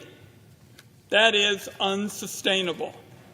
We are going to be a sicker, poorer, and weaker country if this bill becomes law, and the Republicans have used this process, going nuclear, to pass it. But these moves cut both ways, and there'll be a lot of cleanup for Democrats to handle down the road. Now, in my time in public service, Mr. President, I have never seen a more destructive, regressive, common sense defying bill debated in the Senate. This bill is going to determine the future of health care in America. Millions of Americans will lose their health insurance if Republicans pass the bill. My colleagues seem to be ignoring, for example, the fact that rural hospitals are the anchor of life in much of America. This bill will sever that anchor and set rural health care adrift. Here's how flawed the Republican plan is. The danger they're causing for rural hospitals is so great, Republicans have had to create a rural hospital relief fund. It is a Band-Aid on an amputation. I can tell you one thing I know for sure is only in Washington, D.C. would you create a relief fund to address a problem that you caused. How about you just not cut $1 trillion from Medicaid in the first place? Now, I wanted to get a sense of what rural America thought of this legislation. So last weekend, I held 4 town halls in 3 eastern Oregon counties. It's as rural as it gets. Donald Trump carried these counties overwhelmingly. One of them was Malheur County, where Donald Trump received more than 70% of the vote. This is where I held an open-to-all town hall meeting. It happens to have one of the highest Medicaid enrollments in the country. The message I heard was very clear and very loud. This bill will be a disaster for Malheur County on rural health. Now, health care is a top employer in America. If these cuts go through, the health care workforce in rural areas of our nation is going to be decimated. Nurses, doctors, and support staff will lose their jobs, and rural economies are going to suffer. Many of the Americans that will feel the consequences of this legislation today walk an economic tightrope. Many have multiple jobs. Millions more Americans will lose their benefits like home care and mental health and services that already fall far short of what our people expect. These are overwhelmingly kids, people with disabilities, seniors, all to pay for more tax cuts for multinational corporations and the ultra-wealthy. It's not just the cuts. It's also a whole lot more red tape, making it harder for people to get care. At the center of the Republican Medicaid changes is a bunch of red tape thickets designed to entrap people into a never-ending maze of AI chatbots and phone trees that make it impossible for them to get the coverage they need. And even if you manage to get through all that bureaucratic water torture and sign up for Medicaid, the Republican plan says if you lose your job, you lose your health care. Why would the Congress want to inflict that on more people? Nobody I could find wants these cuts, no matter their political persuasion, and I was in places that were bright red. I'm sure most of us can agree there's a real debate to be had on how we can make health care more affordable and accessible, but this bill achieves none of that. Let me mention seniors. My colleagues have touched on the elderly. 2 in 3 nursing home beds in America are covered by Medicaid. If Republicans pass this into law, conditions will deteriorate. Seniors will be forced out of their nursing homes or forced to move in with family that doesn't have the necessary skills to care for their aging parents or grandparents. Nursing homes would be forced to shut their doors as a result of these cuts during a time when states are in desperate need of more nursing home options, not fewer. The bill also repeals nursing home safety standards. That's going to mean fewer nurses in nursing homes. You would think that'd be a concern of Republicans in the Trump administration. But when the Finance Committee was considering the nomination of CMS Administrator Mehmet Oz, he said, and I quote, "I believe we can provide quality of care equivalent to having a nurse in that nursing home using tools and technologies." Dr. Oz was apparently talking about AI. And I said, "You're for cutting nurses. What's going to happen when an 85-year-old woman has to go to the bathroom in the middle of the night and needs some help?" He had no answers, but he's still being a big booster on artificial intelligence. I'm deeply troubled about what the Trump administration has in store for America's seniors. That's on top of the fact that home-based care that most seniors prefer will be one of the first benefits states are forced to cut because it's optional now rather than mandatory. Hundreds of thousands of seniors, Mr. President, are going to see a premium increase of about $200 a month. The bill also applies the worst forms of corporate red tape to the Affordable Care Act. Shorter enrollment periods, more verification forms, more hoops, more bureaucracy, more red tape for Americans who just want affordable health care. And the health care carnage may get worse with the Republican amendments coming up. It's my understanding that they're going to offer an amendment that would lower the federal Medicaid match for new enrollees in what's known as the Medicaid expansion. That was a key part of the Affordable Care Act that delivered affordable health care to roughly 21 million Americans last year. If this amendment is adopted, taken together with the other awful policies in the bill, it would amount to repealing the Affordable Care Act and making good on the 15-year Republican crusade to dismantle that law. Millions more working Americans, Mr. President, are going to lose their health insurance, and it would break a promise to the 41 states that have expanded Medicaid, many of them red states. These health care cuts aren't just going to be felt by Americans with Medicaid, and those who buy health insurance on their own are going to be similarly hit. Emergency room wait times are going to skyrocket, and premiums will spike. Families will be one lost job or financial calamity away from being tossed onto a safety net that has rips and tears everywhere you look. So many are going to fall between the cracks.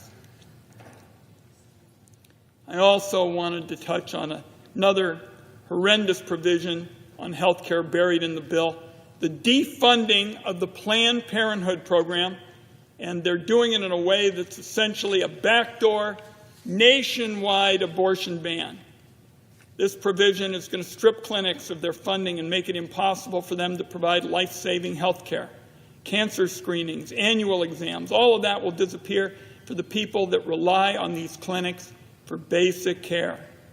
The health care cuts are getting a big focus, Mr. President, with myself, my colleagues, because of the challenge for so many communities. But there's something else that's absolutely imperative. That's the clean energy bloodbath, and it certainly deserves attention. In the middle of the night, Friday into Saturday, the bill that was already a disaster for clean energy got much, much, much worse. What Republicans have on offer doesn't just repeal the tax credits that I wrote for wind and solar energy in the Finance Committee. Now we've got an actual massacre on our hands. This Republican plan actually taxes wind and solar, a new tax on the cheapest and easiest way to get new energy to the grid. At the same time, somebody tucked into the bill a brand new tax break for coal. So here we are, 2025, and the Senate is about to pass a bill that taxes wind and solar while subsidizing coal. It is so backward, it leaves you slack-jawed.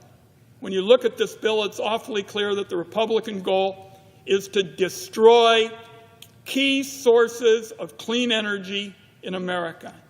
It's a death sentence for the wind and solar industries in our country. A total abandonment of hundreds of thousands of workers who are about to lose their jobs as a direct result of the bill. The head of the North American Building Trades Union, that represents millions of construction workers, issued a stunning statement on the bill yesterday. I'll read a few select lines from the statement. He said, "It's the biggest job-killing bill in the history of the country. is how he described the Republican plan. Staggering and unfathomable job loss, a threat to an estimated 1.75 million construction workers. And this union leader said it was the equivalent of terminating 1,000 Keystone XL pipelines. And it was another lifeline and competitive advantage to China in the race for global energy dominance. He also said critical infrastructure projects will be sacrificed at the altar of ideology. Mr. President, those were all direct quotes.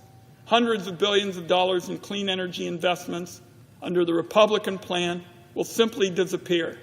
Not government subsidies or handouts. These are private sector investments we will not have. And even worse, this is a guaranteed way to hike utility bills for families and businesses of all sizes in every nook and cranny of America. I have never seen this kind of economic self-sabotage. The demand for energy booms right now. Even the heads of companies involved in fossil fuels are saying to me and other members of Congress, we need solar quickly to get more electrons to the grid. But Republicans don't want to listen because this plan risks plunging us into an energy crisis. It would be a disaster and a total surrender to China on clean energy manufacturing. It's clear as a sunny day that all the talk from Donald Trump and Republicans about American energy dominance was just a fraud, nothing but a hollow campaign slogan. And I'll close with this. There is no question in my mind, Mr. President, the American people went to the polls in 2024 to vote for cheaper groceries, cheaper utilities, and cheaper gas. They didn't vote to kick 16 million people off their health care so Republicans can give more tax breaks to billionaires and corporations. They didn't vote for an energy crisis that benefits nobody except big oil investors. There is a real cost of living crisis facing American families right now. And this Senate ought to be focused on finding ways to lower drug prices, for example, expand access to quality and affordable health care, and bring down the cost of living.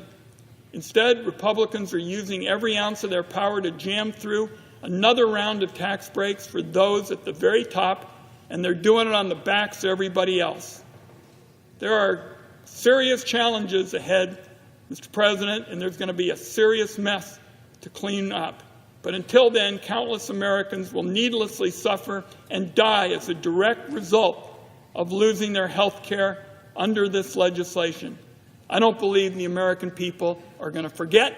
On this side of the aisle, we'll make certain that this topic is something that's dealt with again and again until the American people finally get a fair shake. I yield the floor.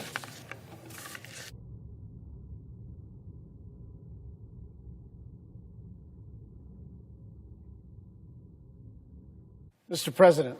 The Senator from Hawaii. The presiding officer is a distinguished businessman. He understands capital flows. He understands investment. There are a lot of people in this chamber and across the country who, on a non-ideological basis, want a consistent tax code so that businesses can invest with certainty and predictability. So let's look at some of the numbers here in terms of the impact of this bill. This bill will kill 300,000 jobs in wind and solar per year.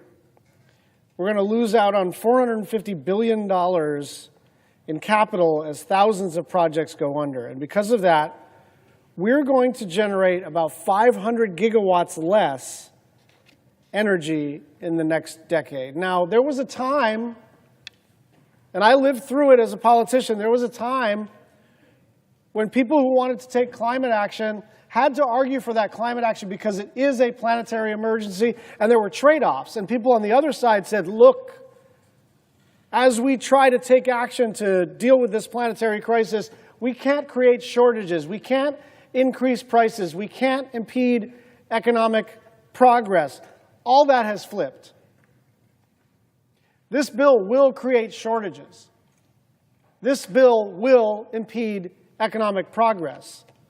This bill will increase prices. The 500 gigawatts less energy in the next decade is pretty much exactly the amount of energy that we're going to need to meet rising demand. We are going to have energy shortages as a result of this legislation. And you don't have to love clean energy or be an environmentalist, and I love clean energy and I'm an environmentalist. But you don't have to care about the climate. I think you should. You don't have to care about the climate to understand that this is a basic question of supply and demand. Energy demand is soaring for the first time in decades, largely, not exclusively, but largely because of AI data centers. And our best chance of meeting it in the next few years is with wind and solar, not oil and gas. Even nuclear and geothermal are going to take a while. That is not just a political talking point or a preference of mine.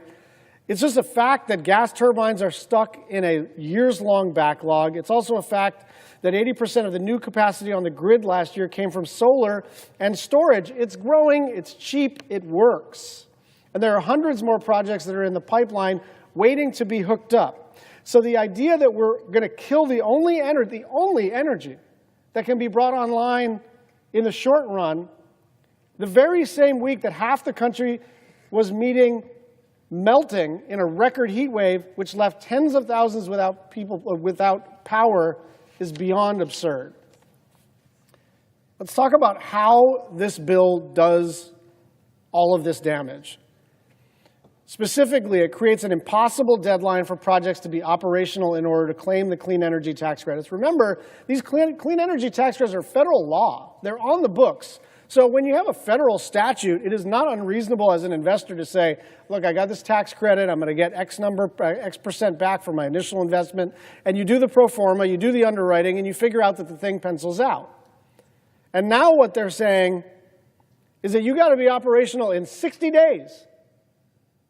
If anyone has even built a deck in their front yard or tried to do an extension, nothing gets built in 60 days, certainly not a clean energy project. And it has to be placed in service. What does placed in service mean? It means not only do you have to have the thing built, you have to have a power purchase agreement through your Public Service Commission or Public Utilities Commission. You have to have a deal in place in the next 60 days after enactment, or you get nothing.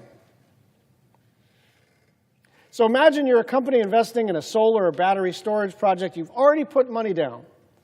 You've secured land and a power purchase agreement, and you're working on permits, and when you started the project, the tax code said you could claim a credit to cover the upfront costs.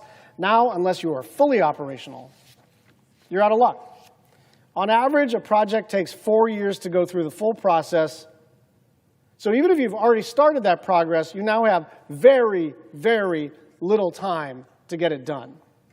We are going to strand hundreds of billions of dollars in capital. And so the impact on price is going to be crazy. The impact on jobs is going to be crazy. But the impact on America as an investable proposition is the most dangerous part of this. I don't know that we've ever, through federal law, made a big subsidy, made a big bet on a certain industry, and then halfway through that process said, never mind, we didn't mean that, you're stuck. According to the Edison Electric Institute, and by the way, I can guarantee you this is the first and maybe last time I will ever quote the Edison Electric Institute, that'll cost people, not companies, people, ratepayers, $60 billion in this decade alone. Your electric bills are about to go up. A representative of a solar company in Hawaii put it this way: it is really unclear in the current version of the bill what the renewable energy industry even looks like if it were passed today. An owner of a solar company in Montana worried that the credits disappearing would force him to lay off half of his workers. He says, Montana is deeply red, but it's also a very practical place. And so green energy renewables became a taboo phrase somehow.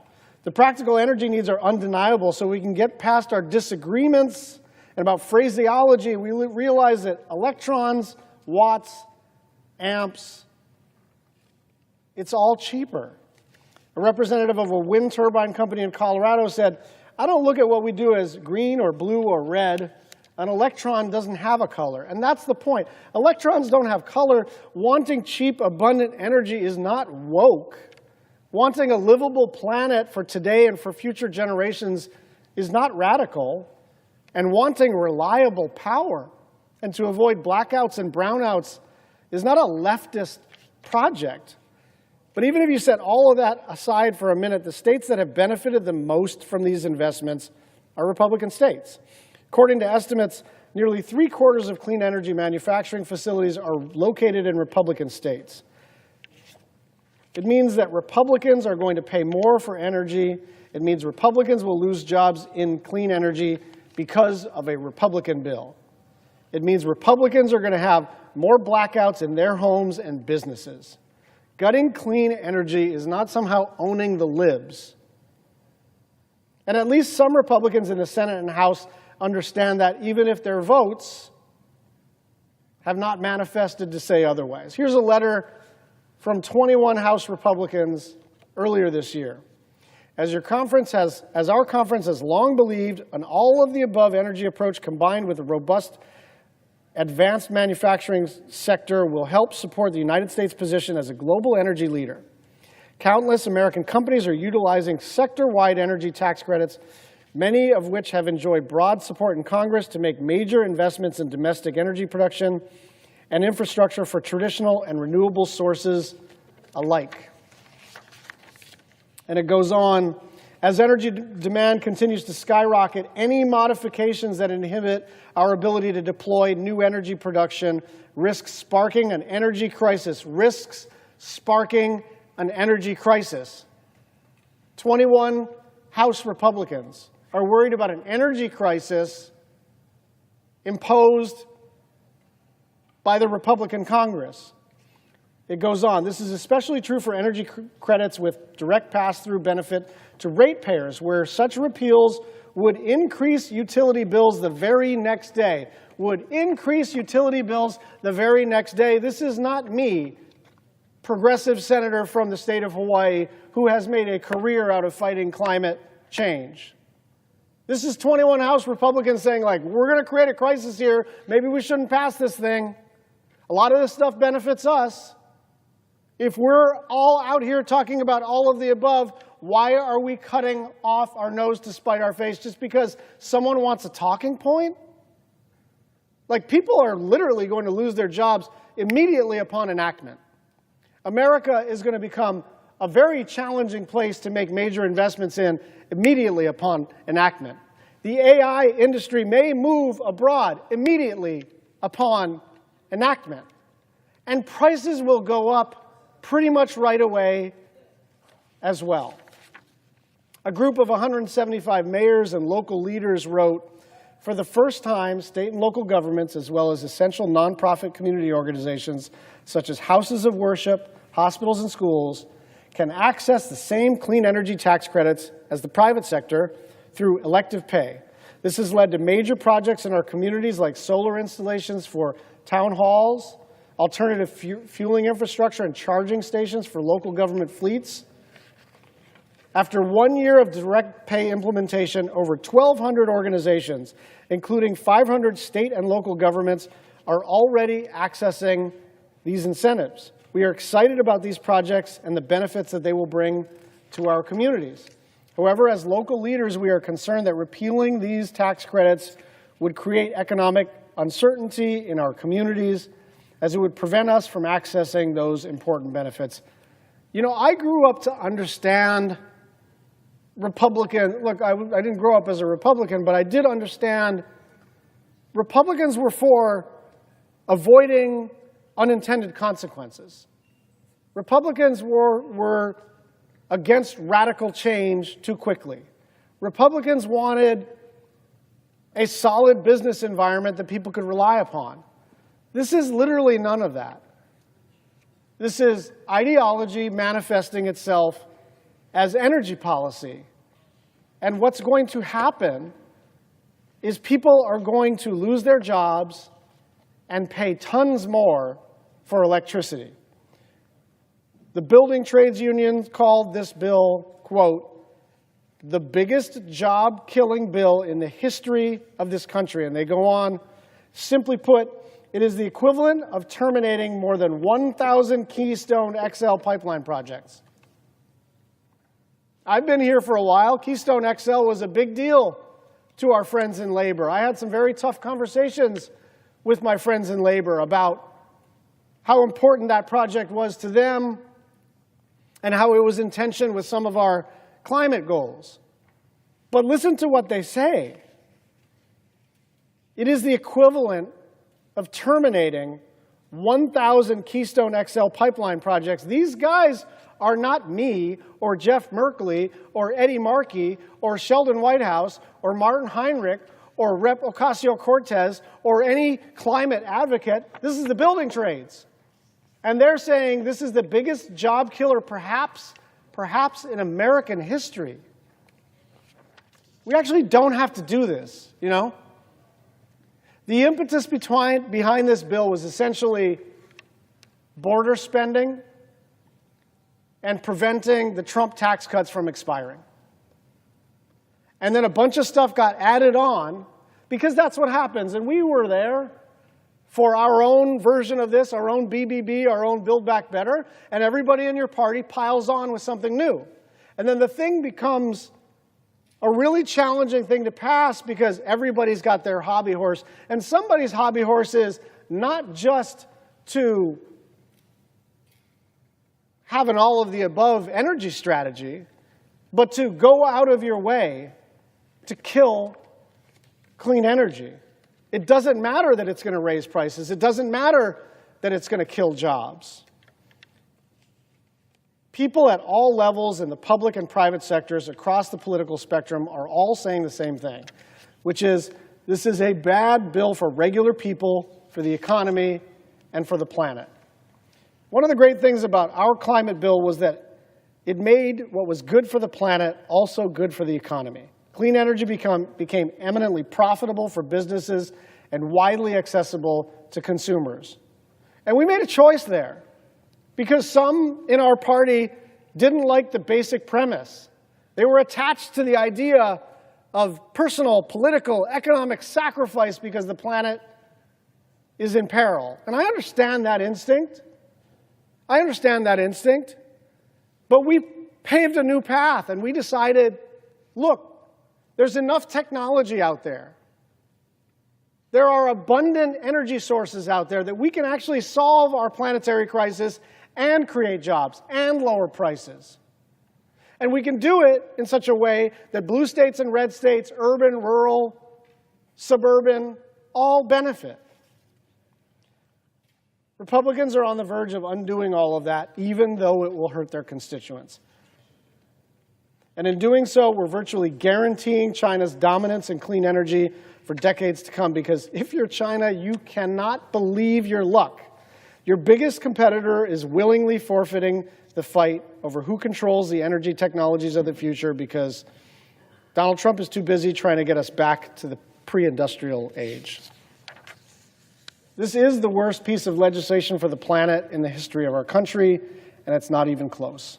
Republicans are effectively codifying big oil's wish list into law without exception. They are killing clean energy. They are subsidizing coal. They are dramatically expanding oil and gas leasing. They are purposely jacking up energy prices and creating shortages. And for what? Partially, it's to find enough savings to shovel tens, if not hundreds, of thousands of dollars into the pockets of individual billionaires. But even kicking more than 16 million people off of health care coverage, denying food to the poor, and adding almost $5 trillion to the national debt was not enough.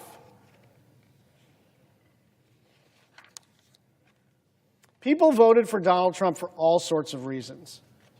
But no one voted for higher energy bills. No one voted for more frequent blackouts and brownouts and dirtier air and water. No one, whether you're a Democrat or a Republican or independent, wants that. I want to be clear. This fight is far from over. This fight over this bill is far from over. But even if this bill passes, it will set us back. But the fight for the planet is bigger than any one bill or vote, and that includes the big climate bill that we passed in the previous administration. and has any movement that has successfully mobilized and made changes knows progress is not linear. Progress always has setbacks and frustrations, and progress is not assured. States like Hawaii will continue to do everything that they can to protect our environment, and the rest of the world will move on without us, because doing nothing in the face of this worsening crisis is simply not an option. But make no mistake, what Congress is doing today will cost all of us in the years and decades to come. I yield the floor. President. Senator from Rhode Island. Mr. President, I rise today, and I will confess, I rise today a bit angry about this bill. This bill cooked up in back rooms, dropped at midnight, cloaked in fake numbers, with huge handouts to big Republican donors. It loots our country for some of the least deserving people you could imagine. When I first got here, this chamber filled me with awe and wonderment. Our leader, Harry Reid, frequently called me his happiest senator. Such was the awe and wonderment that I felt here. Today, I feel disgust. This piece of legislation is corrupt. This piece of legislation is crooked. This piece of legislation is a rotten racket. This place feels to me today like a crime scene. Get some of that yellow tape and put it around this chamber. The midnight transfer of wealth in this bill is disgusting. There's a backdrop here. The backdrop here is the wealth inequality in our country already, in which the wealthiest 1% of our population own 30% of the wealth, and the poorest half of our population together only own 3% of the wealth. Top 1%, third of the wealth. Bottom half of the population by income, 3% of the wealth. And against that backdrop, this bill transfers wealth from middle-class families to giant corporations, billionaires, and mega-billionaires. And it transfers wealth from our children and grandchildren to present-day billionaires by adding $5 trillion to the debt limit to run up the debt of the country to fund the tax giveaways to these special interests and wealthy billionaires. How do they do that? Take away health care from 16 million Americans. Give huge tax breaks to billionaires. Most families have someone sit down once a month and go through the bills. And you try to figure out what bills you can pay. You may not pay the whole insurance bill. You may just pay the minimum. You may not pay your whole credit card bill. You may just pay the minimum. You're aware of exactly how much money you have because you need to make those payments. That's kitchen table world. Billionaire world is different. You have a family office, you never see bills, you don't even know how much money you have, not even to the nearest $100,000. And you don't care because you got more than you could ever spend in your life. You could pay taxes, like regular people. But there's something about your acquisition of wealth that can't stop. So you won't pay taxes like a normal person. You demand special treatment. You pay less of a tax rate than a firefighter, for God's sake. And that's not enough for you. Now you come here to this Senate floor wanting even more favors. You already don't know how much money you have. You could pay regular taxes and it wouldn't take a day from sunning on your private island, a day from cruising in your private yacht, a jet trip on your private jet, a ski trip to your private chalet. Nothing in your life would change if you had to pay taxes like a regular person, but you just don't want to. And the third is, oh, I should add, on the tax breaks, a lot of it goes to corporations. This bill doesn't just give big tax breaks to big corporations. It gives big tax breaks to big corporations that move jobs and investment offshore away from America. And it just doesn't give tax breaks to corporations that move jobs and investment offshore away from America.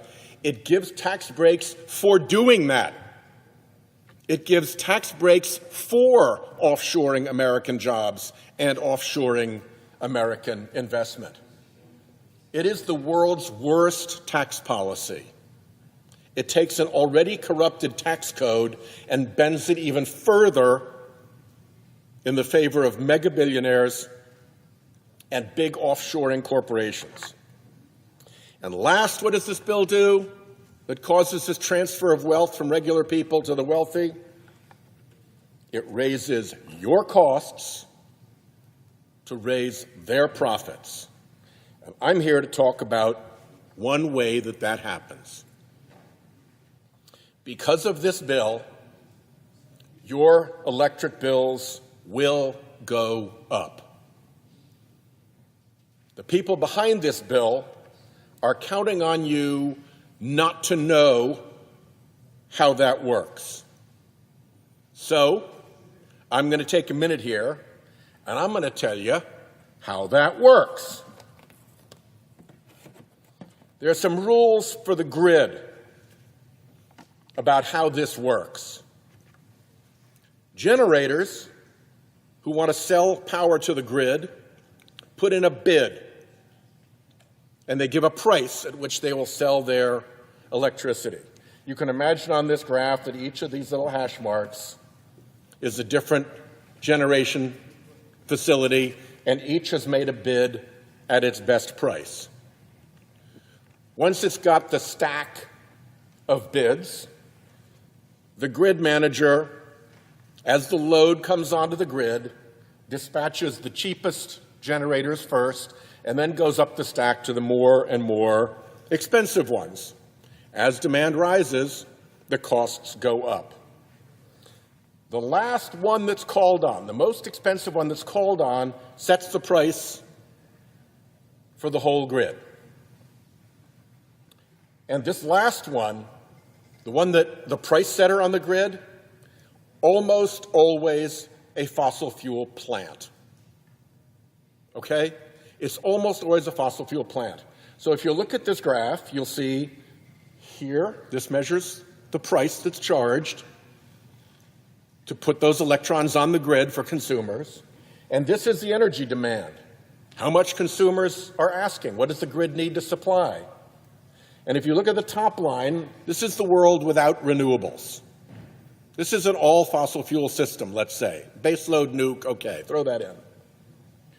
And as the demand goes up, the prices go up because more and more of these generators have to come online. And eventually, let's say you get to this point where you've got this much load on the grid and you've got this much supply and the price is set by that generator. That's the world without clean energy. Now you add clean energy, you add renewables to this equation. What do we know about the renewables. They're almost always cheaper. They're almost never the price setter. So they fill in down here, and they fill in below the price of the fossil fuel plant. So if you've got load requirement X and you live in fossil fuel only world, you're going to be paying that price for energy on the grid. All of it, because it's set by that price setter generator. But if you filled in with renewables, then you're down here for price for that much load. You're saving huge amounts of money. The grid is way more efficient with renewables in the mix. By the time you get to the same price that you had here for load X, for fossil fuel, you're all the way out here. You've got all this extra load served before you raise that price. That's the theory. That's how the system works. Let's see how clean energy fits in a specific area. Let's look at Texas. Oh, and by the way, last year, 95% of the power that came on the grid that filled in here was clean energy. If this bill kills clean energy growth, which is its intention, then it's going to kill off the power source that provided 95% of what was added to the grid last year. It is going to be a big, big hit. So let's look at the Texas grid, which is easy to talk about because it's a standalone grid. And somebody just did a study of the Texas grid. And they found that with renewables, and Texas is 30% renewables, okay? So we're in the with renewables situation. With renewables, the average price last August was $39 per megawatt hour. This was $39. And then they calculated what happened if you backed out all the solar that had been added. If it weren't for the solar driving this price down, instead of $39 per megawatt hour, it would have been somewhere between $55 and $90 per megawatt hour. Minimum $25 differential. Maybe more than twice the cost. The punchline, quoting from the report, had there been no growth in solar energy between 2018 and 2024, wholesale electric prices in 24 would have been at least 40% higher. Without the clean energy growth of that 95% of supply that came onto the grid that was clean energy last year, electricity prices would have been 40% higher. And where would that 40% have gone? It would have gone into the pockets of the fossil fuel industry that was setting that price as everybody had to pay more and more and more. So when you see the fossil fuel industry come here and take this shot at its clean energy competition in this bill after having flooded that side with political money, they're going to make a fortune off of this. And consumers will pay. That's how this bill robs you. It puts you back onto the fossil fuel side of that curve, not onto the clean energy added part of the curve, which lowers prices so dramatically. And as the report concluded, I'm quoting again, this isn't speculation or modeling, it's what actually happened in one of America's largest electricity markets. And by the way, while the fossil fuel polluters are out trying to damage their competition using the power of government and the influence of their dark money operation to do so, they're also damaging America's competitiveness against China. China's already putting 25 times the solar that we are putting onto their grid. That gives them huge advantages as they construct solar panels, design solar technologies, and offer that to the rest of the world. We're in a world market for solar technology, just like we're in a world market for electric vehicles. And the fossil fuel industry's desire to destroy the American solar market and to destroy the American electric vehicle market is about as unpatriotic as you can get, because it is taking these two technologies and saying, go for it, China, we're out. We're out. Have the entire international market for solar and for energy. We're not going to compete. We're going to load up our people with new taxes. We're going to tear away the subsidies. And by the way, the fossil fuel industry that's telling you this, they're the recipients of the biggest subsidy in world history. They get $700 billion a year in the United States alone from being allowed to pollute for free. It violates market economics to pollute for free. Milton Friedman, the most conservative economist, will tell you it's not proper market theory when somebody's polluting for free. The cost of the pollution should be in the price of the product. So they already benefit, the fossil fuel industry already benefits from the biggest subsidy in world history, $700 billion with a B, $700 billion every single year to compete unfairly against clean energy. And on top of that, they want to rip away the investments that have been made, and they want to put a new tax on clean energy, and they want to drive consumer prices back up to their fossil fuel model.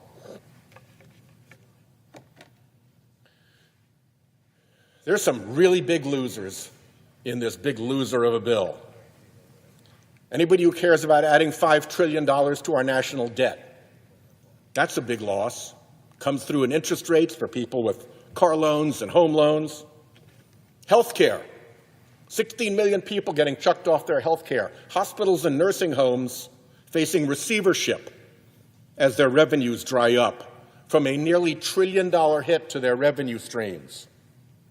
Taxpayers getting clobbered by an already corrupt tax code that this makes even worse for the individuals benefiting the most from the corruption of the tax code and who are the least deserving of our solicitude and who are the most able to pay. I promise you, there are people who will not know they even got this $300,000 individual billionaire benefit because they're so rich already it won't even count. And on the flip side of the coin, if they had to pay taxes like a normal American, they wouldn't even notice that either. They'd still be able to sun on their island, cruise on their yacht, ski in their chalet, and jet in their jet. And yet, we're breaking the bank to the tune of $5 trillion to take care of those people. Creepy billionaires who can't even count their wealth, but for some reason insist on coming to Congress and just seizing even more, looting the public trough. Offshoring corporations who get a special tax benefit for offshoring jobs and investment, moving them away from America. Remember, this was the America First agenda? Not when you look into the weeds of this crooked bill. So creepy billionaires, offshoring corporations, and, of course, fossil fuel polluters who want to pollute. They've got all the money in the world. They've made massive profits. They could do their own carbon removal and make their product safer. They choose not to.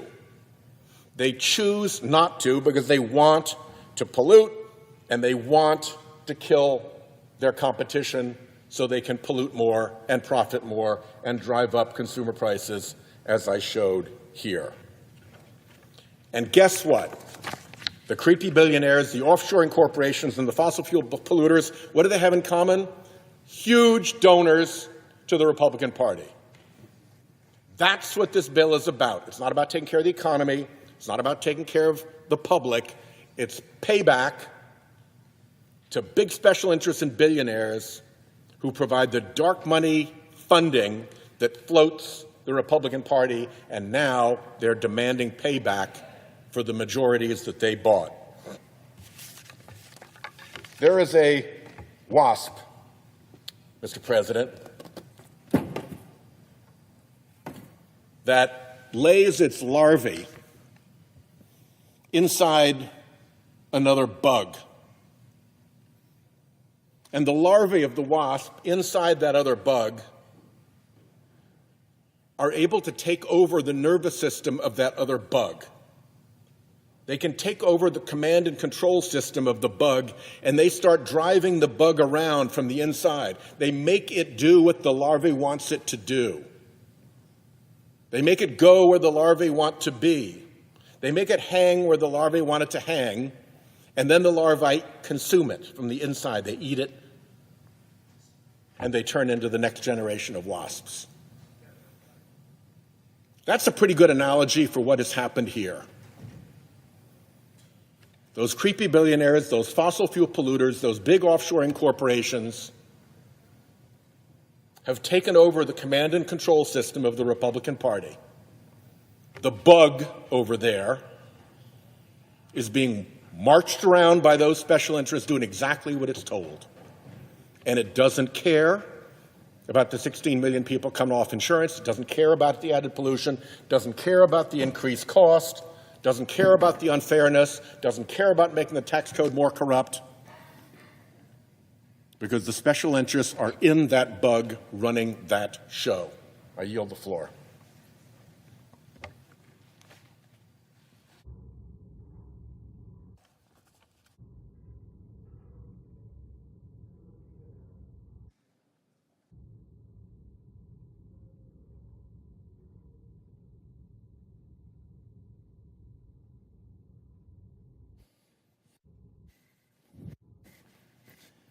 Mr. President. The senator from North Carolina. Thank you, Mr. President. Mr. President, I come today to explain my vote yesterday for voting against the motion to proceed on this bill. Mr. President, I spent most of my career in management consulting, managing large, complex enterprise projects, multi-year, thousands of hours, a lot of complexity that take people, process, and technology to make it work. I learned a lot in that career, and I was able to go to the legislature and take that mindset as a member of the minority for 2 terms, and then we got a majority in 2010, and I found myself being the Speaker of the House.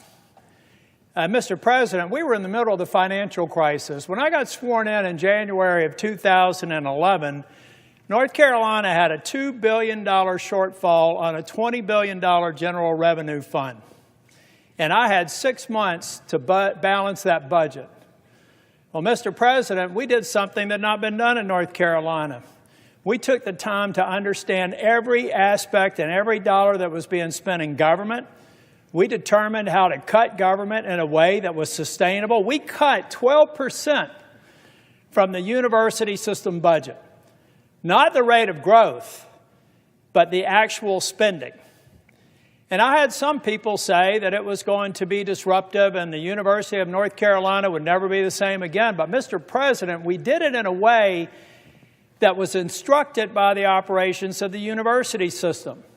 And we did it in a way in concert with the chancellors. And you know what happened, Mr. President? We actually balanced the budget. We did do those cuts. And the last time I checked, the North Carolina university system is still considered one of the greatest systems in the United States of America. Why do I use that example? Because the Medicaid proposal in this bill bears no resemblance to that kind of discipline and due diligence. It has no insights into how these provider tax cuts are going to be absorbed without harming people on Medicare. And even worse, most of my colleagues do not even understand on either side of the aisle the interplay of state-directed payments and the devastating consequences of the funding flows that are going to be before us. Mr. President, here's how I figured out the impact in North Carolina. I used to be Speaker of the House, and I like the Speaker and have a good relationship with the Speaker and the President Pro Tem, so I called them up. And I had my staff ask them if they would do an economic impact assessment on what this proposed bill would do to the Medicaid program in North Carolina.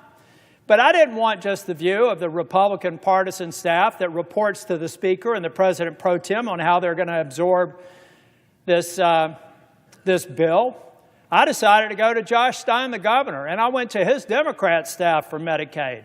I asked them to prepare an estimate, independent of the estimate that I had done with fiscal research. But I took a step further, Mr. President.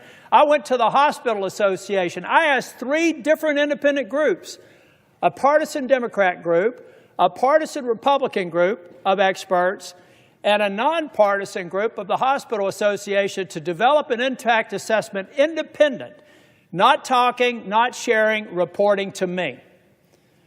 And what I found is the best case scenario is about a $26 billion cut. Now, we've got a delay, so it may be 2 years, it may be 1 year. All it does is make that $26 billion happen in year 1 or year 12, but the impact is the same, Mr. President, and it's indisputable. Now, when I actually presented this report that you can find on my website, I had people in the administration say, "You're all wet, you don't know what you're doing." I said, well, why don't we assemble a series of meetings? We're going to provide you our analytics. You go through it, tear it apart. I told about Mehmet Oz, who I consider to be one of the most capable people in the Trump administration. He's a brilliant man, and I'd encourage my Democrat colleagues to talk to him. He knows his stuff, and he's very focused on getting efficiencies out of CMS. So we had 3 different conference calls with CMS, with Oz on the phone and on the video, and me on the video. And I said this, guys, I would love nothing more than you to prove me wrong. I would love nothing more for you to tell me it's not $26 billion or $30 billion, that it's $2.6 billion or $2 billion or $200 million. But after 3 different attempts for them to discredit our estimates, the day before yesterday, they admitted that we were right. That between the state-directed payments and the cuts scheduled in this bill, there's a reduction of state-directed payments. And then there's the reduction of the provider tax. They can't find a hole in my estimate. So what they told me is that, yeah, it's rough, but North Carolina's used the system. They're going to have to make it work. All right. So what do I tell 663,000 people in 2 years or 3 years when President Trump breaks his promise by pushing them off of Medicaid because the funding's not there anymore, guys?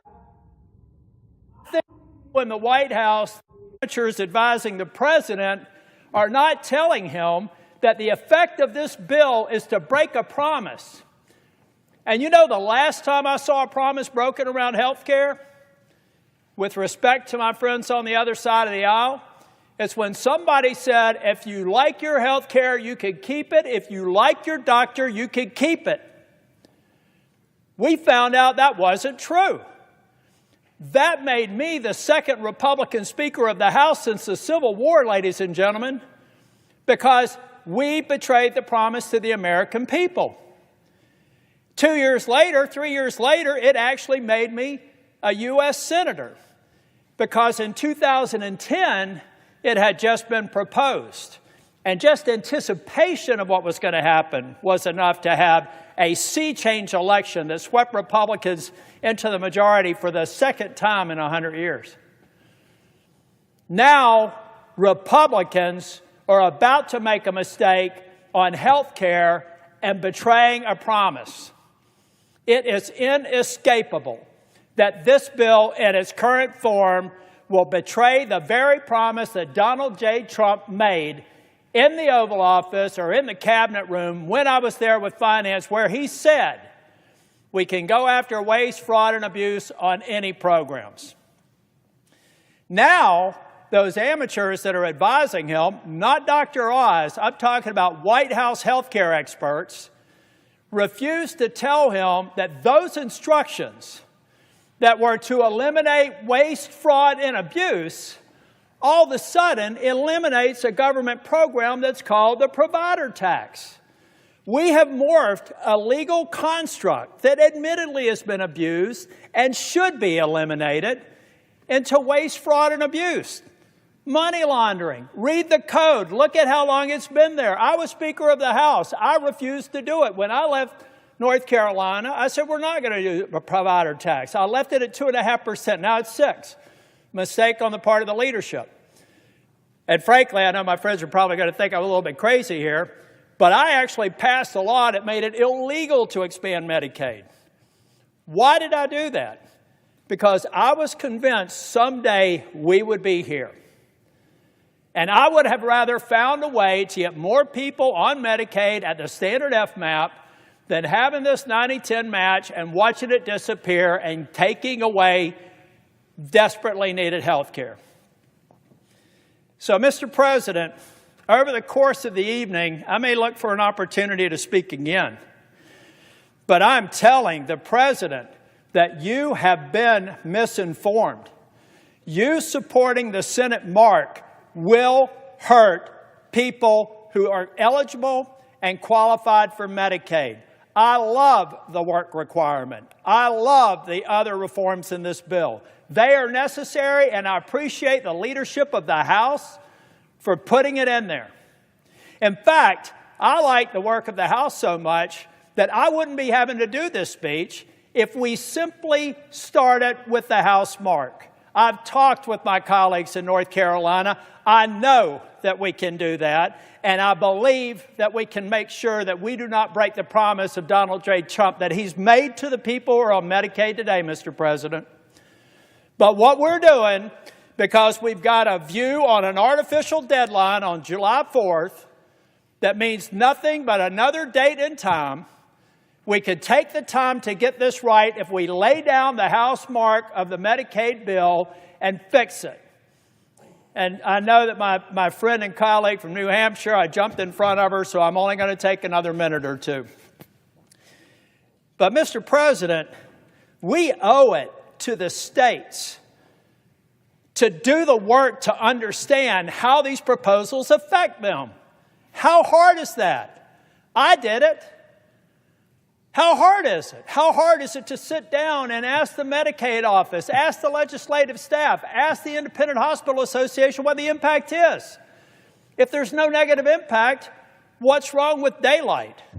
What's wrong with actually understanding what this bill does? Mr. President, I know what it does because I spent a career implementing complex systems, and then I had the privilege of being Speaker of the House, and I implemented them in a government setting. And since I've been here, I've focused on bills and watched their implementation from the cradle until they're fully implemented. Mr. President, we owe it to the American people, and I owe it to the people of North Carolina to withhold my affirmative vote until it's demonstrated to me that we've done our homework. We're going to make sure that we fulfill the promise, and then I can feel good about a bill that I'm willing to vote for. But until that time, I will be withholding my vote. Thank you, Mr. President.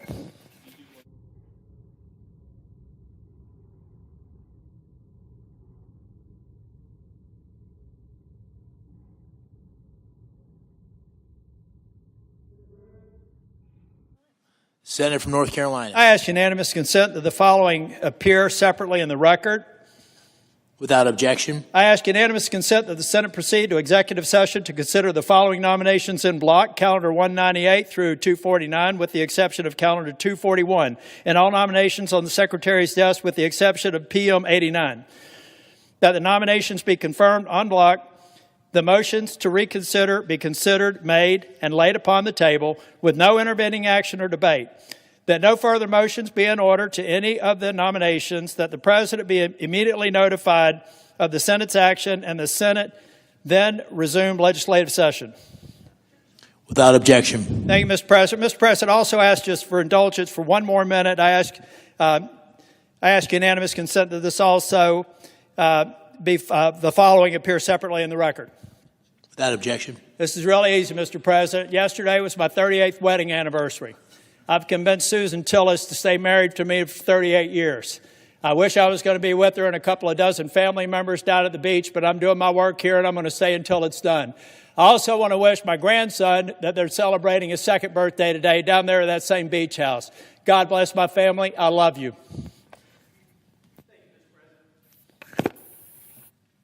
Mr. President.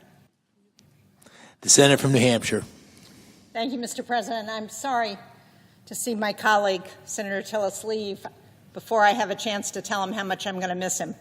And we have worked together on a number of things, including the Senate NATO Observer Group, and he's been a great partner, an excellent senator, and I'm sorry to hear that he's not going to be staying in this body. But, Mr. President, I'm really here on the floor to oppose the reconciliation bill that we're considering today. It would be the largest transfer of wealth from the poor to the rich in a single bill in our history. This legislation would take away health care from millions of Americans. It would cut food aid for millions more.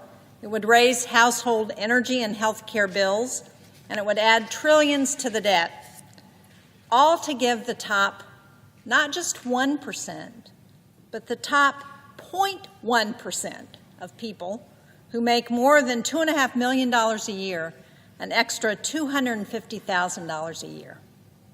At a moment when Americans are struggling with the high cost of living, this bill will take money out of the pockets of working people, the average household making less than $50,000.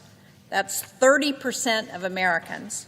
So 30% of Americans will lose about $700 a year from this bill. Now, here are some of the ways that it hurts middle-class Americans, the people who I'm very proud to represent in New Hampshire. Somehow the Senate took the bad bill, or what I thought was a bad bill from the House, and they made it much, much worse. This bill is the largest cut to health care in American history. In total, the bill proposes more than $1 trillion in cuts to Medicaid and the Affordable Care Act. $930 billion of that is Medicaid alone, and because of these cuts, more than 300 rural hospitals could close. More than 500 nursing homes could close.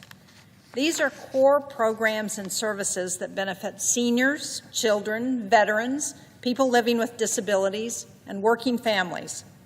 The Congressional Budget Office estimates that 17 million Americans, including 43,000 Granite Staters, will lose their health insurance.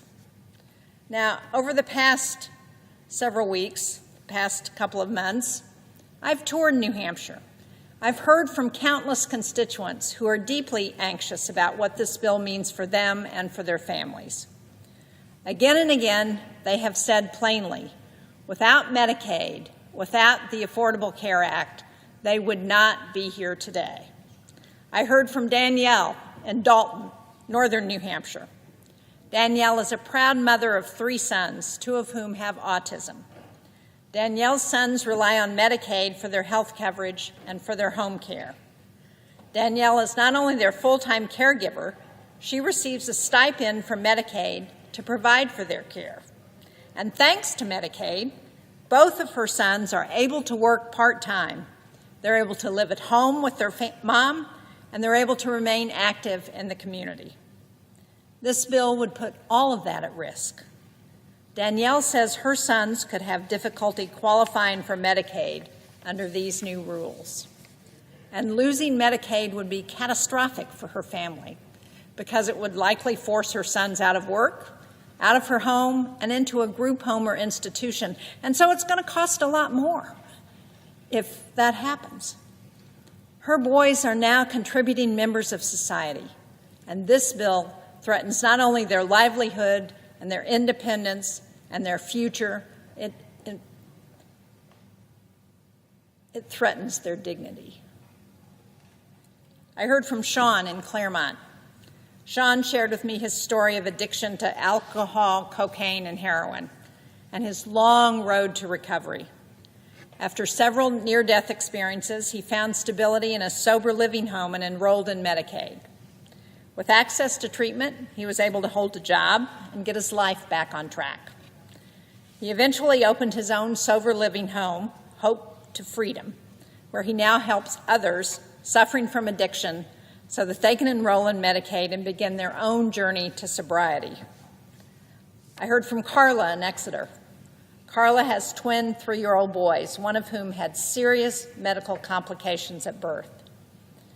Now, she always was able to have health insurance with her job, but as her family's medical bills piled up, she enrolled her son in Medicaid to ensure that he got the care that her family could not afford and her employee-sponsored health insurance wouldn't pay for. He still needs extensive care to this day, and losing her coverage would put her family into devastating medical debt. Probably the story that I heard that touched me as much as any was from a man in Berlin in northern New Hampshire. He had had a number of substance misuse issues, mental health challenges. He said, without Medicaid, without this center, we were at a center where Medicaid helped pay to support people who needed help. He said, without this, I would just give up. I would commit suicide because there would be nothing for me. These are just a handful of the countless stories I've heard these past few months. They're about real people. This bill isn't just words on a page. It's a direct attack on not only their health and their economic security, but their very dignity, their ability to have fulfilling lives and to contribute back to their communities and to society. We owe them better than this. This bill would also make catastrophic cuts to food assistance that's provided by the Supplemental Nutrition Assistance Program, also known as SNAP. During this time of high food prices, of increasing food insecurity, it's particularly critical for families to be able to rely on SNAP to help them keep food on the table. One of the ways this bill cuts the program is by requiring states to pay higher costs. Now, as the former governor of New Hampshire, I can tell you how much of a burden this is on our state's budget. And there are all kinds of provisions in this bill that are nothing but massive cost shifts to states. And this is one area. The bill puts food assistance at risk for families with teenage children, as well as older adults, veterans, and individuals experiencing homelessness. In New Hampshire, an estimated 1,000 older adults could lose SNAP access. These cuts will mean increased hunger across the country. You know, we talk a lot about kitchen table issues here. Passing this bill is an explicit vote to take food off of families' kitchen tables. I heard from Rachel. She's a care coordinator at a behavioral health center in Claremont, which is in the western part of New Hampshire. She told me, and I'm quoting here, SNAP is not just a program, it's a lifeline. For the parents I work with, it means being able to send their children to school with full stomachs and functioning minds. For caregivers struggling to make ends meet, it provides some peace of mind knowing there will be something on the table each night. And for children, many of whom are navigating mental health challenges, SNAP supports stability, dignity, and health during formative years. Without SNAP, the strain on these already vulnerable families would increase exponentially. And she goes on to say, finally, SNAP is not a handout. It's a step forward for families working hard to survive and succeed against overwhelming odds. And on the energy front, for families concerned about energy costs, this bill only offers more pain.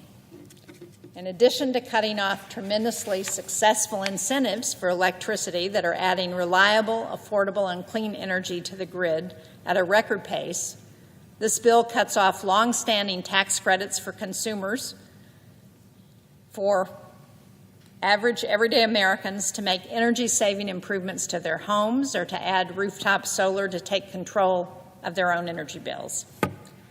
After countless promises to lower people's energy bills, this legislation would do just the opposite. Last year, 2.3 million families took advantage of the home energy efficiency tax credit and cut an average $130 off of their yearly energy bills. Now, that may not sound like a lot to the Mar-a-Lago crowd, but it makes a big difference for families in New Hampshire who worry about how they're going to heat their homes. American households are expected to pay an extra $170 billion in energy bills over the next 10 years thanks to misplaced priorities in this bill. And add to that 1.5 million good jobs that are likely to go away. And it makes you wonder if supporters of this bill have actually read it or if they actually care about American energy dominance. And on taxes, this bill spends more than $4 trillion on tax cuts, including nearly $1 trillion in new tax breaks for the biggest corporations. But for taxpayers earning less than $30,000 a year, they would see an average tax increase. Let me say that again, because I didn't say that quite right with the right emphasis. For taxpayers earning less than $30,000 a year, they would see an average tax increase in 2029. And these are the same families who are going to be harmed most by extreme cuts to Medicaid and SNAP. Families making under $50,000 are likely to be worse off, and some could lose more than $1,500 a year under this bill. So if you add to that the effects of Trump's tariffs, which raised the cost of living for a typical family by $2,000 a year, this makes it even worse for families. So the bottom 80% of households, those making less than $175,000, will be worse off on average under this bill. Now, I've talked about how this bill makes families pay more for health care, for energy and food, in order to give more money to billionaires. But there are a few other things that people should know. First, because of the trillions of dollars this bill would add to the debt, interest rates are likely to go up. That adds more than $1,000 a year for a typical mortgage. This bill makes it harder for students to afford the cost of college, and it removes debt protections for students who have been defrauded by their schools. And this bill actually tries to prohibit states from regulating AI for the next 10 years, making it that much harder to keep our kids safe online and to protect jobs from being lost to the use of this technology. You know, I was first elected to the New Hampshire State Senate more than 30 years ago. This bill that we're considering today would do more harm to more people than any other law I have seen in my entire time in public office. This bill makes having a family more expensive by raising the costs of energy, health care, and education. This bill takes food and health care away from seniors and families, and it does all of that. It does all of that to give trillions of dollars more to corporations and to the wealthiest, and it explodes our deficit in the process. That's not what the people of New Hampshire are asking for, and it's not what Americans deserve. And so to my colleagues in the Senate, I say this. At a moment when Americans are feeling squeezed by the cost of living, we should be doing something about that. Instead of gutting health care to pay for tax cuts, we should be expanding access to affordable quality care. Instead of turning our backs on working parents, we should be making housing more affordable, and we should ensure that every child has access to high-quality, affordable early education. Instead of cutting nutrition programs, let's make sure that no child in America goes hungry. Instead of driving up food and energy prices, let's invest in the programs that help American families succeed. President Trump calls this the big, beautiful bill, but it is a big betrayal of the American people. There's nothing beautiful about taking away health care and food from working families to give more money to billionaires. So I intend to vote against this legislation, and I urge all of my colleagues to do the same. I yield the floor. Mr. President. Senator from Illinois. Mr. President, I don't believe you can serve in the United States Senate without being at least an amateur student of history. You're overwhelmed in this chamber, which is where the Senate has met since 1859, to reflect on all of the things that have occurred in the past, and you remember your own experience there as well. I certainly do. This is my 29th year of service in the Senate, and I think back this evening of some of the things which I've witnessed and still stick with me. I can still see that door open and Ted Kennedy walk through it, summoned from his deathbed in Massachusetts to cast a deciding vote on the Affordable Care Act, Obamacare.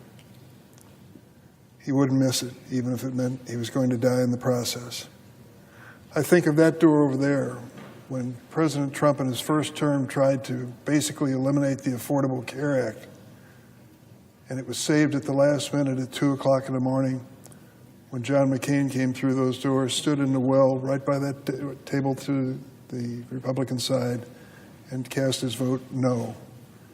He couldn't raise his arm. It had been damaged so badly when he served as a prisoner of war during Vietnam, but you knew how decisive his gesture was. And he saved health care for millions of Americans. There were other moments as well that I can reflect on. But the point I'd like to get to is this. There was a speech a few minutes ago on the floor of the United States Senate which every senator should have heard, particularly every Republican senator. A senator from North Carolina gave a speech, Senator Tillis, and explained why he had decided to vote against this Republican budget plan, this reconciliation bill. He explained it in a thoughtful and comprehensive and convincing way. That before he made his decision, he turned to Republicans in the state and Democrats and a neutral third party to analyze the bill. And he concluded, Mr. President, after that study, that careful study, that this measure, this changes in Medicaid and Medicare and other health programs would be a disaster for the state of North Carolina. He'd made it clear before tonight that he was going to vote against this bill. And he made it clear this morning that he's preparing to retire from the Senate. I felt his statement was compelling, and I'm sorry there weren't other members on the Republican side, at least one, beyond the presiding officer present, to hear it.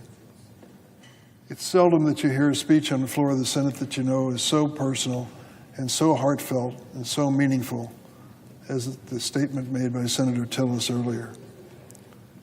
He made a decision which will be widely reported, I'm sure, and showed a level of political courage which you seldom see in this chamber. He basically said, in a positive way, that the president was wrong in believing that this wouldn't hurt ordinary people. This Republican measure, which is before us tonight, tomorrow, is going to hurt a lot of people. We estimate that 16 million American families will lose their health insurance as a result of this measure that's on the floor today. I've said it before, but I want to repeat it. If you have ever been the father of a new baby with a serious medical problem and you have no health insurance, you'll never forget that moment as long as you live. I know, I've been there. I went to the charity ward of Children's Hospital here as a student at Georgetown Law School with my wife and baby, and we waited in line to see which doctor would walk through the door and see my baby and save her life. You feel that you've let everybody down in the world at that point, that you don't have health insurance when you need it so badly. It means so much to you. This bill is designed to take health insurance away from 11 million families in America. 11 million families in America in a period of time will not have the peace of mind that they have access to the best care because they will have lost their health insurance. What is it about Donald Trump taking away coverage of health care? Why has this become the trademark of the Donald Trump Republican Party? He did it in his first term, or tried to, and John McCain stopped him. And now he's trying to do it again. The question is whether Senator Tillis and his Republican colleagues can muster enough courage to step up and find 4 Republican senators who will say, No. No, I'm not going there. I don't want it on my conscience or my record that I took health insurance away from so many American people. Now, you may argue, Durbin, you're a Democrat, and I am. And your arguments have to be tempered because you're so partisan, so political. Surely it isn't as bad as you just said it was. Well, let me read something to you. It's from a group called the American Cancer Society. I'm sure you've heard of them. This is their Cancer Action Network, and it's a letter to the Senate from Lisa Lacasse, president of the American Cancer Society Cancer Action Network. And here's what she says about the measure that's pending before us now that we're being asked to vote on. From the American Cancer Society Cancer Action Network, quote, "History will be made with this vote. Congress has one last chance to stop this unprecedented attack on access to health care for millions of Americans, including cancer patients and survivors. Congress can say no to terminating health coverage for nearly 11 million people who will have no other affordable option available to them if this bill passes. Currently, 1 in 10 people with a history of cancer have Medicaid coverage, including 1 in 3 kids who are newly diagnosed with cancer. We know having quality health coverage is one of the most significant factors in whether someone survives a cancer diagnosis. Voting for this bill means voting to rip the chance of survival away from real people." She goes on to say, "Simply put, this bill will mean more Americans are living sicker and dying sooner." And then she said, "Lives are on the line." So if you're skeptical about anything that I say because of my partisan background, I understand it. But for goodness sakes, from the American Cancer Society, to have such a definitive statement made that this measure that we're being asked to vote on is going to harm innocent people, men, women, and children. That's a fact. And Mr. President, I might add another short message that we received from the Children's Hospital Association. The Children's Hospital Association. Matthew Cook is their president and CEO. And here's what he says about this bill that is pending. The new version of the budget reconciliation bill is a crisis for children's health care, hospitals, and providers nationwide. And we ask Congress to oppose it as an act of support for American children. This bill goes much too far. The bill amounts to fewer doctors and nurses to see your child, longer wait times, and sicker children. We know that the impacts of poor pediatric health care reverberate for a lifetime. From the Children's Hospital Association. Neither of these organizations are partisan organizations. And they have confirmed what Senator Tillis said earlier on behalf of the state of North Carolina and what those of us on this side of the aisle are saying all along. Why would we risk the lives and well-being of so many children, so many American families? What is it about the $1 trillion which we will take out of the healthcare system in America that is so pressing, so demanding that we're willing to make these big risks? I'll tell you what it is. It is the extension of tax breaks. Tax breaks for the wealthiest people. Oh, Durbin, you Democrats always talk about billionaires and millionaires. That can't be true. Senator Angus King is here. He told me that he did an analysis of the actual tax breaks. And if I remember correctly, if you do a cutoff of income of $400,000 a year and said anyone over that figure is not going to receive any tax break, you would reduce the cost of this tax program by 60% or more. 60% or more. So when we talk about tax breaks for the wealthiest people in America, that's exactly what this is about. I want to give tax breaks, if I can, to working families who struggle from paycheck to paycheck. But for goodness sakes, a $346,000 tax cut for Elon Musk, the richest man on earth? What are we thinking?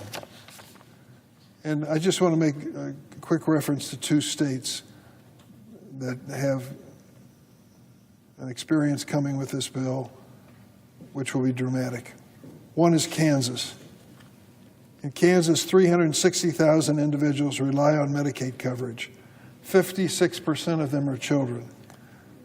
But with this bill, 89,000 people in Kansas are going to lose their health insurance. In Kansas, Medicaid covers 1/3 of births, 58% of nursing home residents. What happens when Medicaid does not pay for enough money into the nursing home to keep your mother under good care, or your father, or someone in your family? What do you do next? Well, you exhaust the savings that are available to your family. And if that isn't enough, what's next? I don't know, but when I grew up as a kid, there was a spare bedroom in my grandparents' home for brothers and sisters who had no place else to go. I suppose that's going to happen to some families. Already, 28 rural hospitals in Kansas are at immediate risk of closure. To think that this measure would have no impact on those families and those communities is just plain wrong. In the adjoining state of Missouri, which I grew up across the river in Mississippi River, grew up in Illinois, I grew up across the river from St. Louis, Missouri, 1.2 million individuals rely on Medicaid coverage. 50% are children. With this bill, 250,000 people in Missouri are projected to lose their health insurance. Medicaid covers 40% of births in Missouri, 65% in nursing homes. Already 10 rural hospitals in Missouri are at immediate risk of closure. Mr. President, you know as well as I do what happens in small town America, rural America, when they close the hospital. It is devastating, not just because you don't have access to quality health care, because you just lost a major economic engine for that community. Try to attract a new business to that town after the hospital closes, and watch what you run into. It is that devastating. And that is the reality of this approach. And why are we doing it? What is the national emergency that calls on us to make this change? Tax breaks for the wealthiest people in America. That is what's motivating the Republicans now. I want to close and just say thank you to Senator Tillis. He's shown extraordinary courage. The question is whether others will join him, whether 4 Republican senators will step up and say enough. I've heard enough, I've seen enough, I believe this is wrong. There are ways we can help people who need a tax break rather than the wealthiest people that won't damage so many families, 11 million, 16 million, whatever the number turns out to be, who lose health insurance. I hope that we come to our senses and do it soon. I hope that what Senator Tillis said on the floor will inspire members of his own caucus to listen carefully, to know that he speaks the truth, and he has taken great political risk to say it. I yield the floor.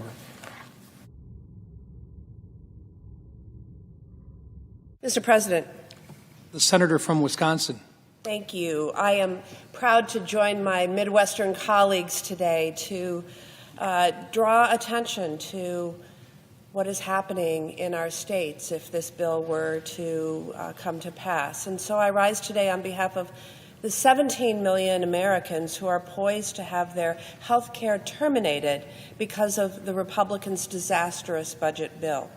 And while I'm laser focused on the nearly 260,000 Wisconsinites whose health care will be placed in jeopardy by this measure, I realize that so many Americans who reside in states that are represented by Republicans don't have a voice in this fight right now on this Senate floor. You know, I have traveled my state extensively listening to people talk about how this bill would impact them and their families. And I've shared those stories. I've uplifted those stories, sometimes right here on the Senate floor and sometimes in other ways. But I know that my Republican colleagues are getting the same influx of phone calls and letters that I'm getting from parents of children with disabilities, from the elderly and folks who are working hard but just can't keep up. These are constituents who are downright scared that they will have a rug pulled out from under them. And I know my Republicans are hearing from their rural hospitals and their pediatricians who are clear about what this bill will mean for their ability to keep their doors open and to care for their patients. According to reports, my colleague from Kentucky even admitted as much behind closed doors last week, saying that, I know a lot of us are hearing from people back home about Medicaid, but rather than committing to join us in this fight, he said they'll get over it, and urged his colleagues to forge ahead with this bill. Won't fight for these Americans. I think it's well past time that some of us do. And that is why I'm proud to be standing with my Midwestern Democratic colleagues to do and say something about it.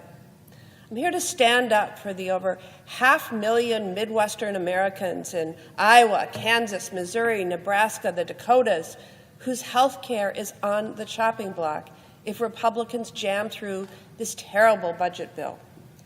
In just those 6 states alone, over 340,000 Americans will lose their Affordable Care Act coverage, and over 225,000 Americans will be kicked off Medicaid if the Republicans get their bill and their way.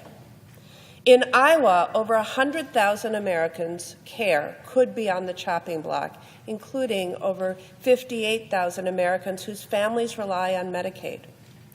When we talk about hundreds of thousands of people losing health care coverage, it can sometimes get lost that this actually means people, not numbers. The numbers we're talking about are people.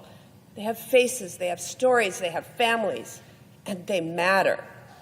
Take Patrick Kearns, a registered nurse in Iowa City at the VA Medical Center and father of 2 adult children with disabilities. He told the Des Moines Register, "My children are not scamming a system. The idea that they're somehow gaming the system at the detriment to the rest of society, especially when people like Elon Musk are using words like parasite to describe my children? Anger doesn't quite encompass how I feel," he continued. "I just find it shocking that you would go after truly the most vulnerable people as if they are somehow conducting fraud. These folks are barely surviving." In Kansas, where nearly 90,000 Americans' health coverage is at risk, including 18,000 Kansans on Medicaid, Kathy and Jacob shared the story of their adopted sister, Maria, who suffered a traumatic brain injury at just 7 weeks old. Because of Medicaid, the family could afford at-home nursing services before their sister passed away in 2024. Jacob told the Kansas Reflector, "This is not right or left. This is truly a human right. Yes, we want to get rid of fraud. People using the support that's not fraud, that's called helping people live the best life in the most respectful and dignified way possible." In Missouri, 250,000 Americans' care is on the chopping block, including over 100,000 with Medicaid. In the suburb of St. Louis, Sandra told the Kaiser Family Foundation Health News that she worries about her 24-year-old daughter, Sarah, and the 24-hour care she needs, including in-home nursing. Sandra said, "I really and truly don't know what I would do if we lost the Medicaid home care. I have no plan whatsoever. It is not sustainable for anyone to do infinite 24-hour care without dire physical health, mental health, and financial consequences, especially as we parents get into our elder years." In Nebraska, 74,000 people could lose coverage, including 26,000 Americans on Medicaid. Dr. Ann Anderson Berry, who works at the Children's Hospital in Omaha, Nebraska, told Nebraska Public Media that these cuts would greatly harm those in Nebraska's rural communities. According to Dr. Anderson Berry, this is not just a health care issue. It's a workforce issue, an education issue, and economic issues. Communities without access to safe childbirth cannot attract or retain young families. They struggle to grow and they suffer generational consequences. Nebraska simply deserves better. Our rural families deserve better. Cutting Medicaid may save money on a spreadsheet, but it will cost lives in real communities and put the expensive burden of care back on our communities. In South Dakota, 31,000 Americans' insurance is at risk under this bill, including 12,000 Americans on Medicaid. Retired family physician Tom Dean from Wessington Springs shared his concerns about what the cuts to Medicaid will mean for nursing homes and the health of moms and babies. He told the South Dakota Searchlight, "I'm really frightened about the impact it will have on nursing homes. Medicaid is a major payer for prenatal, delivery, and postpartum care, and that's a major concern, especially in rural areas." I know that my Republican colleagues are hearing these stories from their constituents, and we need to make sure that they can't ignore them. These stories and the people behind them make all the difference in this fight to protect Medicaid. I'm proud to give them a voice in the Senate as my Republican colleagues continue their crusade to rip away health care from 17 million Americans. The American people don't like this bill, and that includes Americans who live in red, blue, and purple states. We're going to keep ringing the alarm bells on behalf of Americans in every corner, every part of this nation, and protect the critical coverage working families need and deserve. Lives depend upon it. I yield.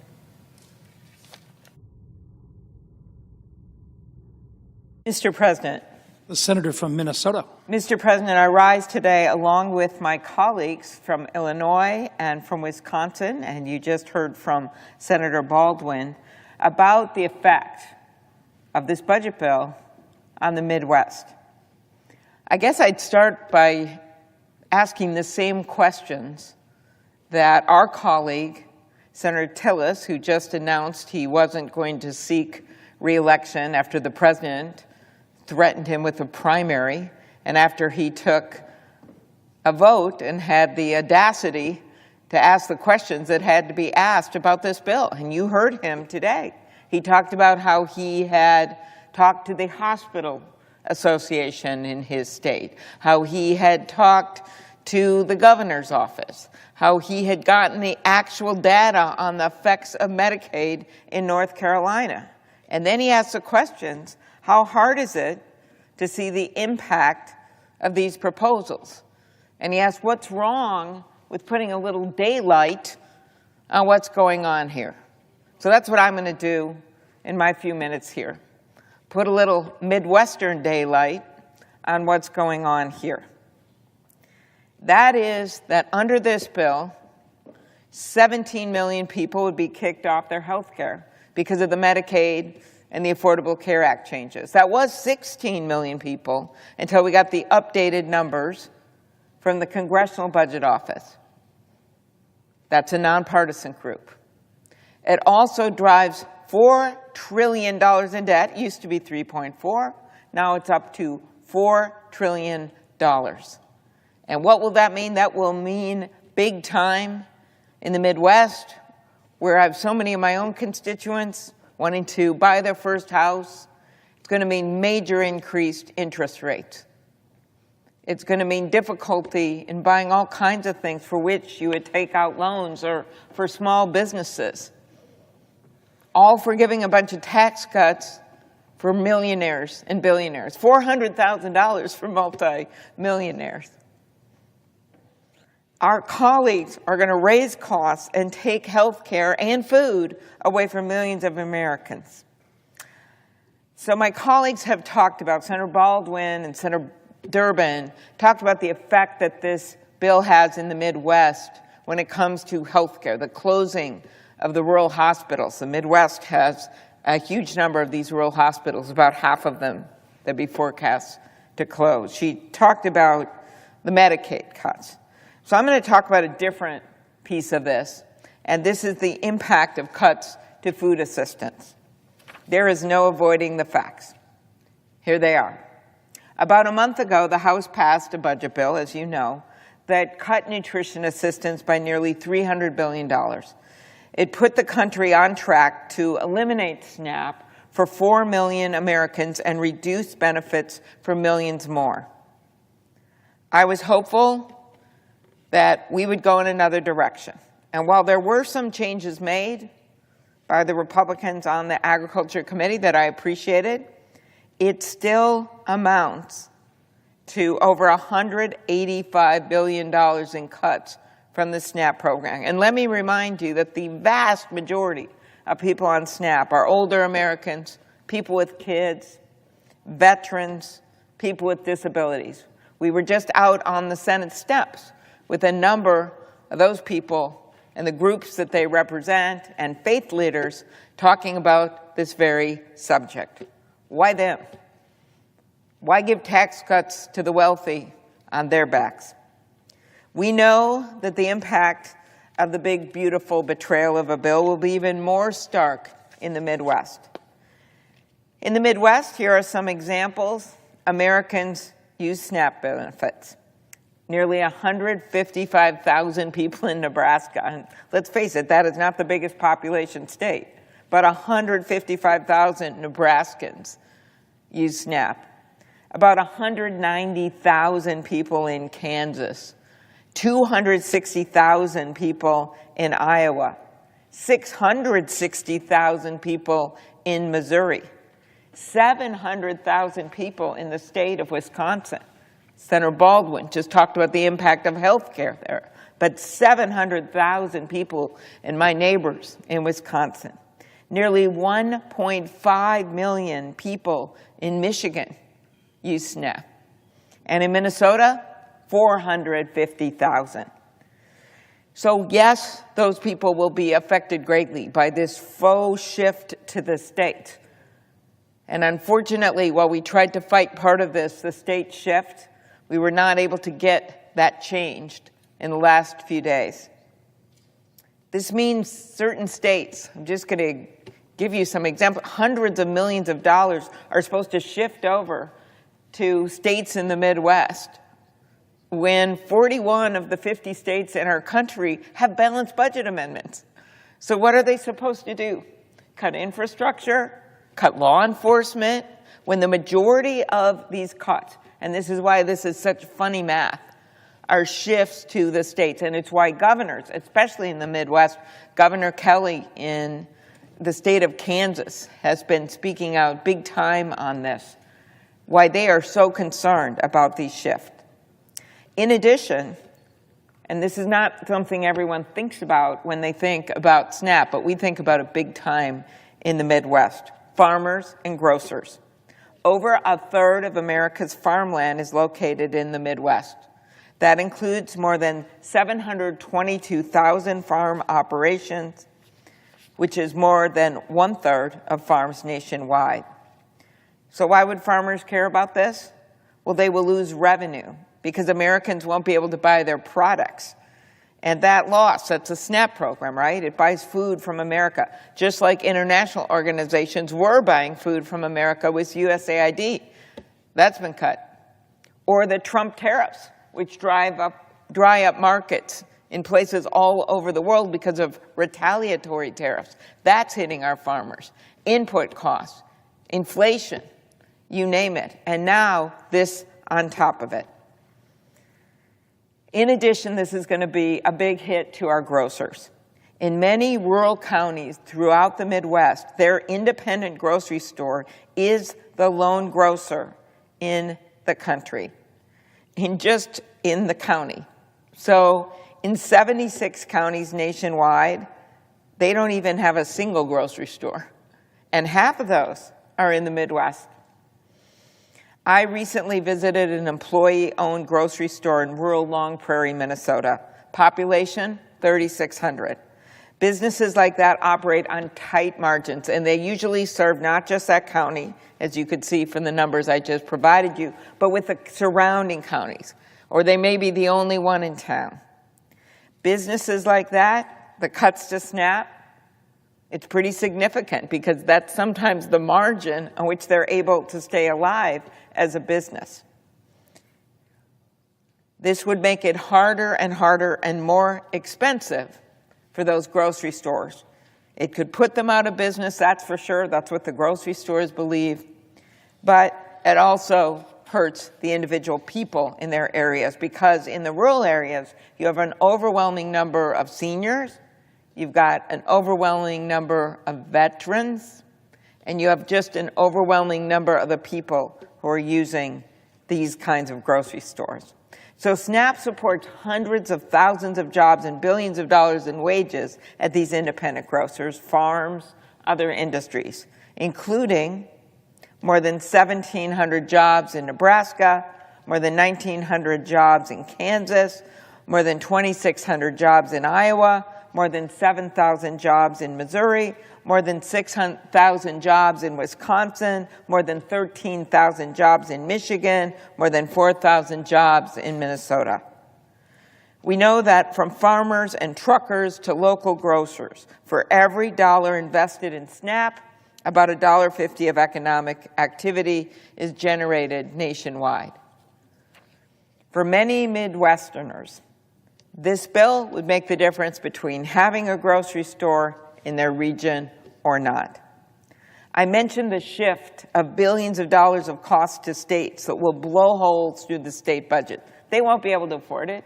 And sadly, our Republican colleagues know this, because 44 states have this balanced budget rule. And they're going to be forced to choose between paying the cost for food and paying for critical services. That is why 23 Democratic governors, all of them, just laid out in a letter to Congress. These cuts don't just increase state costs, they make it nearly impossible for states to effectively plan for these long-term budget impacts. Those are governors from Kentucky, with Governor Beshear, to Arizona, with Governor Hobbs. Across the entire nation, we heard from these governors.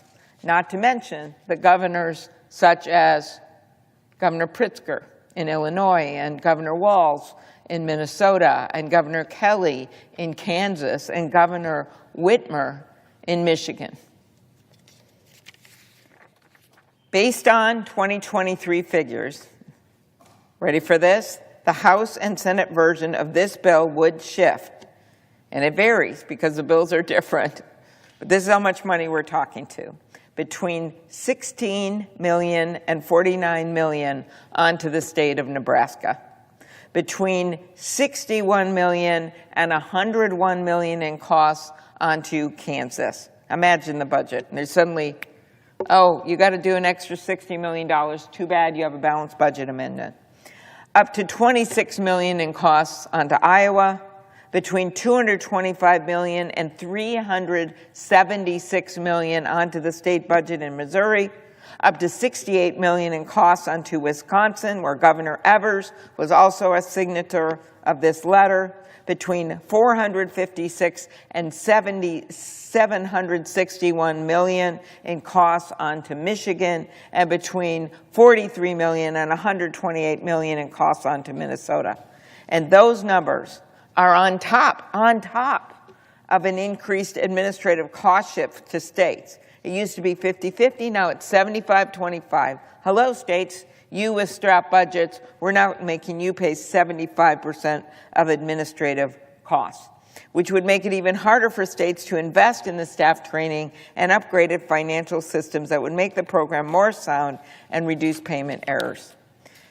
It's not just the state budgets that will be affected. In many states, including Minnesota and Wisconsin, it is counties rather than the states that run the SNAP program. So I had a visit from some of the rural counties, and they talk about living off a margin, a thin margin, trying to help their taxpayers, trying to get this done. In states like Minnesota and Wisconsin that believe in strong local government, big surprise, our states and a number of other sort of states with bigger rural areas have decided we'd rather have the counties do this. So now these cost shifts will go directly to these county governments, and you would not believe the numbers of what they would have to do to increase their taxes in these rural counties. They said, we can't do that. So if that happens, they will have to raise their local property taxes or cut county services. In the past, we have said that if you're raising kids or taking care of an older relative, we're going to help you feed your family, even if you don't have a job. This reconciliation bill would change that. It would withhold food assistance from families raising kids over the age of 13 and adults 55 and up if they don't meet the new requirements. The Senate bill also eliminates an existing exemption for veterans, homeless people, and former foster youth, an exemption my Republican colleagues supported in the Fiscal Responsibility Act just 2 years ago. So this is a shift among the party. The Republican Party actually said this was a good idea to have exemptions for vets and homeless people and former foster youth. Not anymore. These are people who are already struggling, veterans who have sacrificed to serve our country. I believe that when our veterans signed up to serve, there wasn't a waiting line, and when they're in this country and they need help with food, or they need a job, or they need a home, there shouldn't be a waiting line in the United States of America. So everyone that I've talked to about this, just as Senator Tillis was saying about Medicaid in North Carolina, and I've spent time on this. I visit all 87 counties in my state every year. I'm up to 49. So I've been able to talk to people who aren't political, who are Republicans, talk to people I just run into in rural grocery stores, in the vegetable line. I mean, I have talked to a ton of people. And what they have said to the store managers, to the food shelf volunteers, to those that take SNAP, this isn't a good idea. That's what the public opinion polls say. Fox News poll, 60% of people say this bill is a bad idea. 2 to 1 say it's going to help wealthy people and not them. Well, they're right about that. This is a betrayal of the middle class, and it only takes 4 of our colleagues, and 4 in the House, by the way, to stand up and say, we need to rewrite this thing. Let's start over. With that, I yield the floor.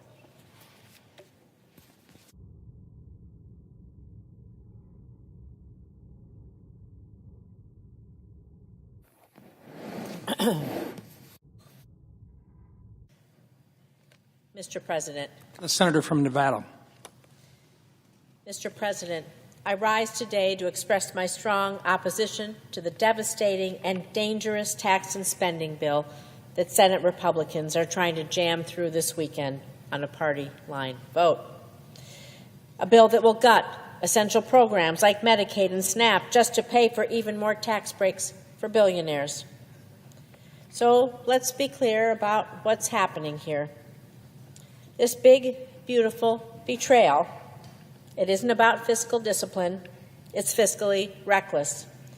It isn't about responsibility or doing what's best for average Americans. It's about misguided priorities. It's about giving more to the ultra-wealthy on the backs of hard-working families. This bill will take away health care and food assistance from people and families who need it most, just so D.C. Republicans can pay more for tax cuts for those who need them the least. D.C. Republicans want to have more tax cuts for those who need them the least. Once again, Republicans in Congress are putting the interests of the ultra-wealthy above the needs of hardworking families, children with disabilities, seniors, and Americans who rely on Medicaid each and every day.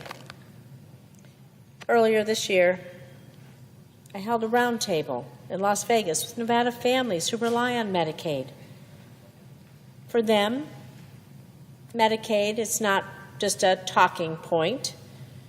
They're not simply pay-fors in a budget bill. Medicaid is a lifeline. It literally keeps their children alive. I talked to people like Jessica, whose daughter Kay, well, she's 4 years old. She was born with Down syndrome and was recently diagnosed with type 1 diabetes.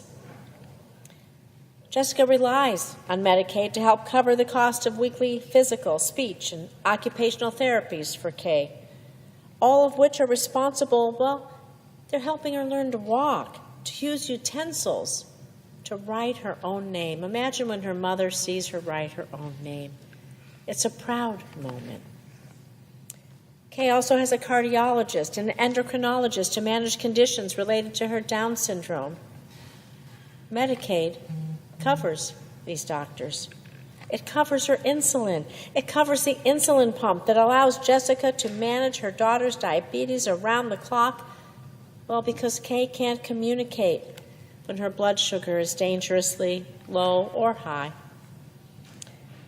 And Jessica said something at that round table I'll never forget.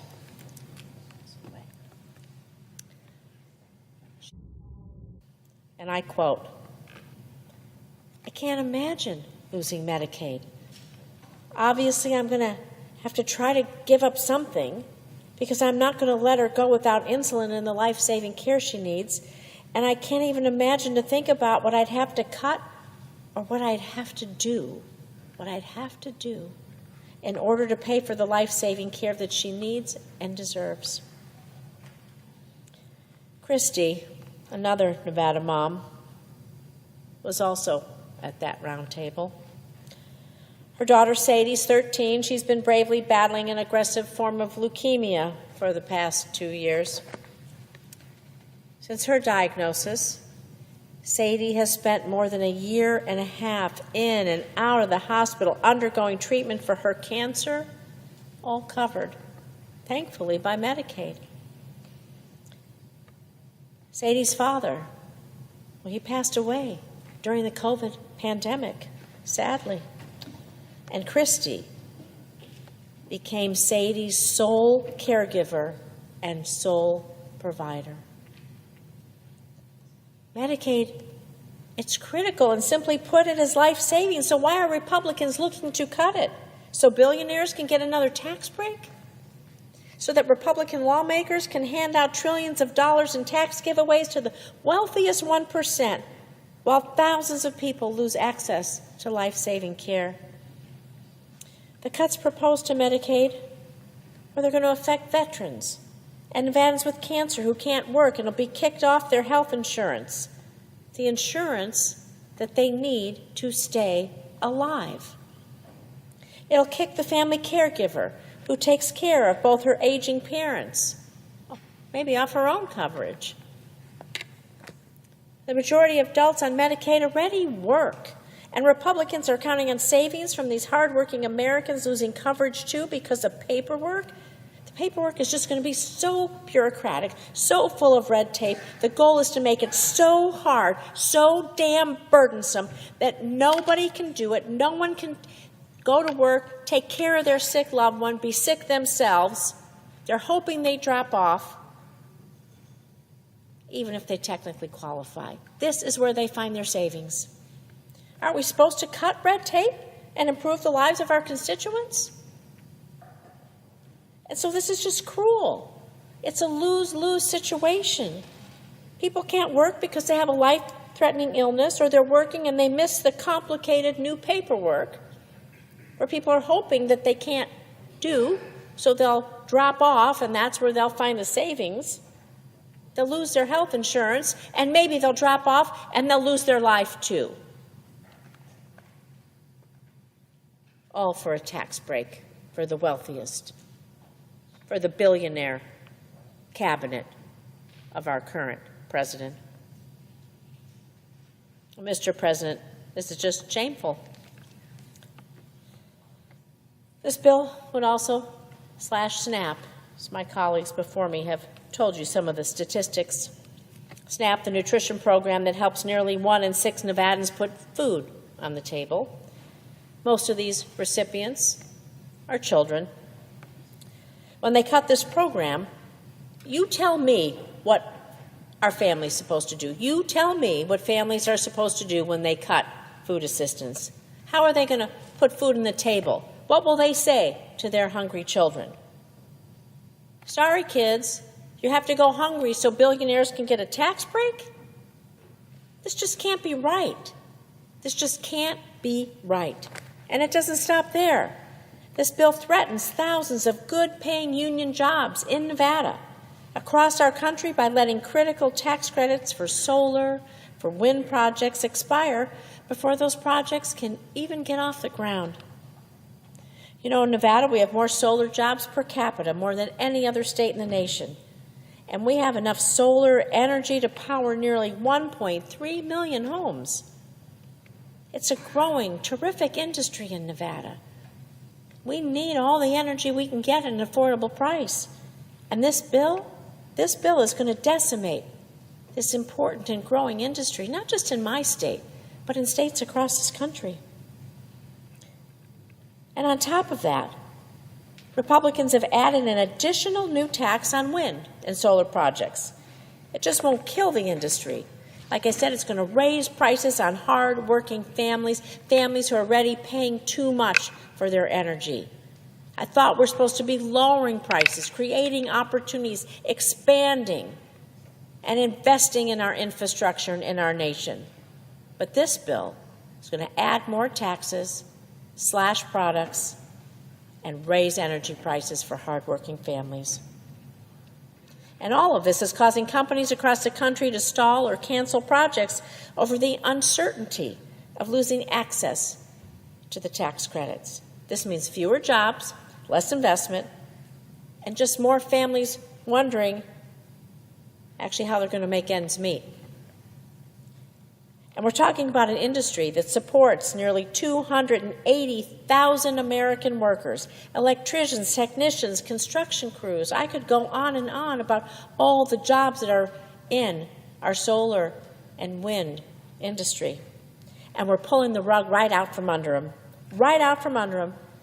and killing thousands, hundreds of thousands of clean energy jobs. Again, I'm going to remind you, all of this for one purpose and one purpose alone, to give tax breaks to billionaires. So anyone who supports this bill is not pro-worker. They're not looking out for underdogs, for hardworking families. They're just focused on making the rich, well, richer. And I'm not going to stand by and let families lose access to their health care, to their food assistance, to their jobs. Also, billionaires can pad their pockets. And I want to remind people what we did when we used the reconciliation process. We expanded health insurance subsidies, and for the first time, we gave Medicare the authority to negotiate for lower drug prices for our seniors. We invested in our clean energy future. We cut costs for families instead of cutting lifelines. And this D.C. Republican bill is extreme. It's cruel, and it's not what the American people want. People want lower costs. People want economic security. Parents want their kids to have care when they're sick and a fair shot to thrive. They don't want their future sold off to billionaires. So I say to my Republican colleagues, please don't turn your backs. Please don't turn your backs on families who need you, who need this the most. I want you to come look at my Nevada moms and my Nevada dads in the eyes and tell them they don't matter, that their children don't matter, that their lives of their kids don't matter because they won't get the care they need. And I shudder to think of the consequences. Please come to Nevada, sit with these parents, and tell them that they don't matter. I don't know how you could face them and gut Medicaid to give billionaires a tax cut, but that's what you're about to do. And the American people deserve better. And I will fight every single step of the way to make sure that they get it. Thank you, Mr. President, and I yield the floor.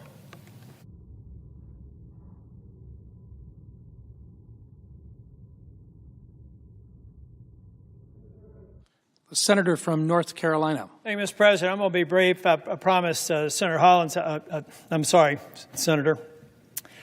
Going to be about 5 minutes. This is an easy one. Number one, I should have probably said this earlier.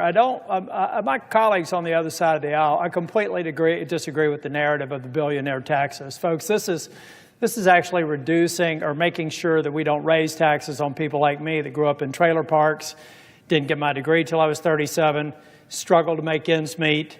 Those people benefit from that. I've read the bill. I think most of you know I'm detail-oriented. It's not what it seems.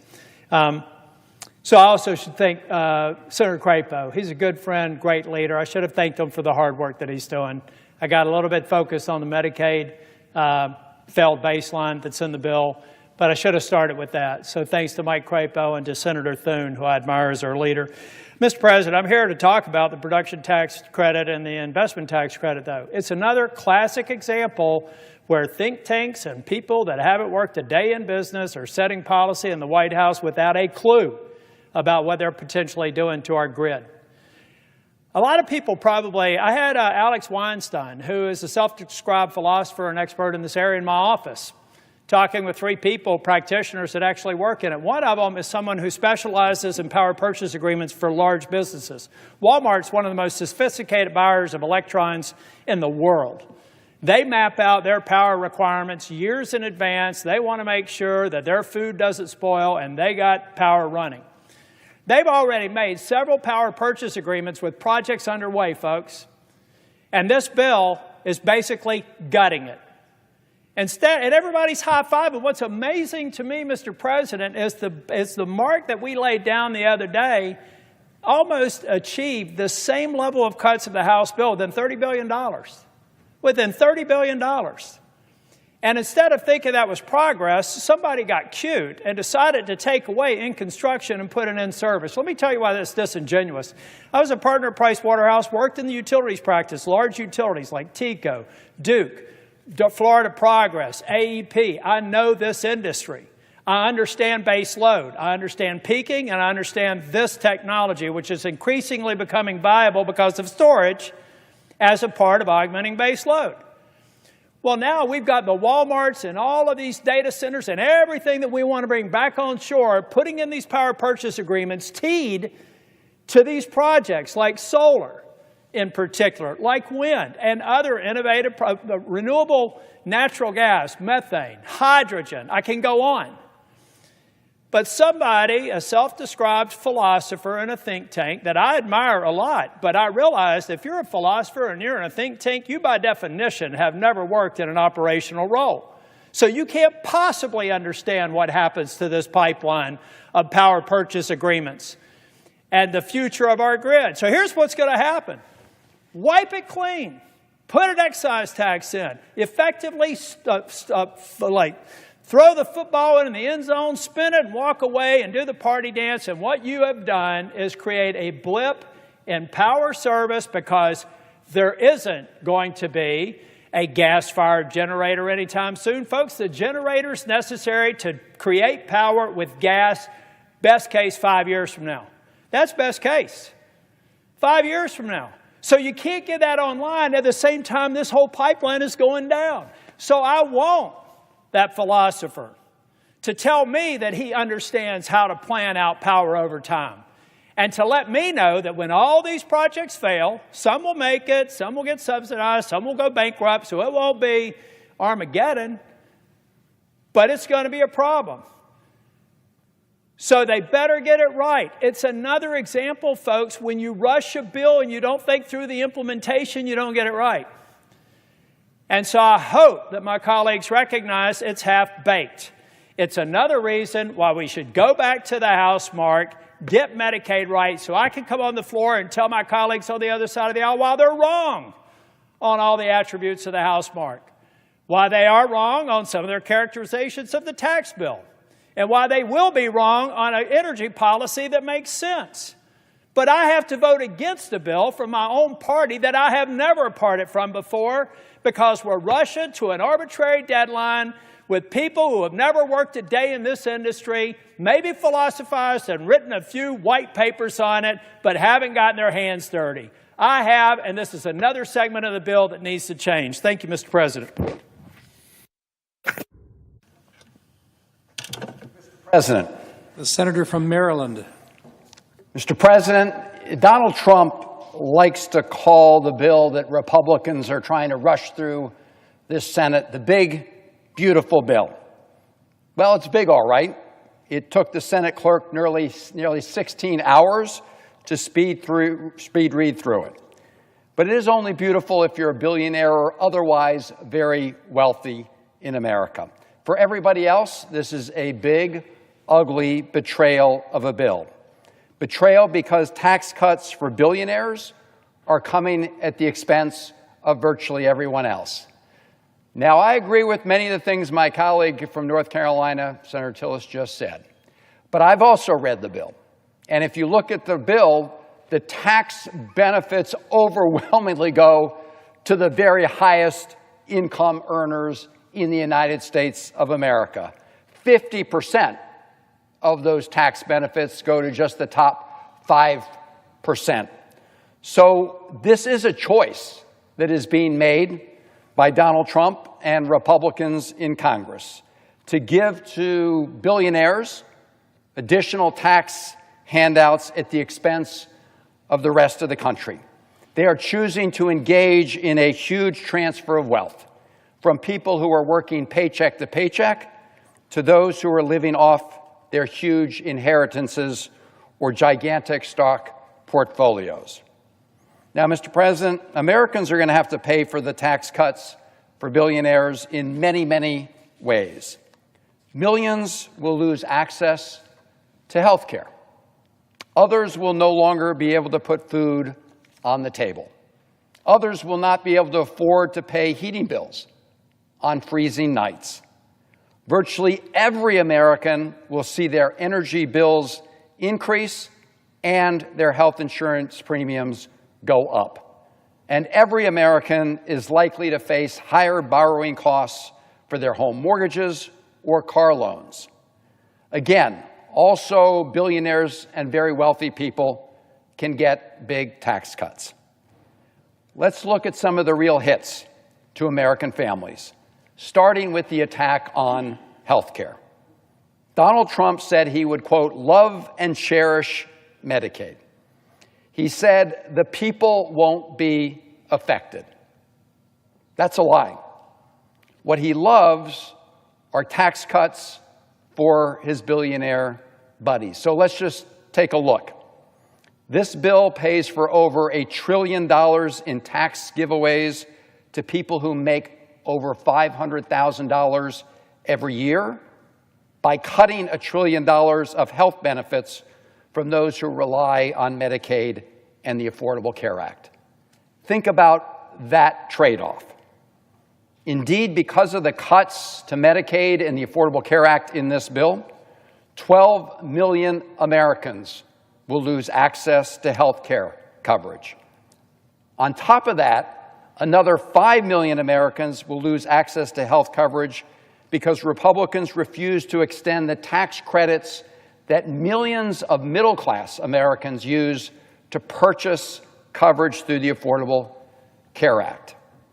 So while extending tax cuts for the very wealthy, they are not extending the health care tax credits that middle-class Americans use to help afford health insurance. The result of these cuts and the refusal to extend those tax credits means that nearly 17 million of our fellow Americans will lose access to health care coverage. In my state of Maryland, that's 229,000 of my fellow Marylanders. And who are these Americans? Who are these Marylanders? They're babies and children. Medicaid and the Children's Health Insurance Program covers 38 million children in America, 700,000 children in Maryland. Medicaid covers 40% of births in America, over 40% of births in Maryland. More mothers will die during pregnancy-related deaths as a result of pregnancy-related deaths if this bill passes. I think we also know that Medicaid is especially important to helping people through the vulnerable stages of their lives. It covers 1 in 4 people with mental health or substance use disorders. It's the primary payer for long-term health services, covering 60% of nursing home residents. If even a fraction of those residents lose coverage, entire nursing homes can close. And those families will have to figure out how to care for their expelled loved ones. An analysis that was done estimates that as many as 500 health care or nursing homes could close because they're on the cusp. Rural hospitals are also especially vulnerable, and it's estimated that up to 300 rural hospitals could close if this bill passes. Americans with disabilities, Medicaid is absolutely essential to their lives. It helps them receive home and community-based care so they don't have to choose between getting the care they need and being separated from their loved ones. A study by Yale University and the University of Pennsylvania predicts that this bill before the Senate will result in over 51,000 preventable deaths each year. Preventable deaths. So officially, the death certificates will say that somebody passed away because they had late-stage cancer. It was detected too late, because they couldn't get the preventative care they needed. Or an accident occurred at a nursing home because there were not enough nurses on site. But those reasons, those conditions will have been set because this bill passed. And again, making millions of Americans more vulnerable to pay for tax cuts for the ultra-wealthy is unconscionable, but it is the choice being made in this bill. Now, 17 million people who will lose their health coverage is a very big number to wrap our heads around. So I want to read just a few stories of Marylanders who rely on Medicaid and who have been watching closely this whole effort that has unfolded on the floor of the United States Senate. I had a call from one of my constituents who has a son. Her son takes chemotherapy, and it relies on those chemotherapy treatments to sustain his life. She wrote to me that if he loses access to his health insurance, that it would be, quote, a death sentence. Another Marylander wrote to me about his autistic son, who is still able to work, but who depends entirely on Medicaid for support. He also said, please don't let the Senate pass this bill. And the stories go on and on and on. Just the other day, Senator Alsobrooks and I had a telephone town hall, had 12,000 Marylanders joining us. And after that call, we received many more stories about people who would really be in desperate shape if they lost access to their health coverage. Now, Mr. President, on top of the 17 million Americans who stand to lose their health coverage, all other Americans are likely to see higher premiums, because what happens when you have uncompensated care is more people go to the emergency rooms at the hospital, and those hospitals can't just eat all those additional costs. And at the end of the day, those additional costs cycle through the system in the form of higher premiums for others. And we are already seeing that impact in Maryland as insurance companies today look at the possible liability that they will have going forward as a result of this legislation. Now, beyond the 17 million who will lose access to affordable health care, you also have millions of Americans who are going to be hit as a result of the cuts to the food and nutrition programs, the SNAP programs. We're going to see a whopping 20% cut, $200 billion, to the SNAP program. Over 40 million Americans get some kind of help from that food and nutrition program, and over 3 million of them will lose their SNAP benefits entirely. Others will see rising costs. In Maryland, it's going to impact 684,000 people most of whom are families with kids. Now, Mr. President, in addition to 17 million Americans losing access to health care coverage, in addition to the 40 million Americans who will be impacted by cuts to food and nutrition programs, I want to just focus for a moment on another hit to American households. Some of us have discussed it on this Senate floor before, but it hasn't gotten as much attention. And it relates to the energy bills Americans pay, including their electric bills, because this bill will drive them up because it directly attacks the production of more clean energy. And less energy with rising demand means higher costs for households. I don't know if folks remember about a year ago when Donald Trump had a steak dinner at Mar-a-Lago, where he begged 20 fossil fuel CEOs for campaign cash. It was reported on at the time. Well, he succeeded in raking in hundreds of millions of dollars in campaign donations, and now we see the payoff in this bill to those powerful special interests. And that payoff comes in two forms. First, this bill gives big oil companies a new $1 billion tax break.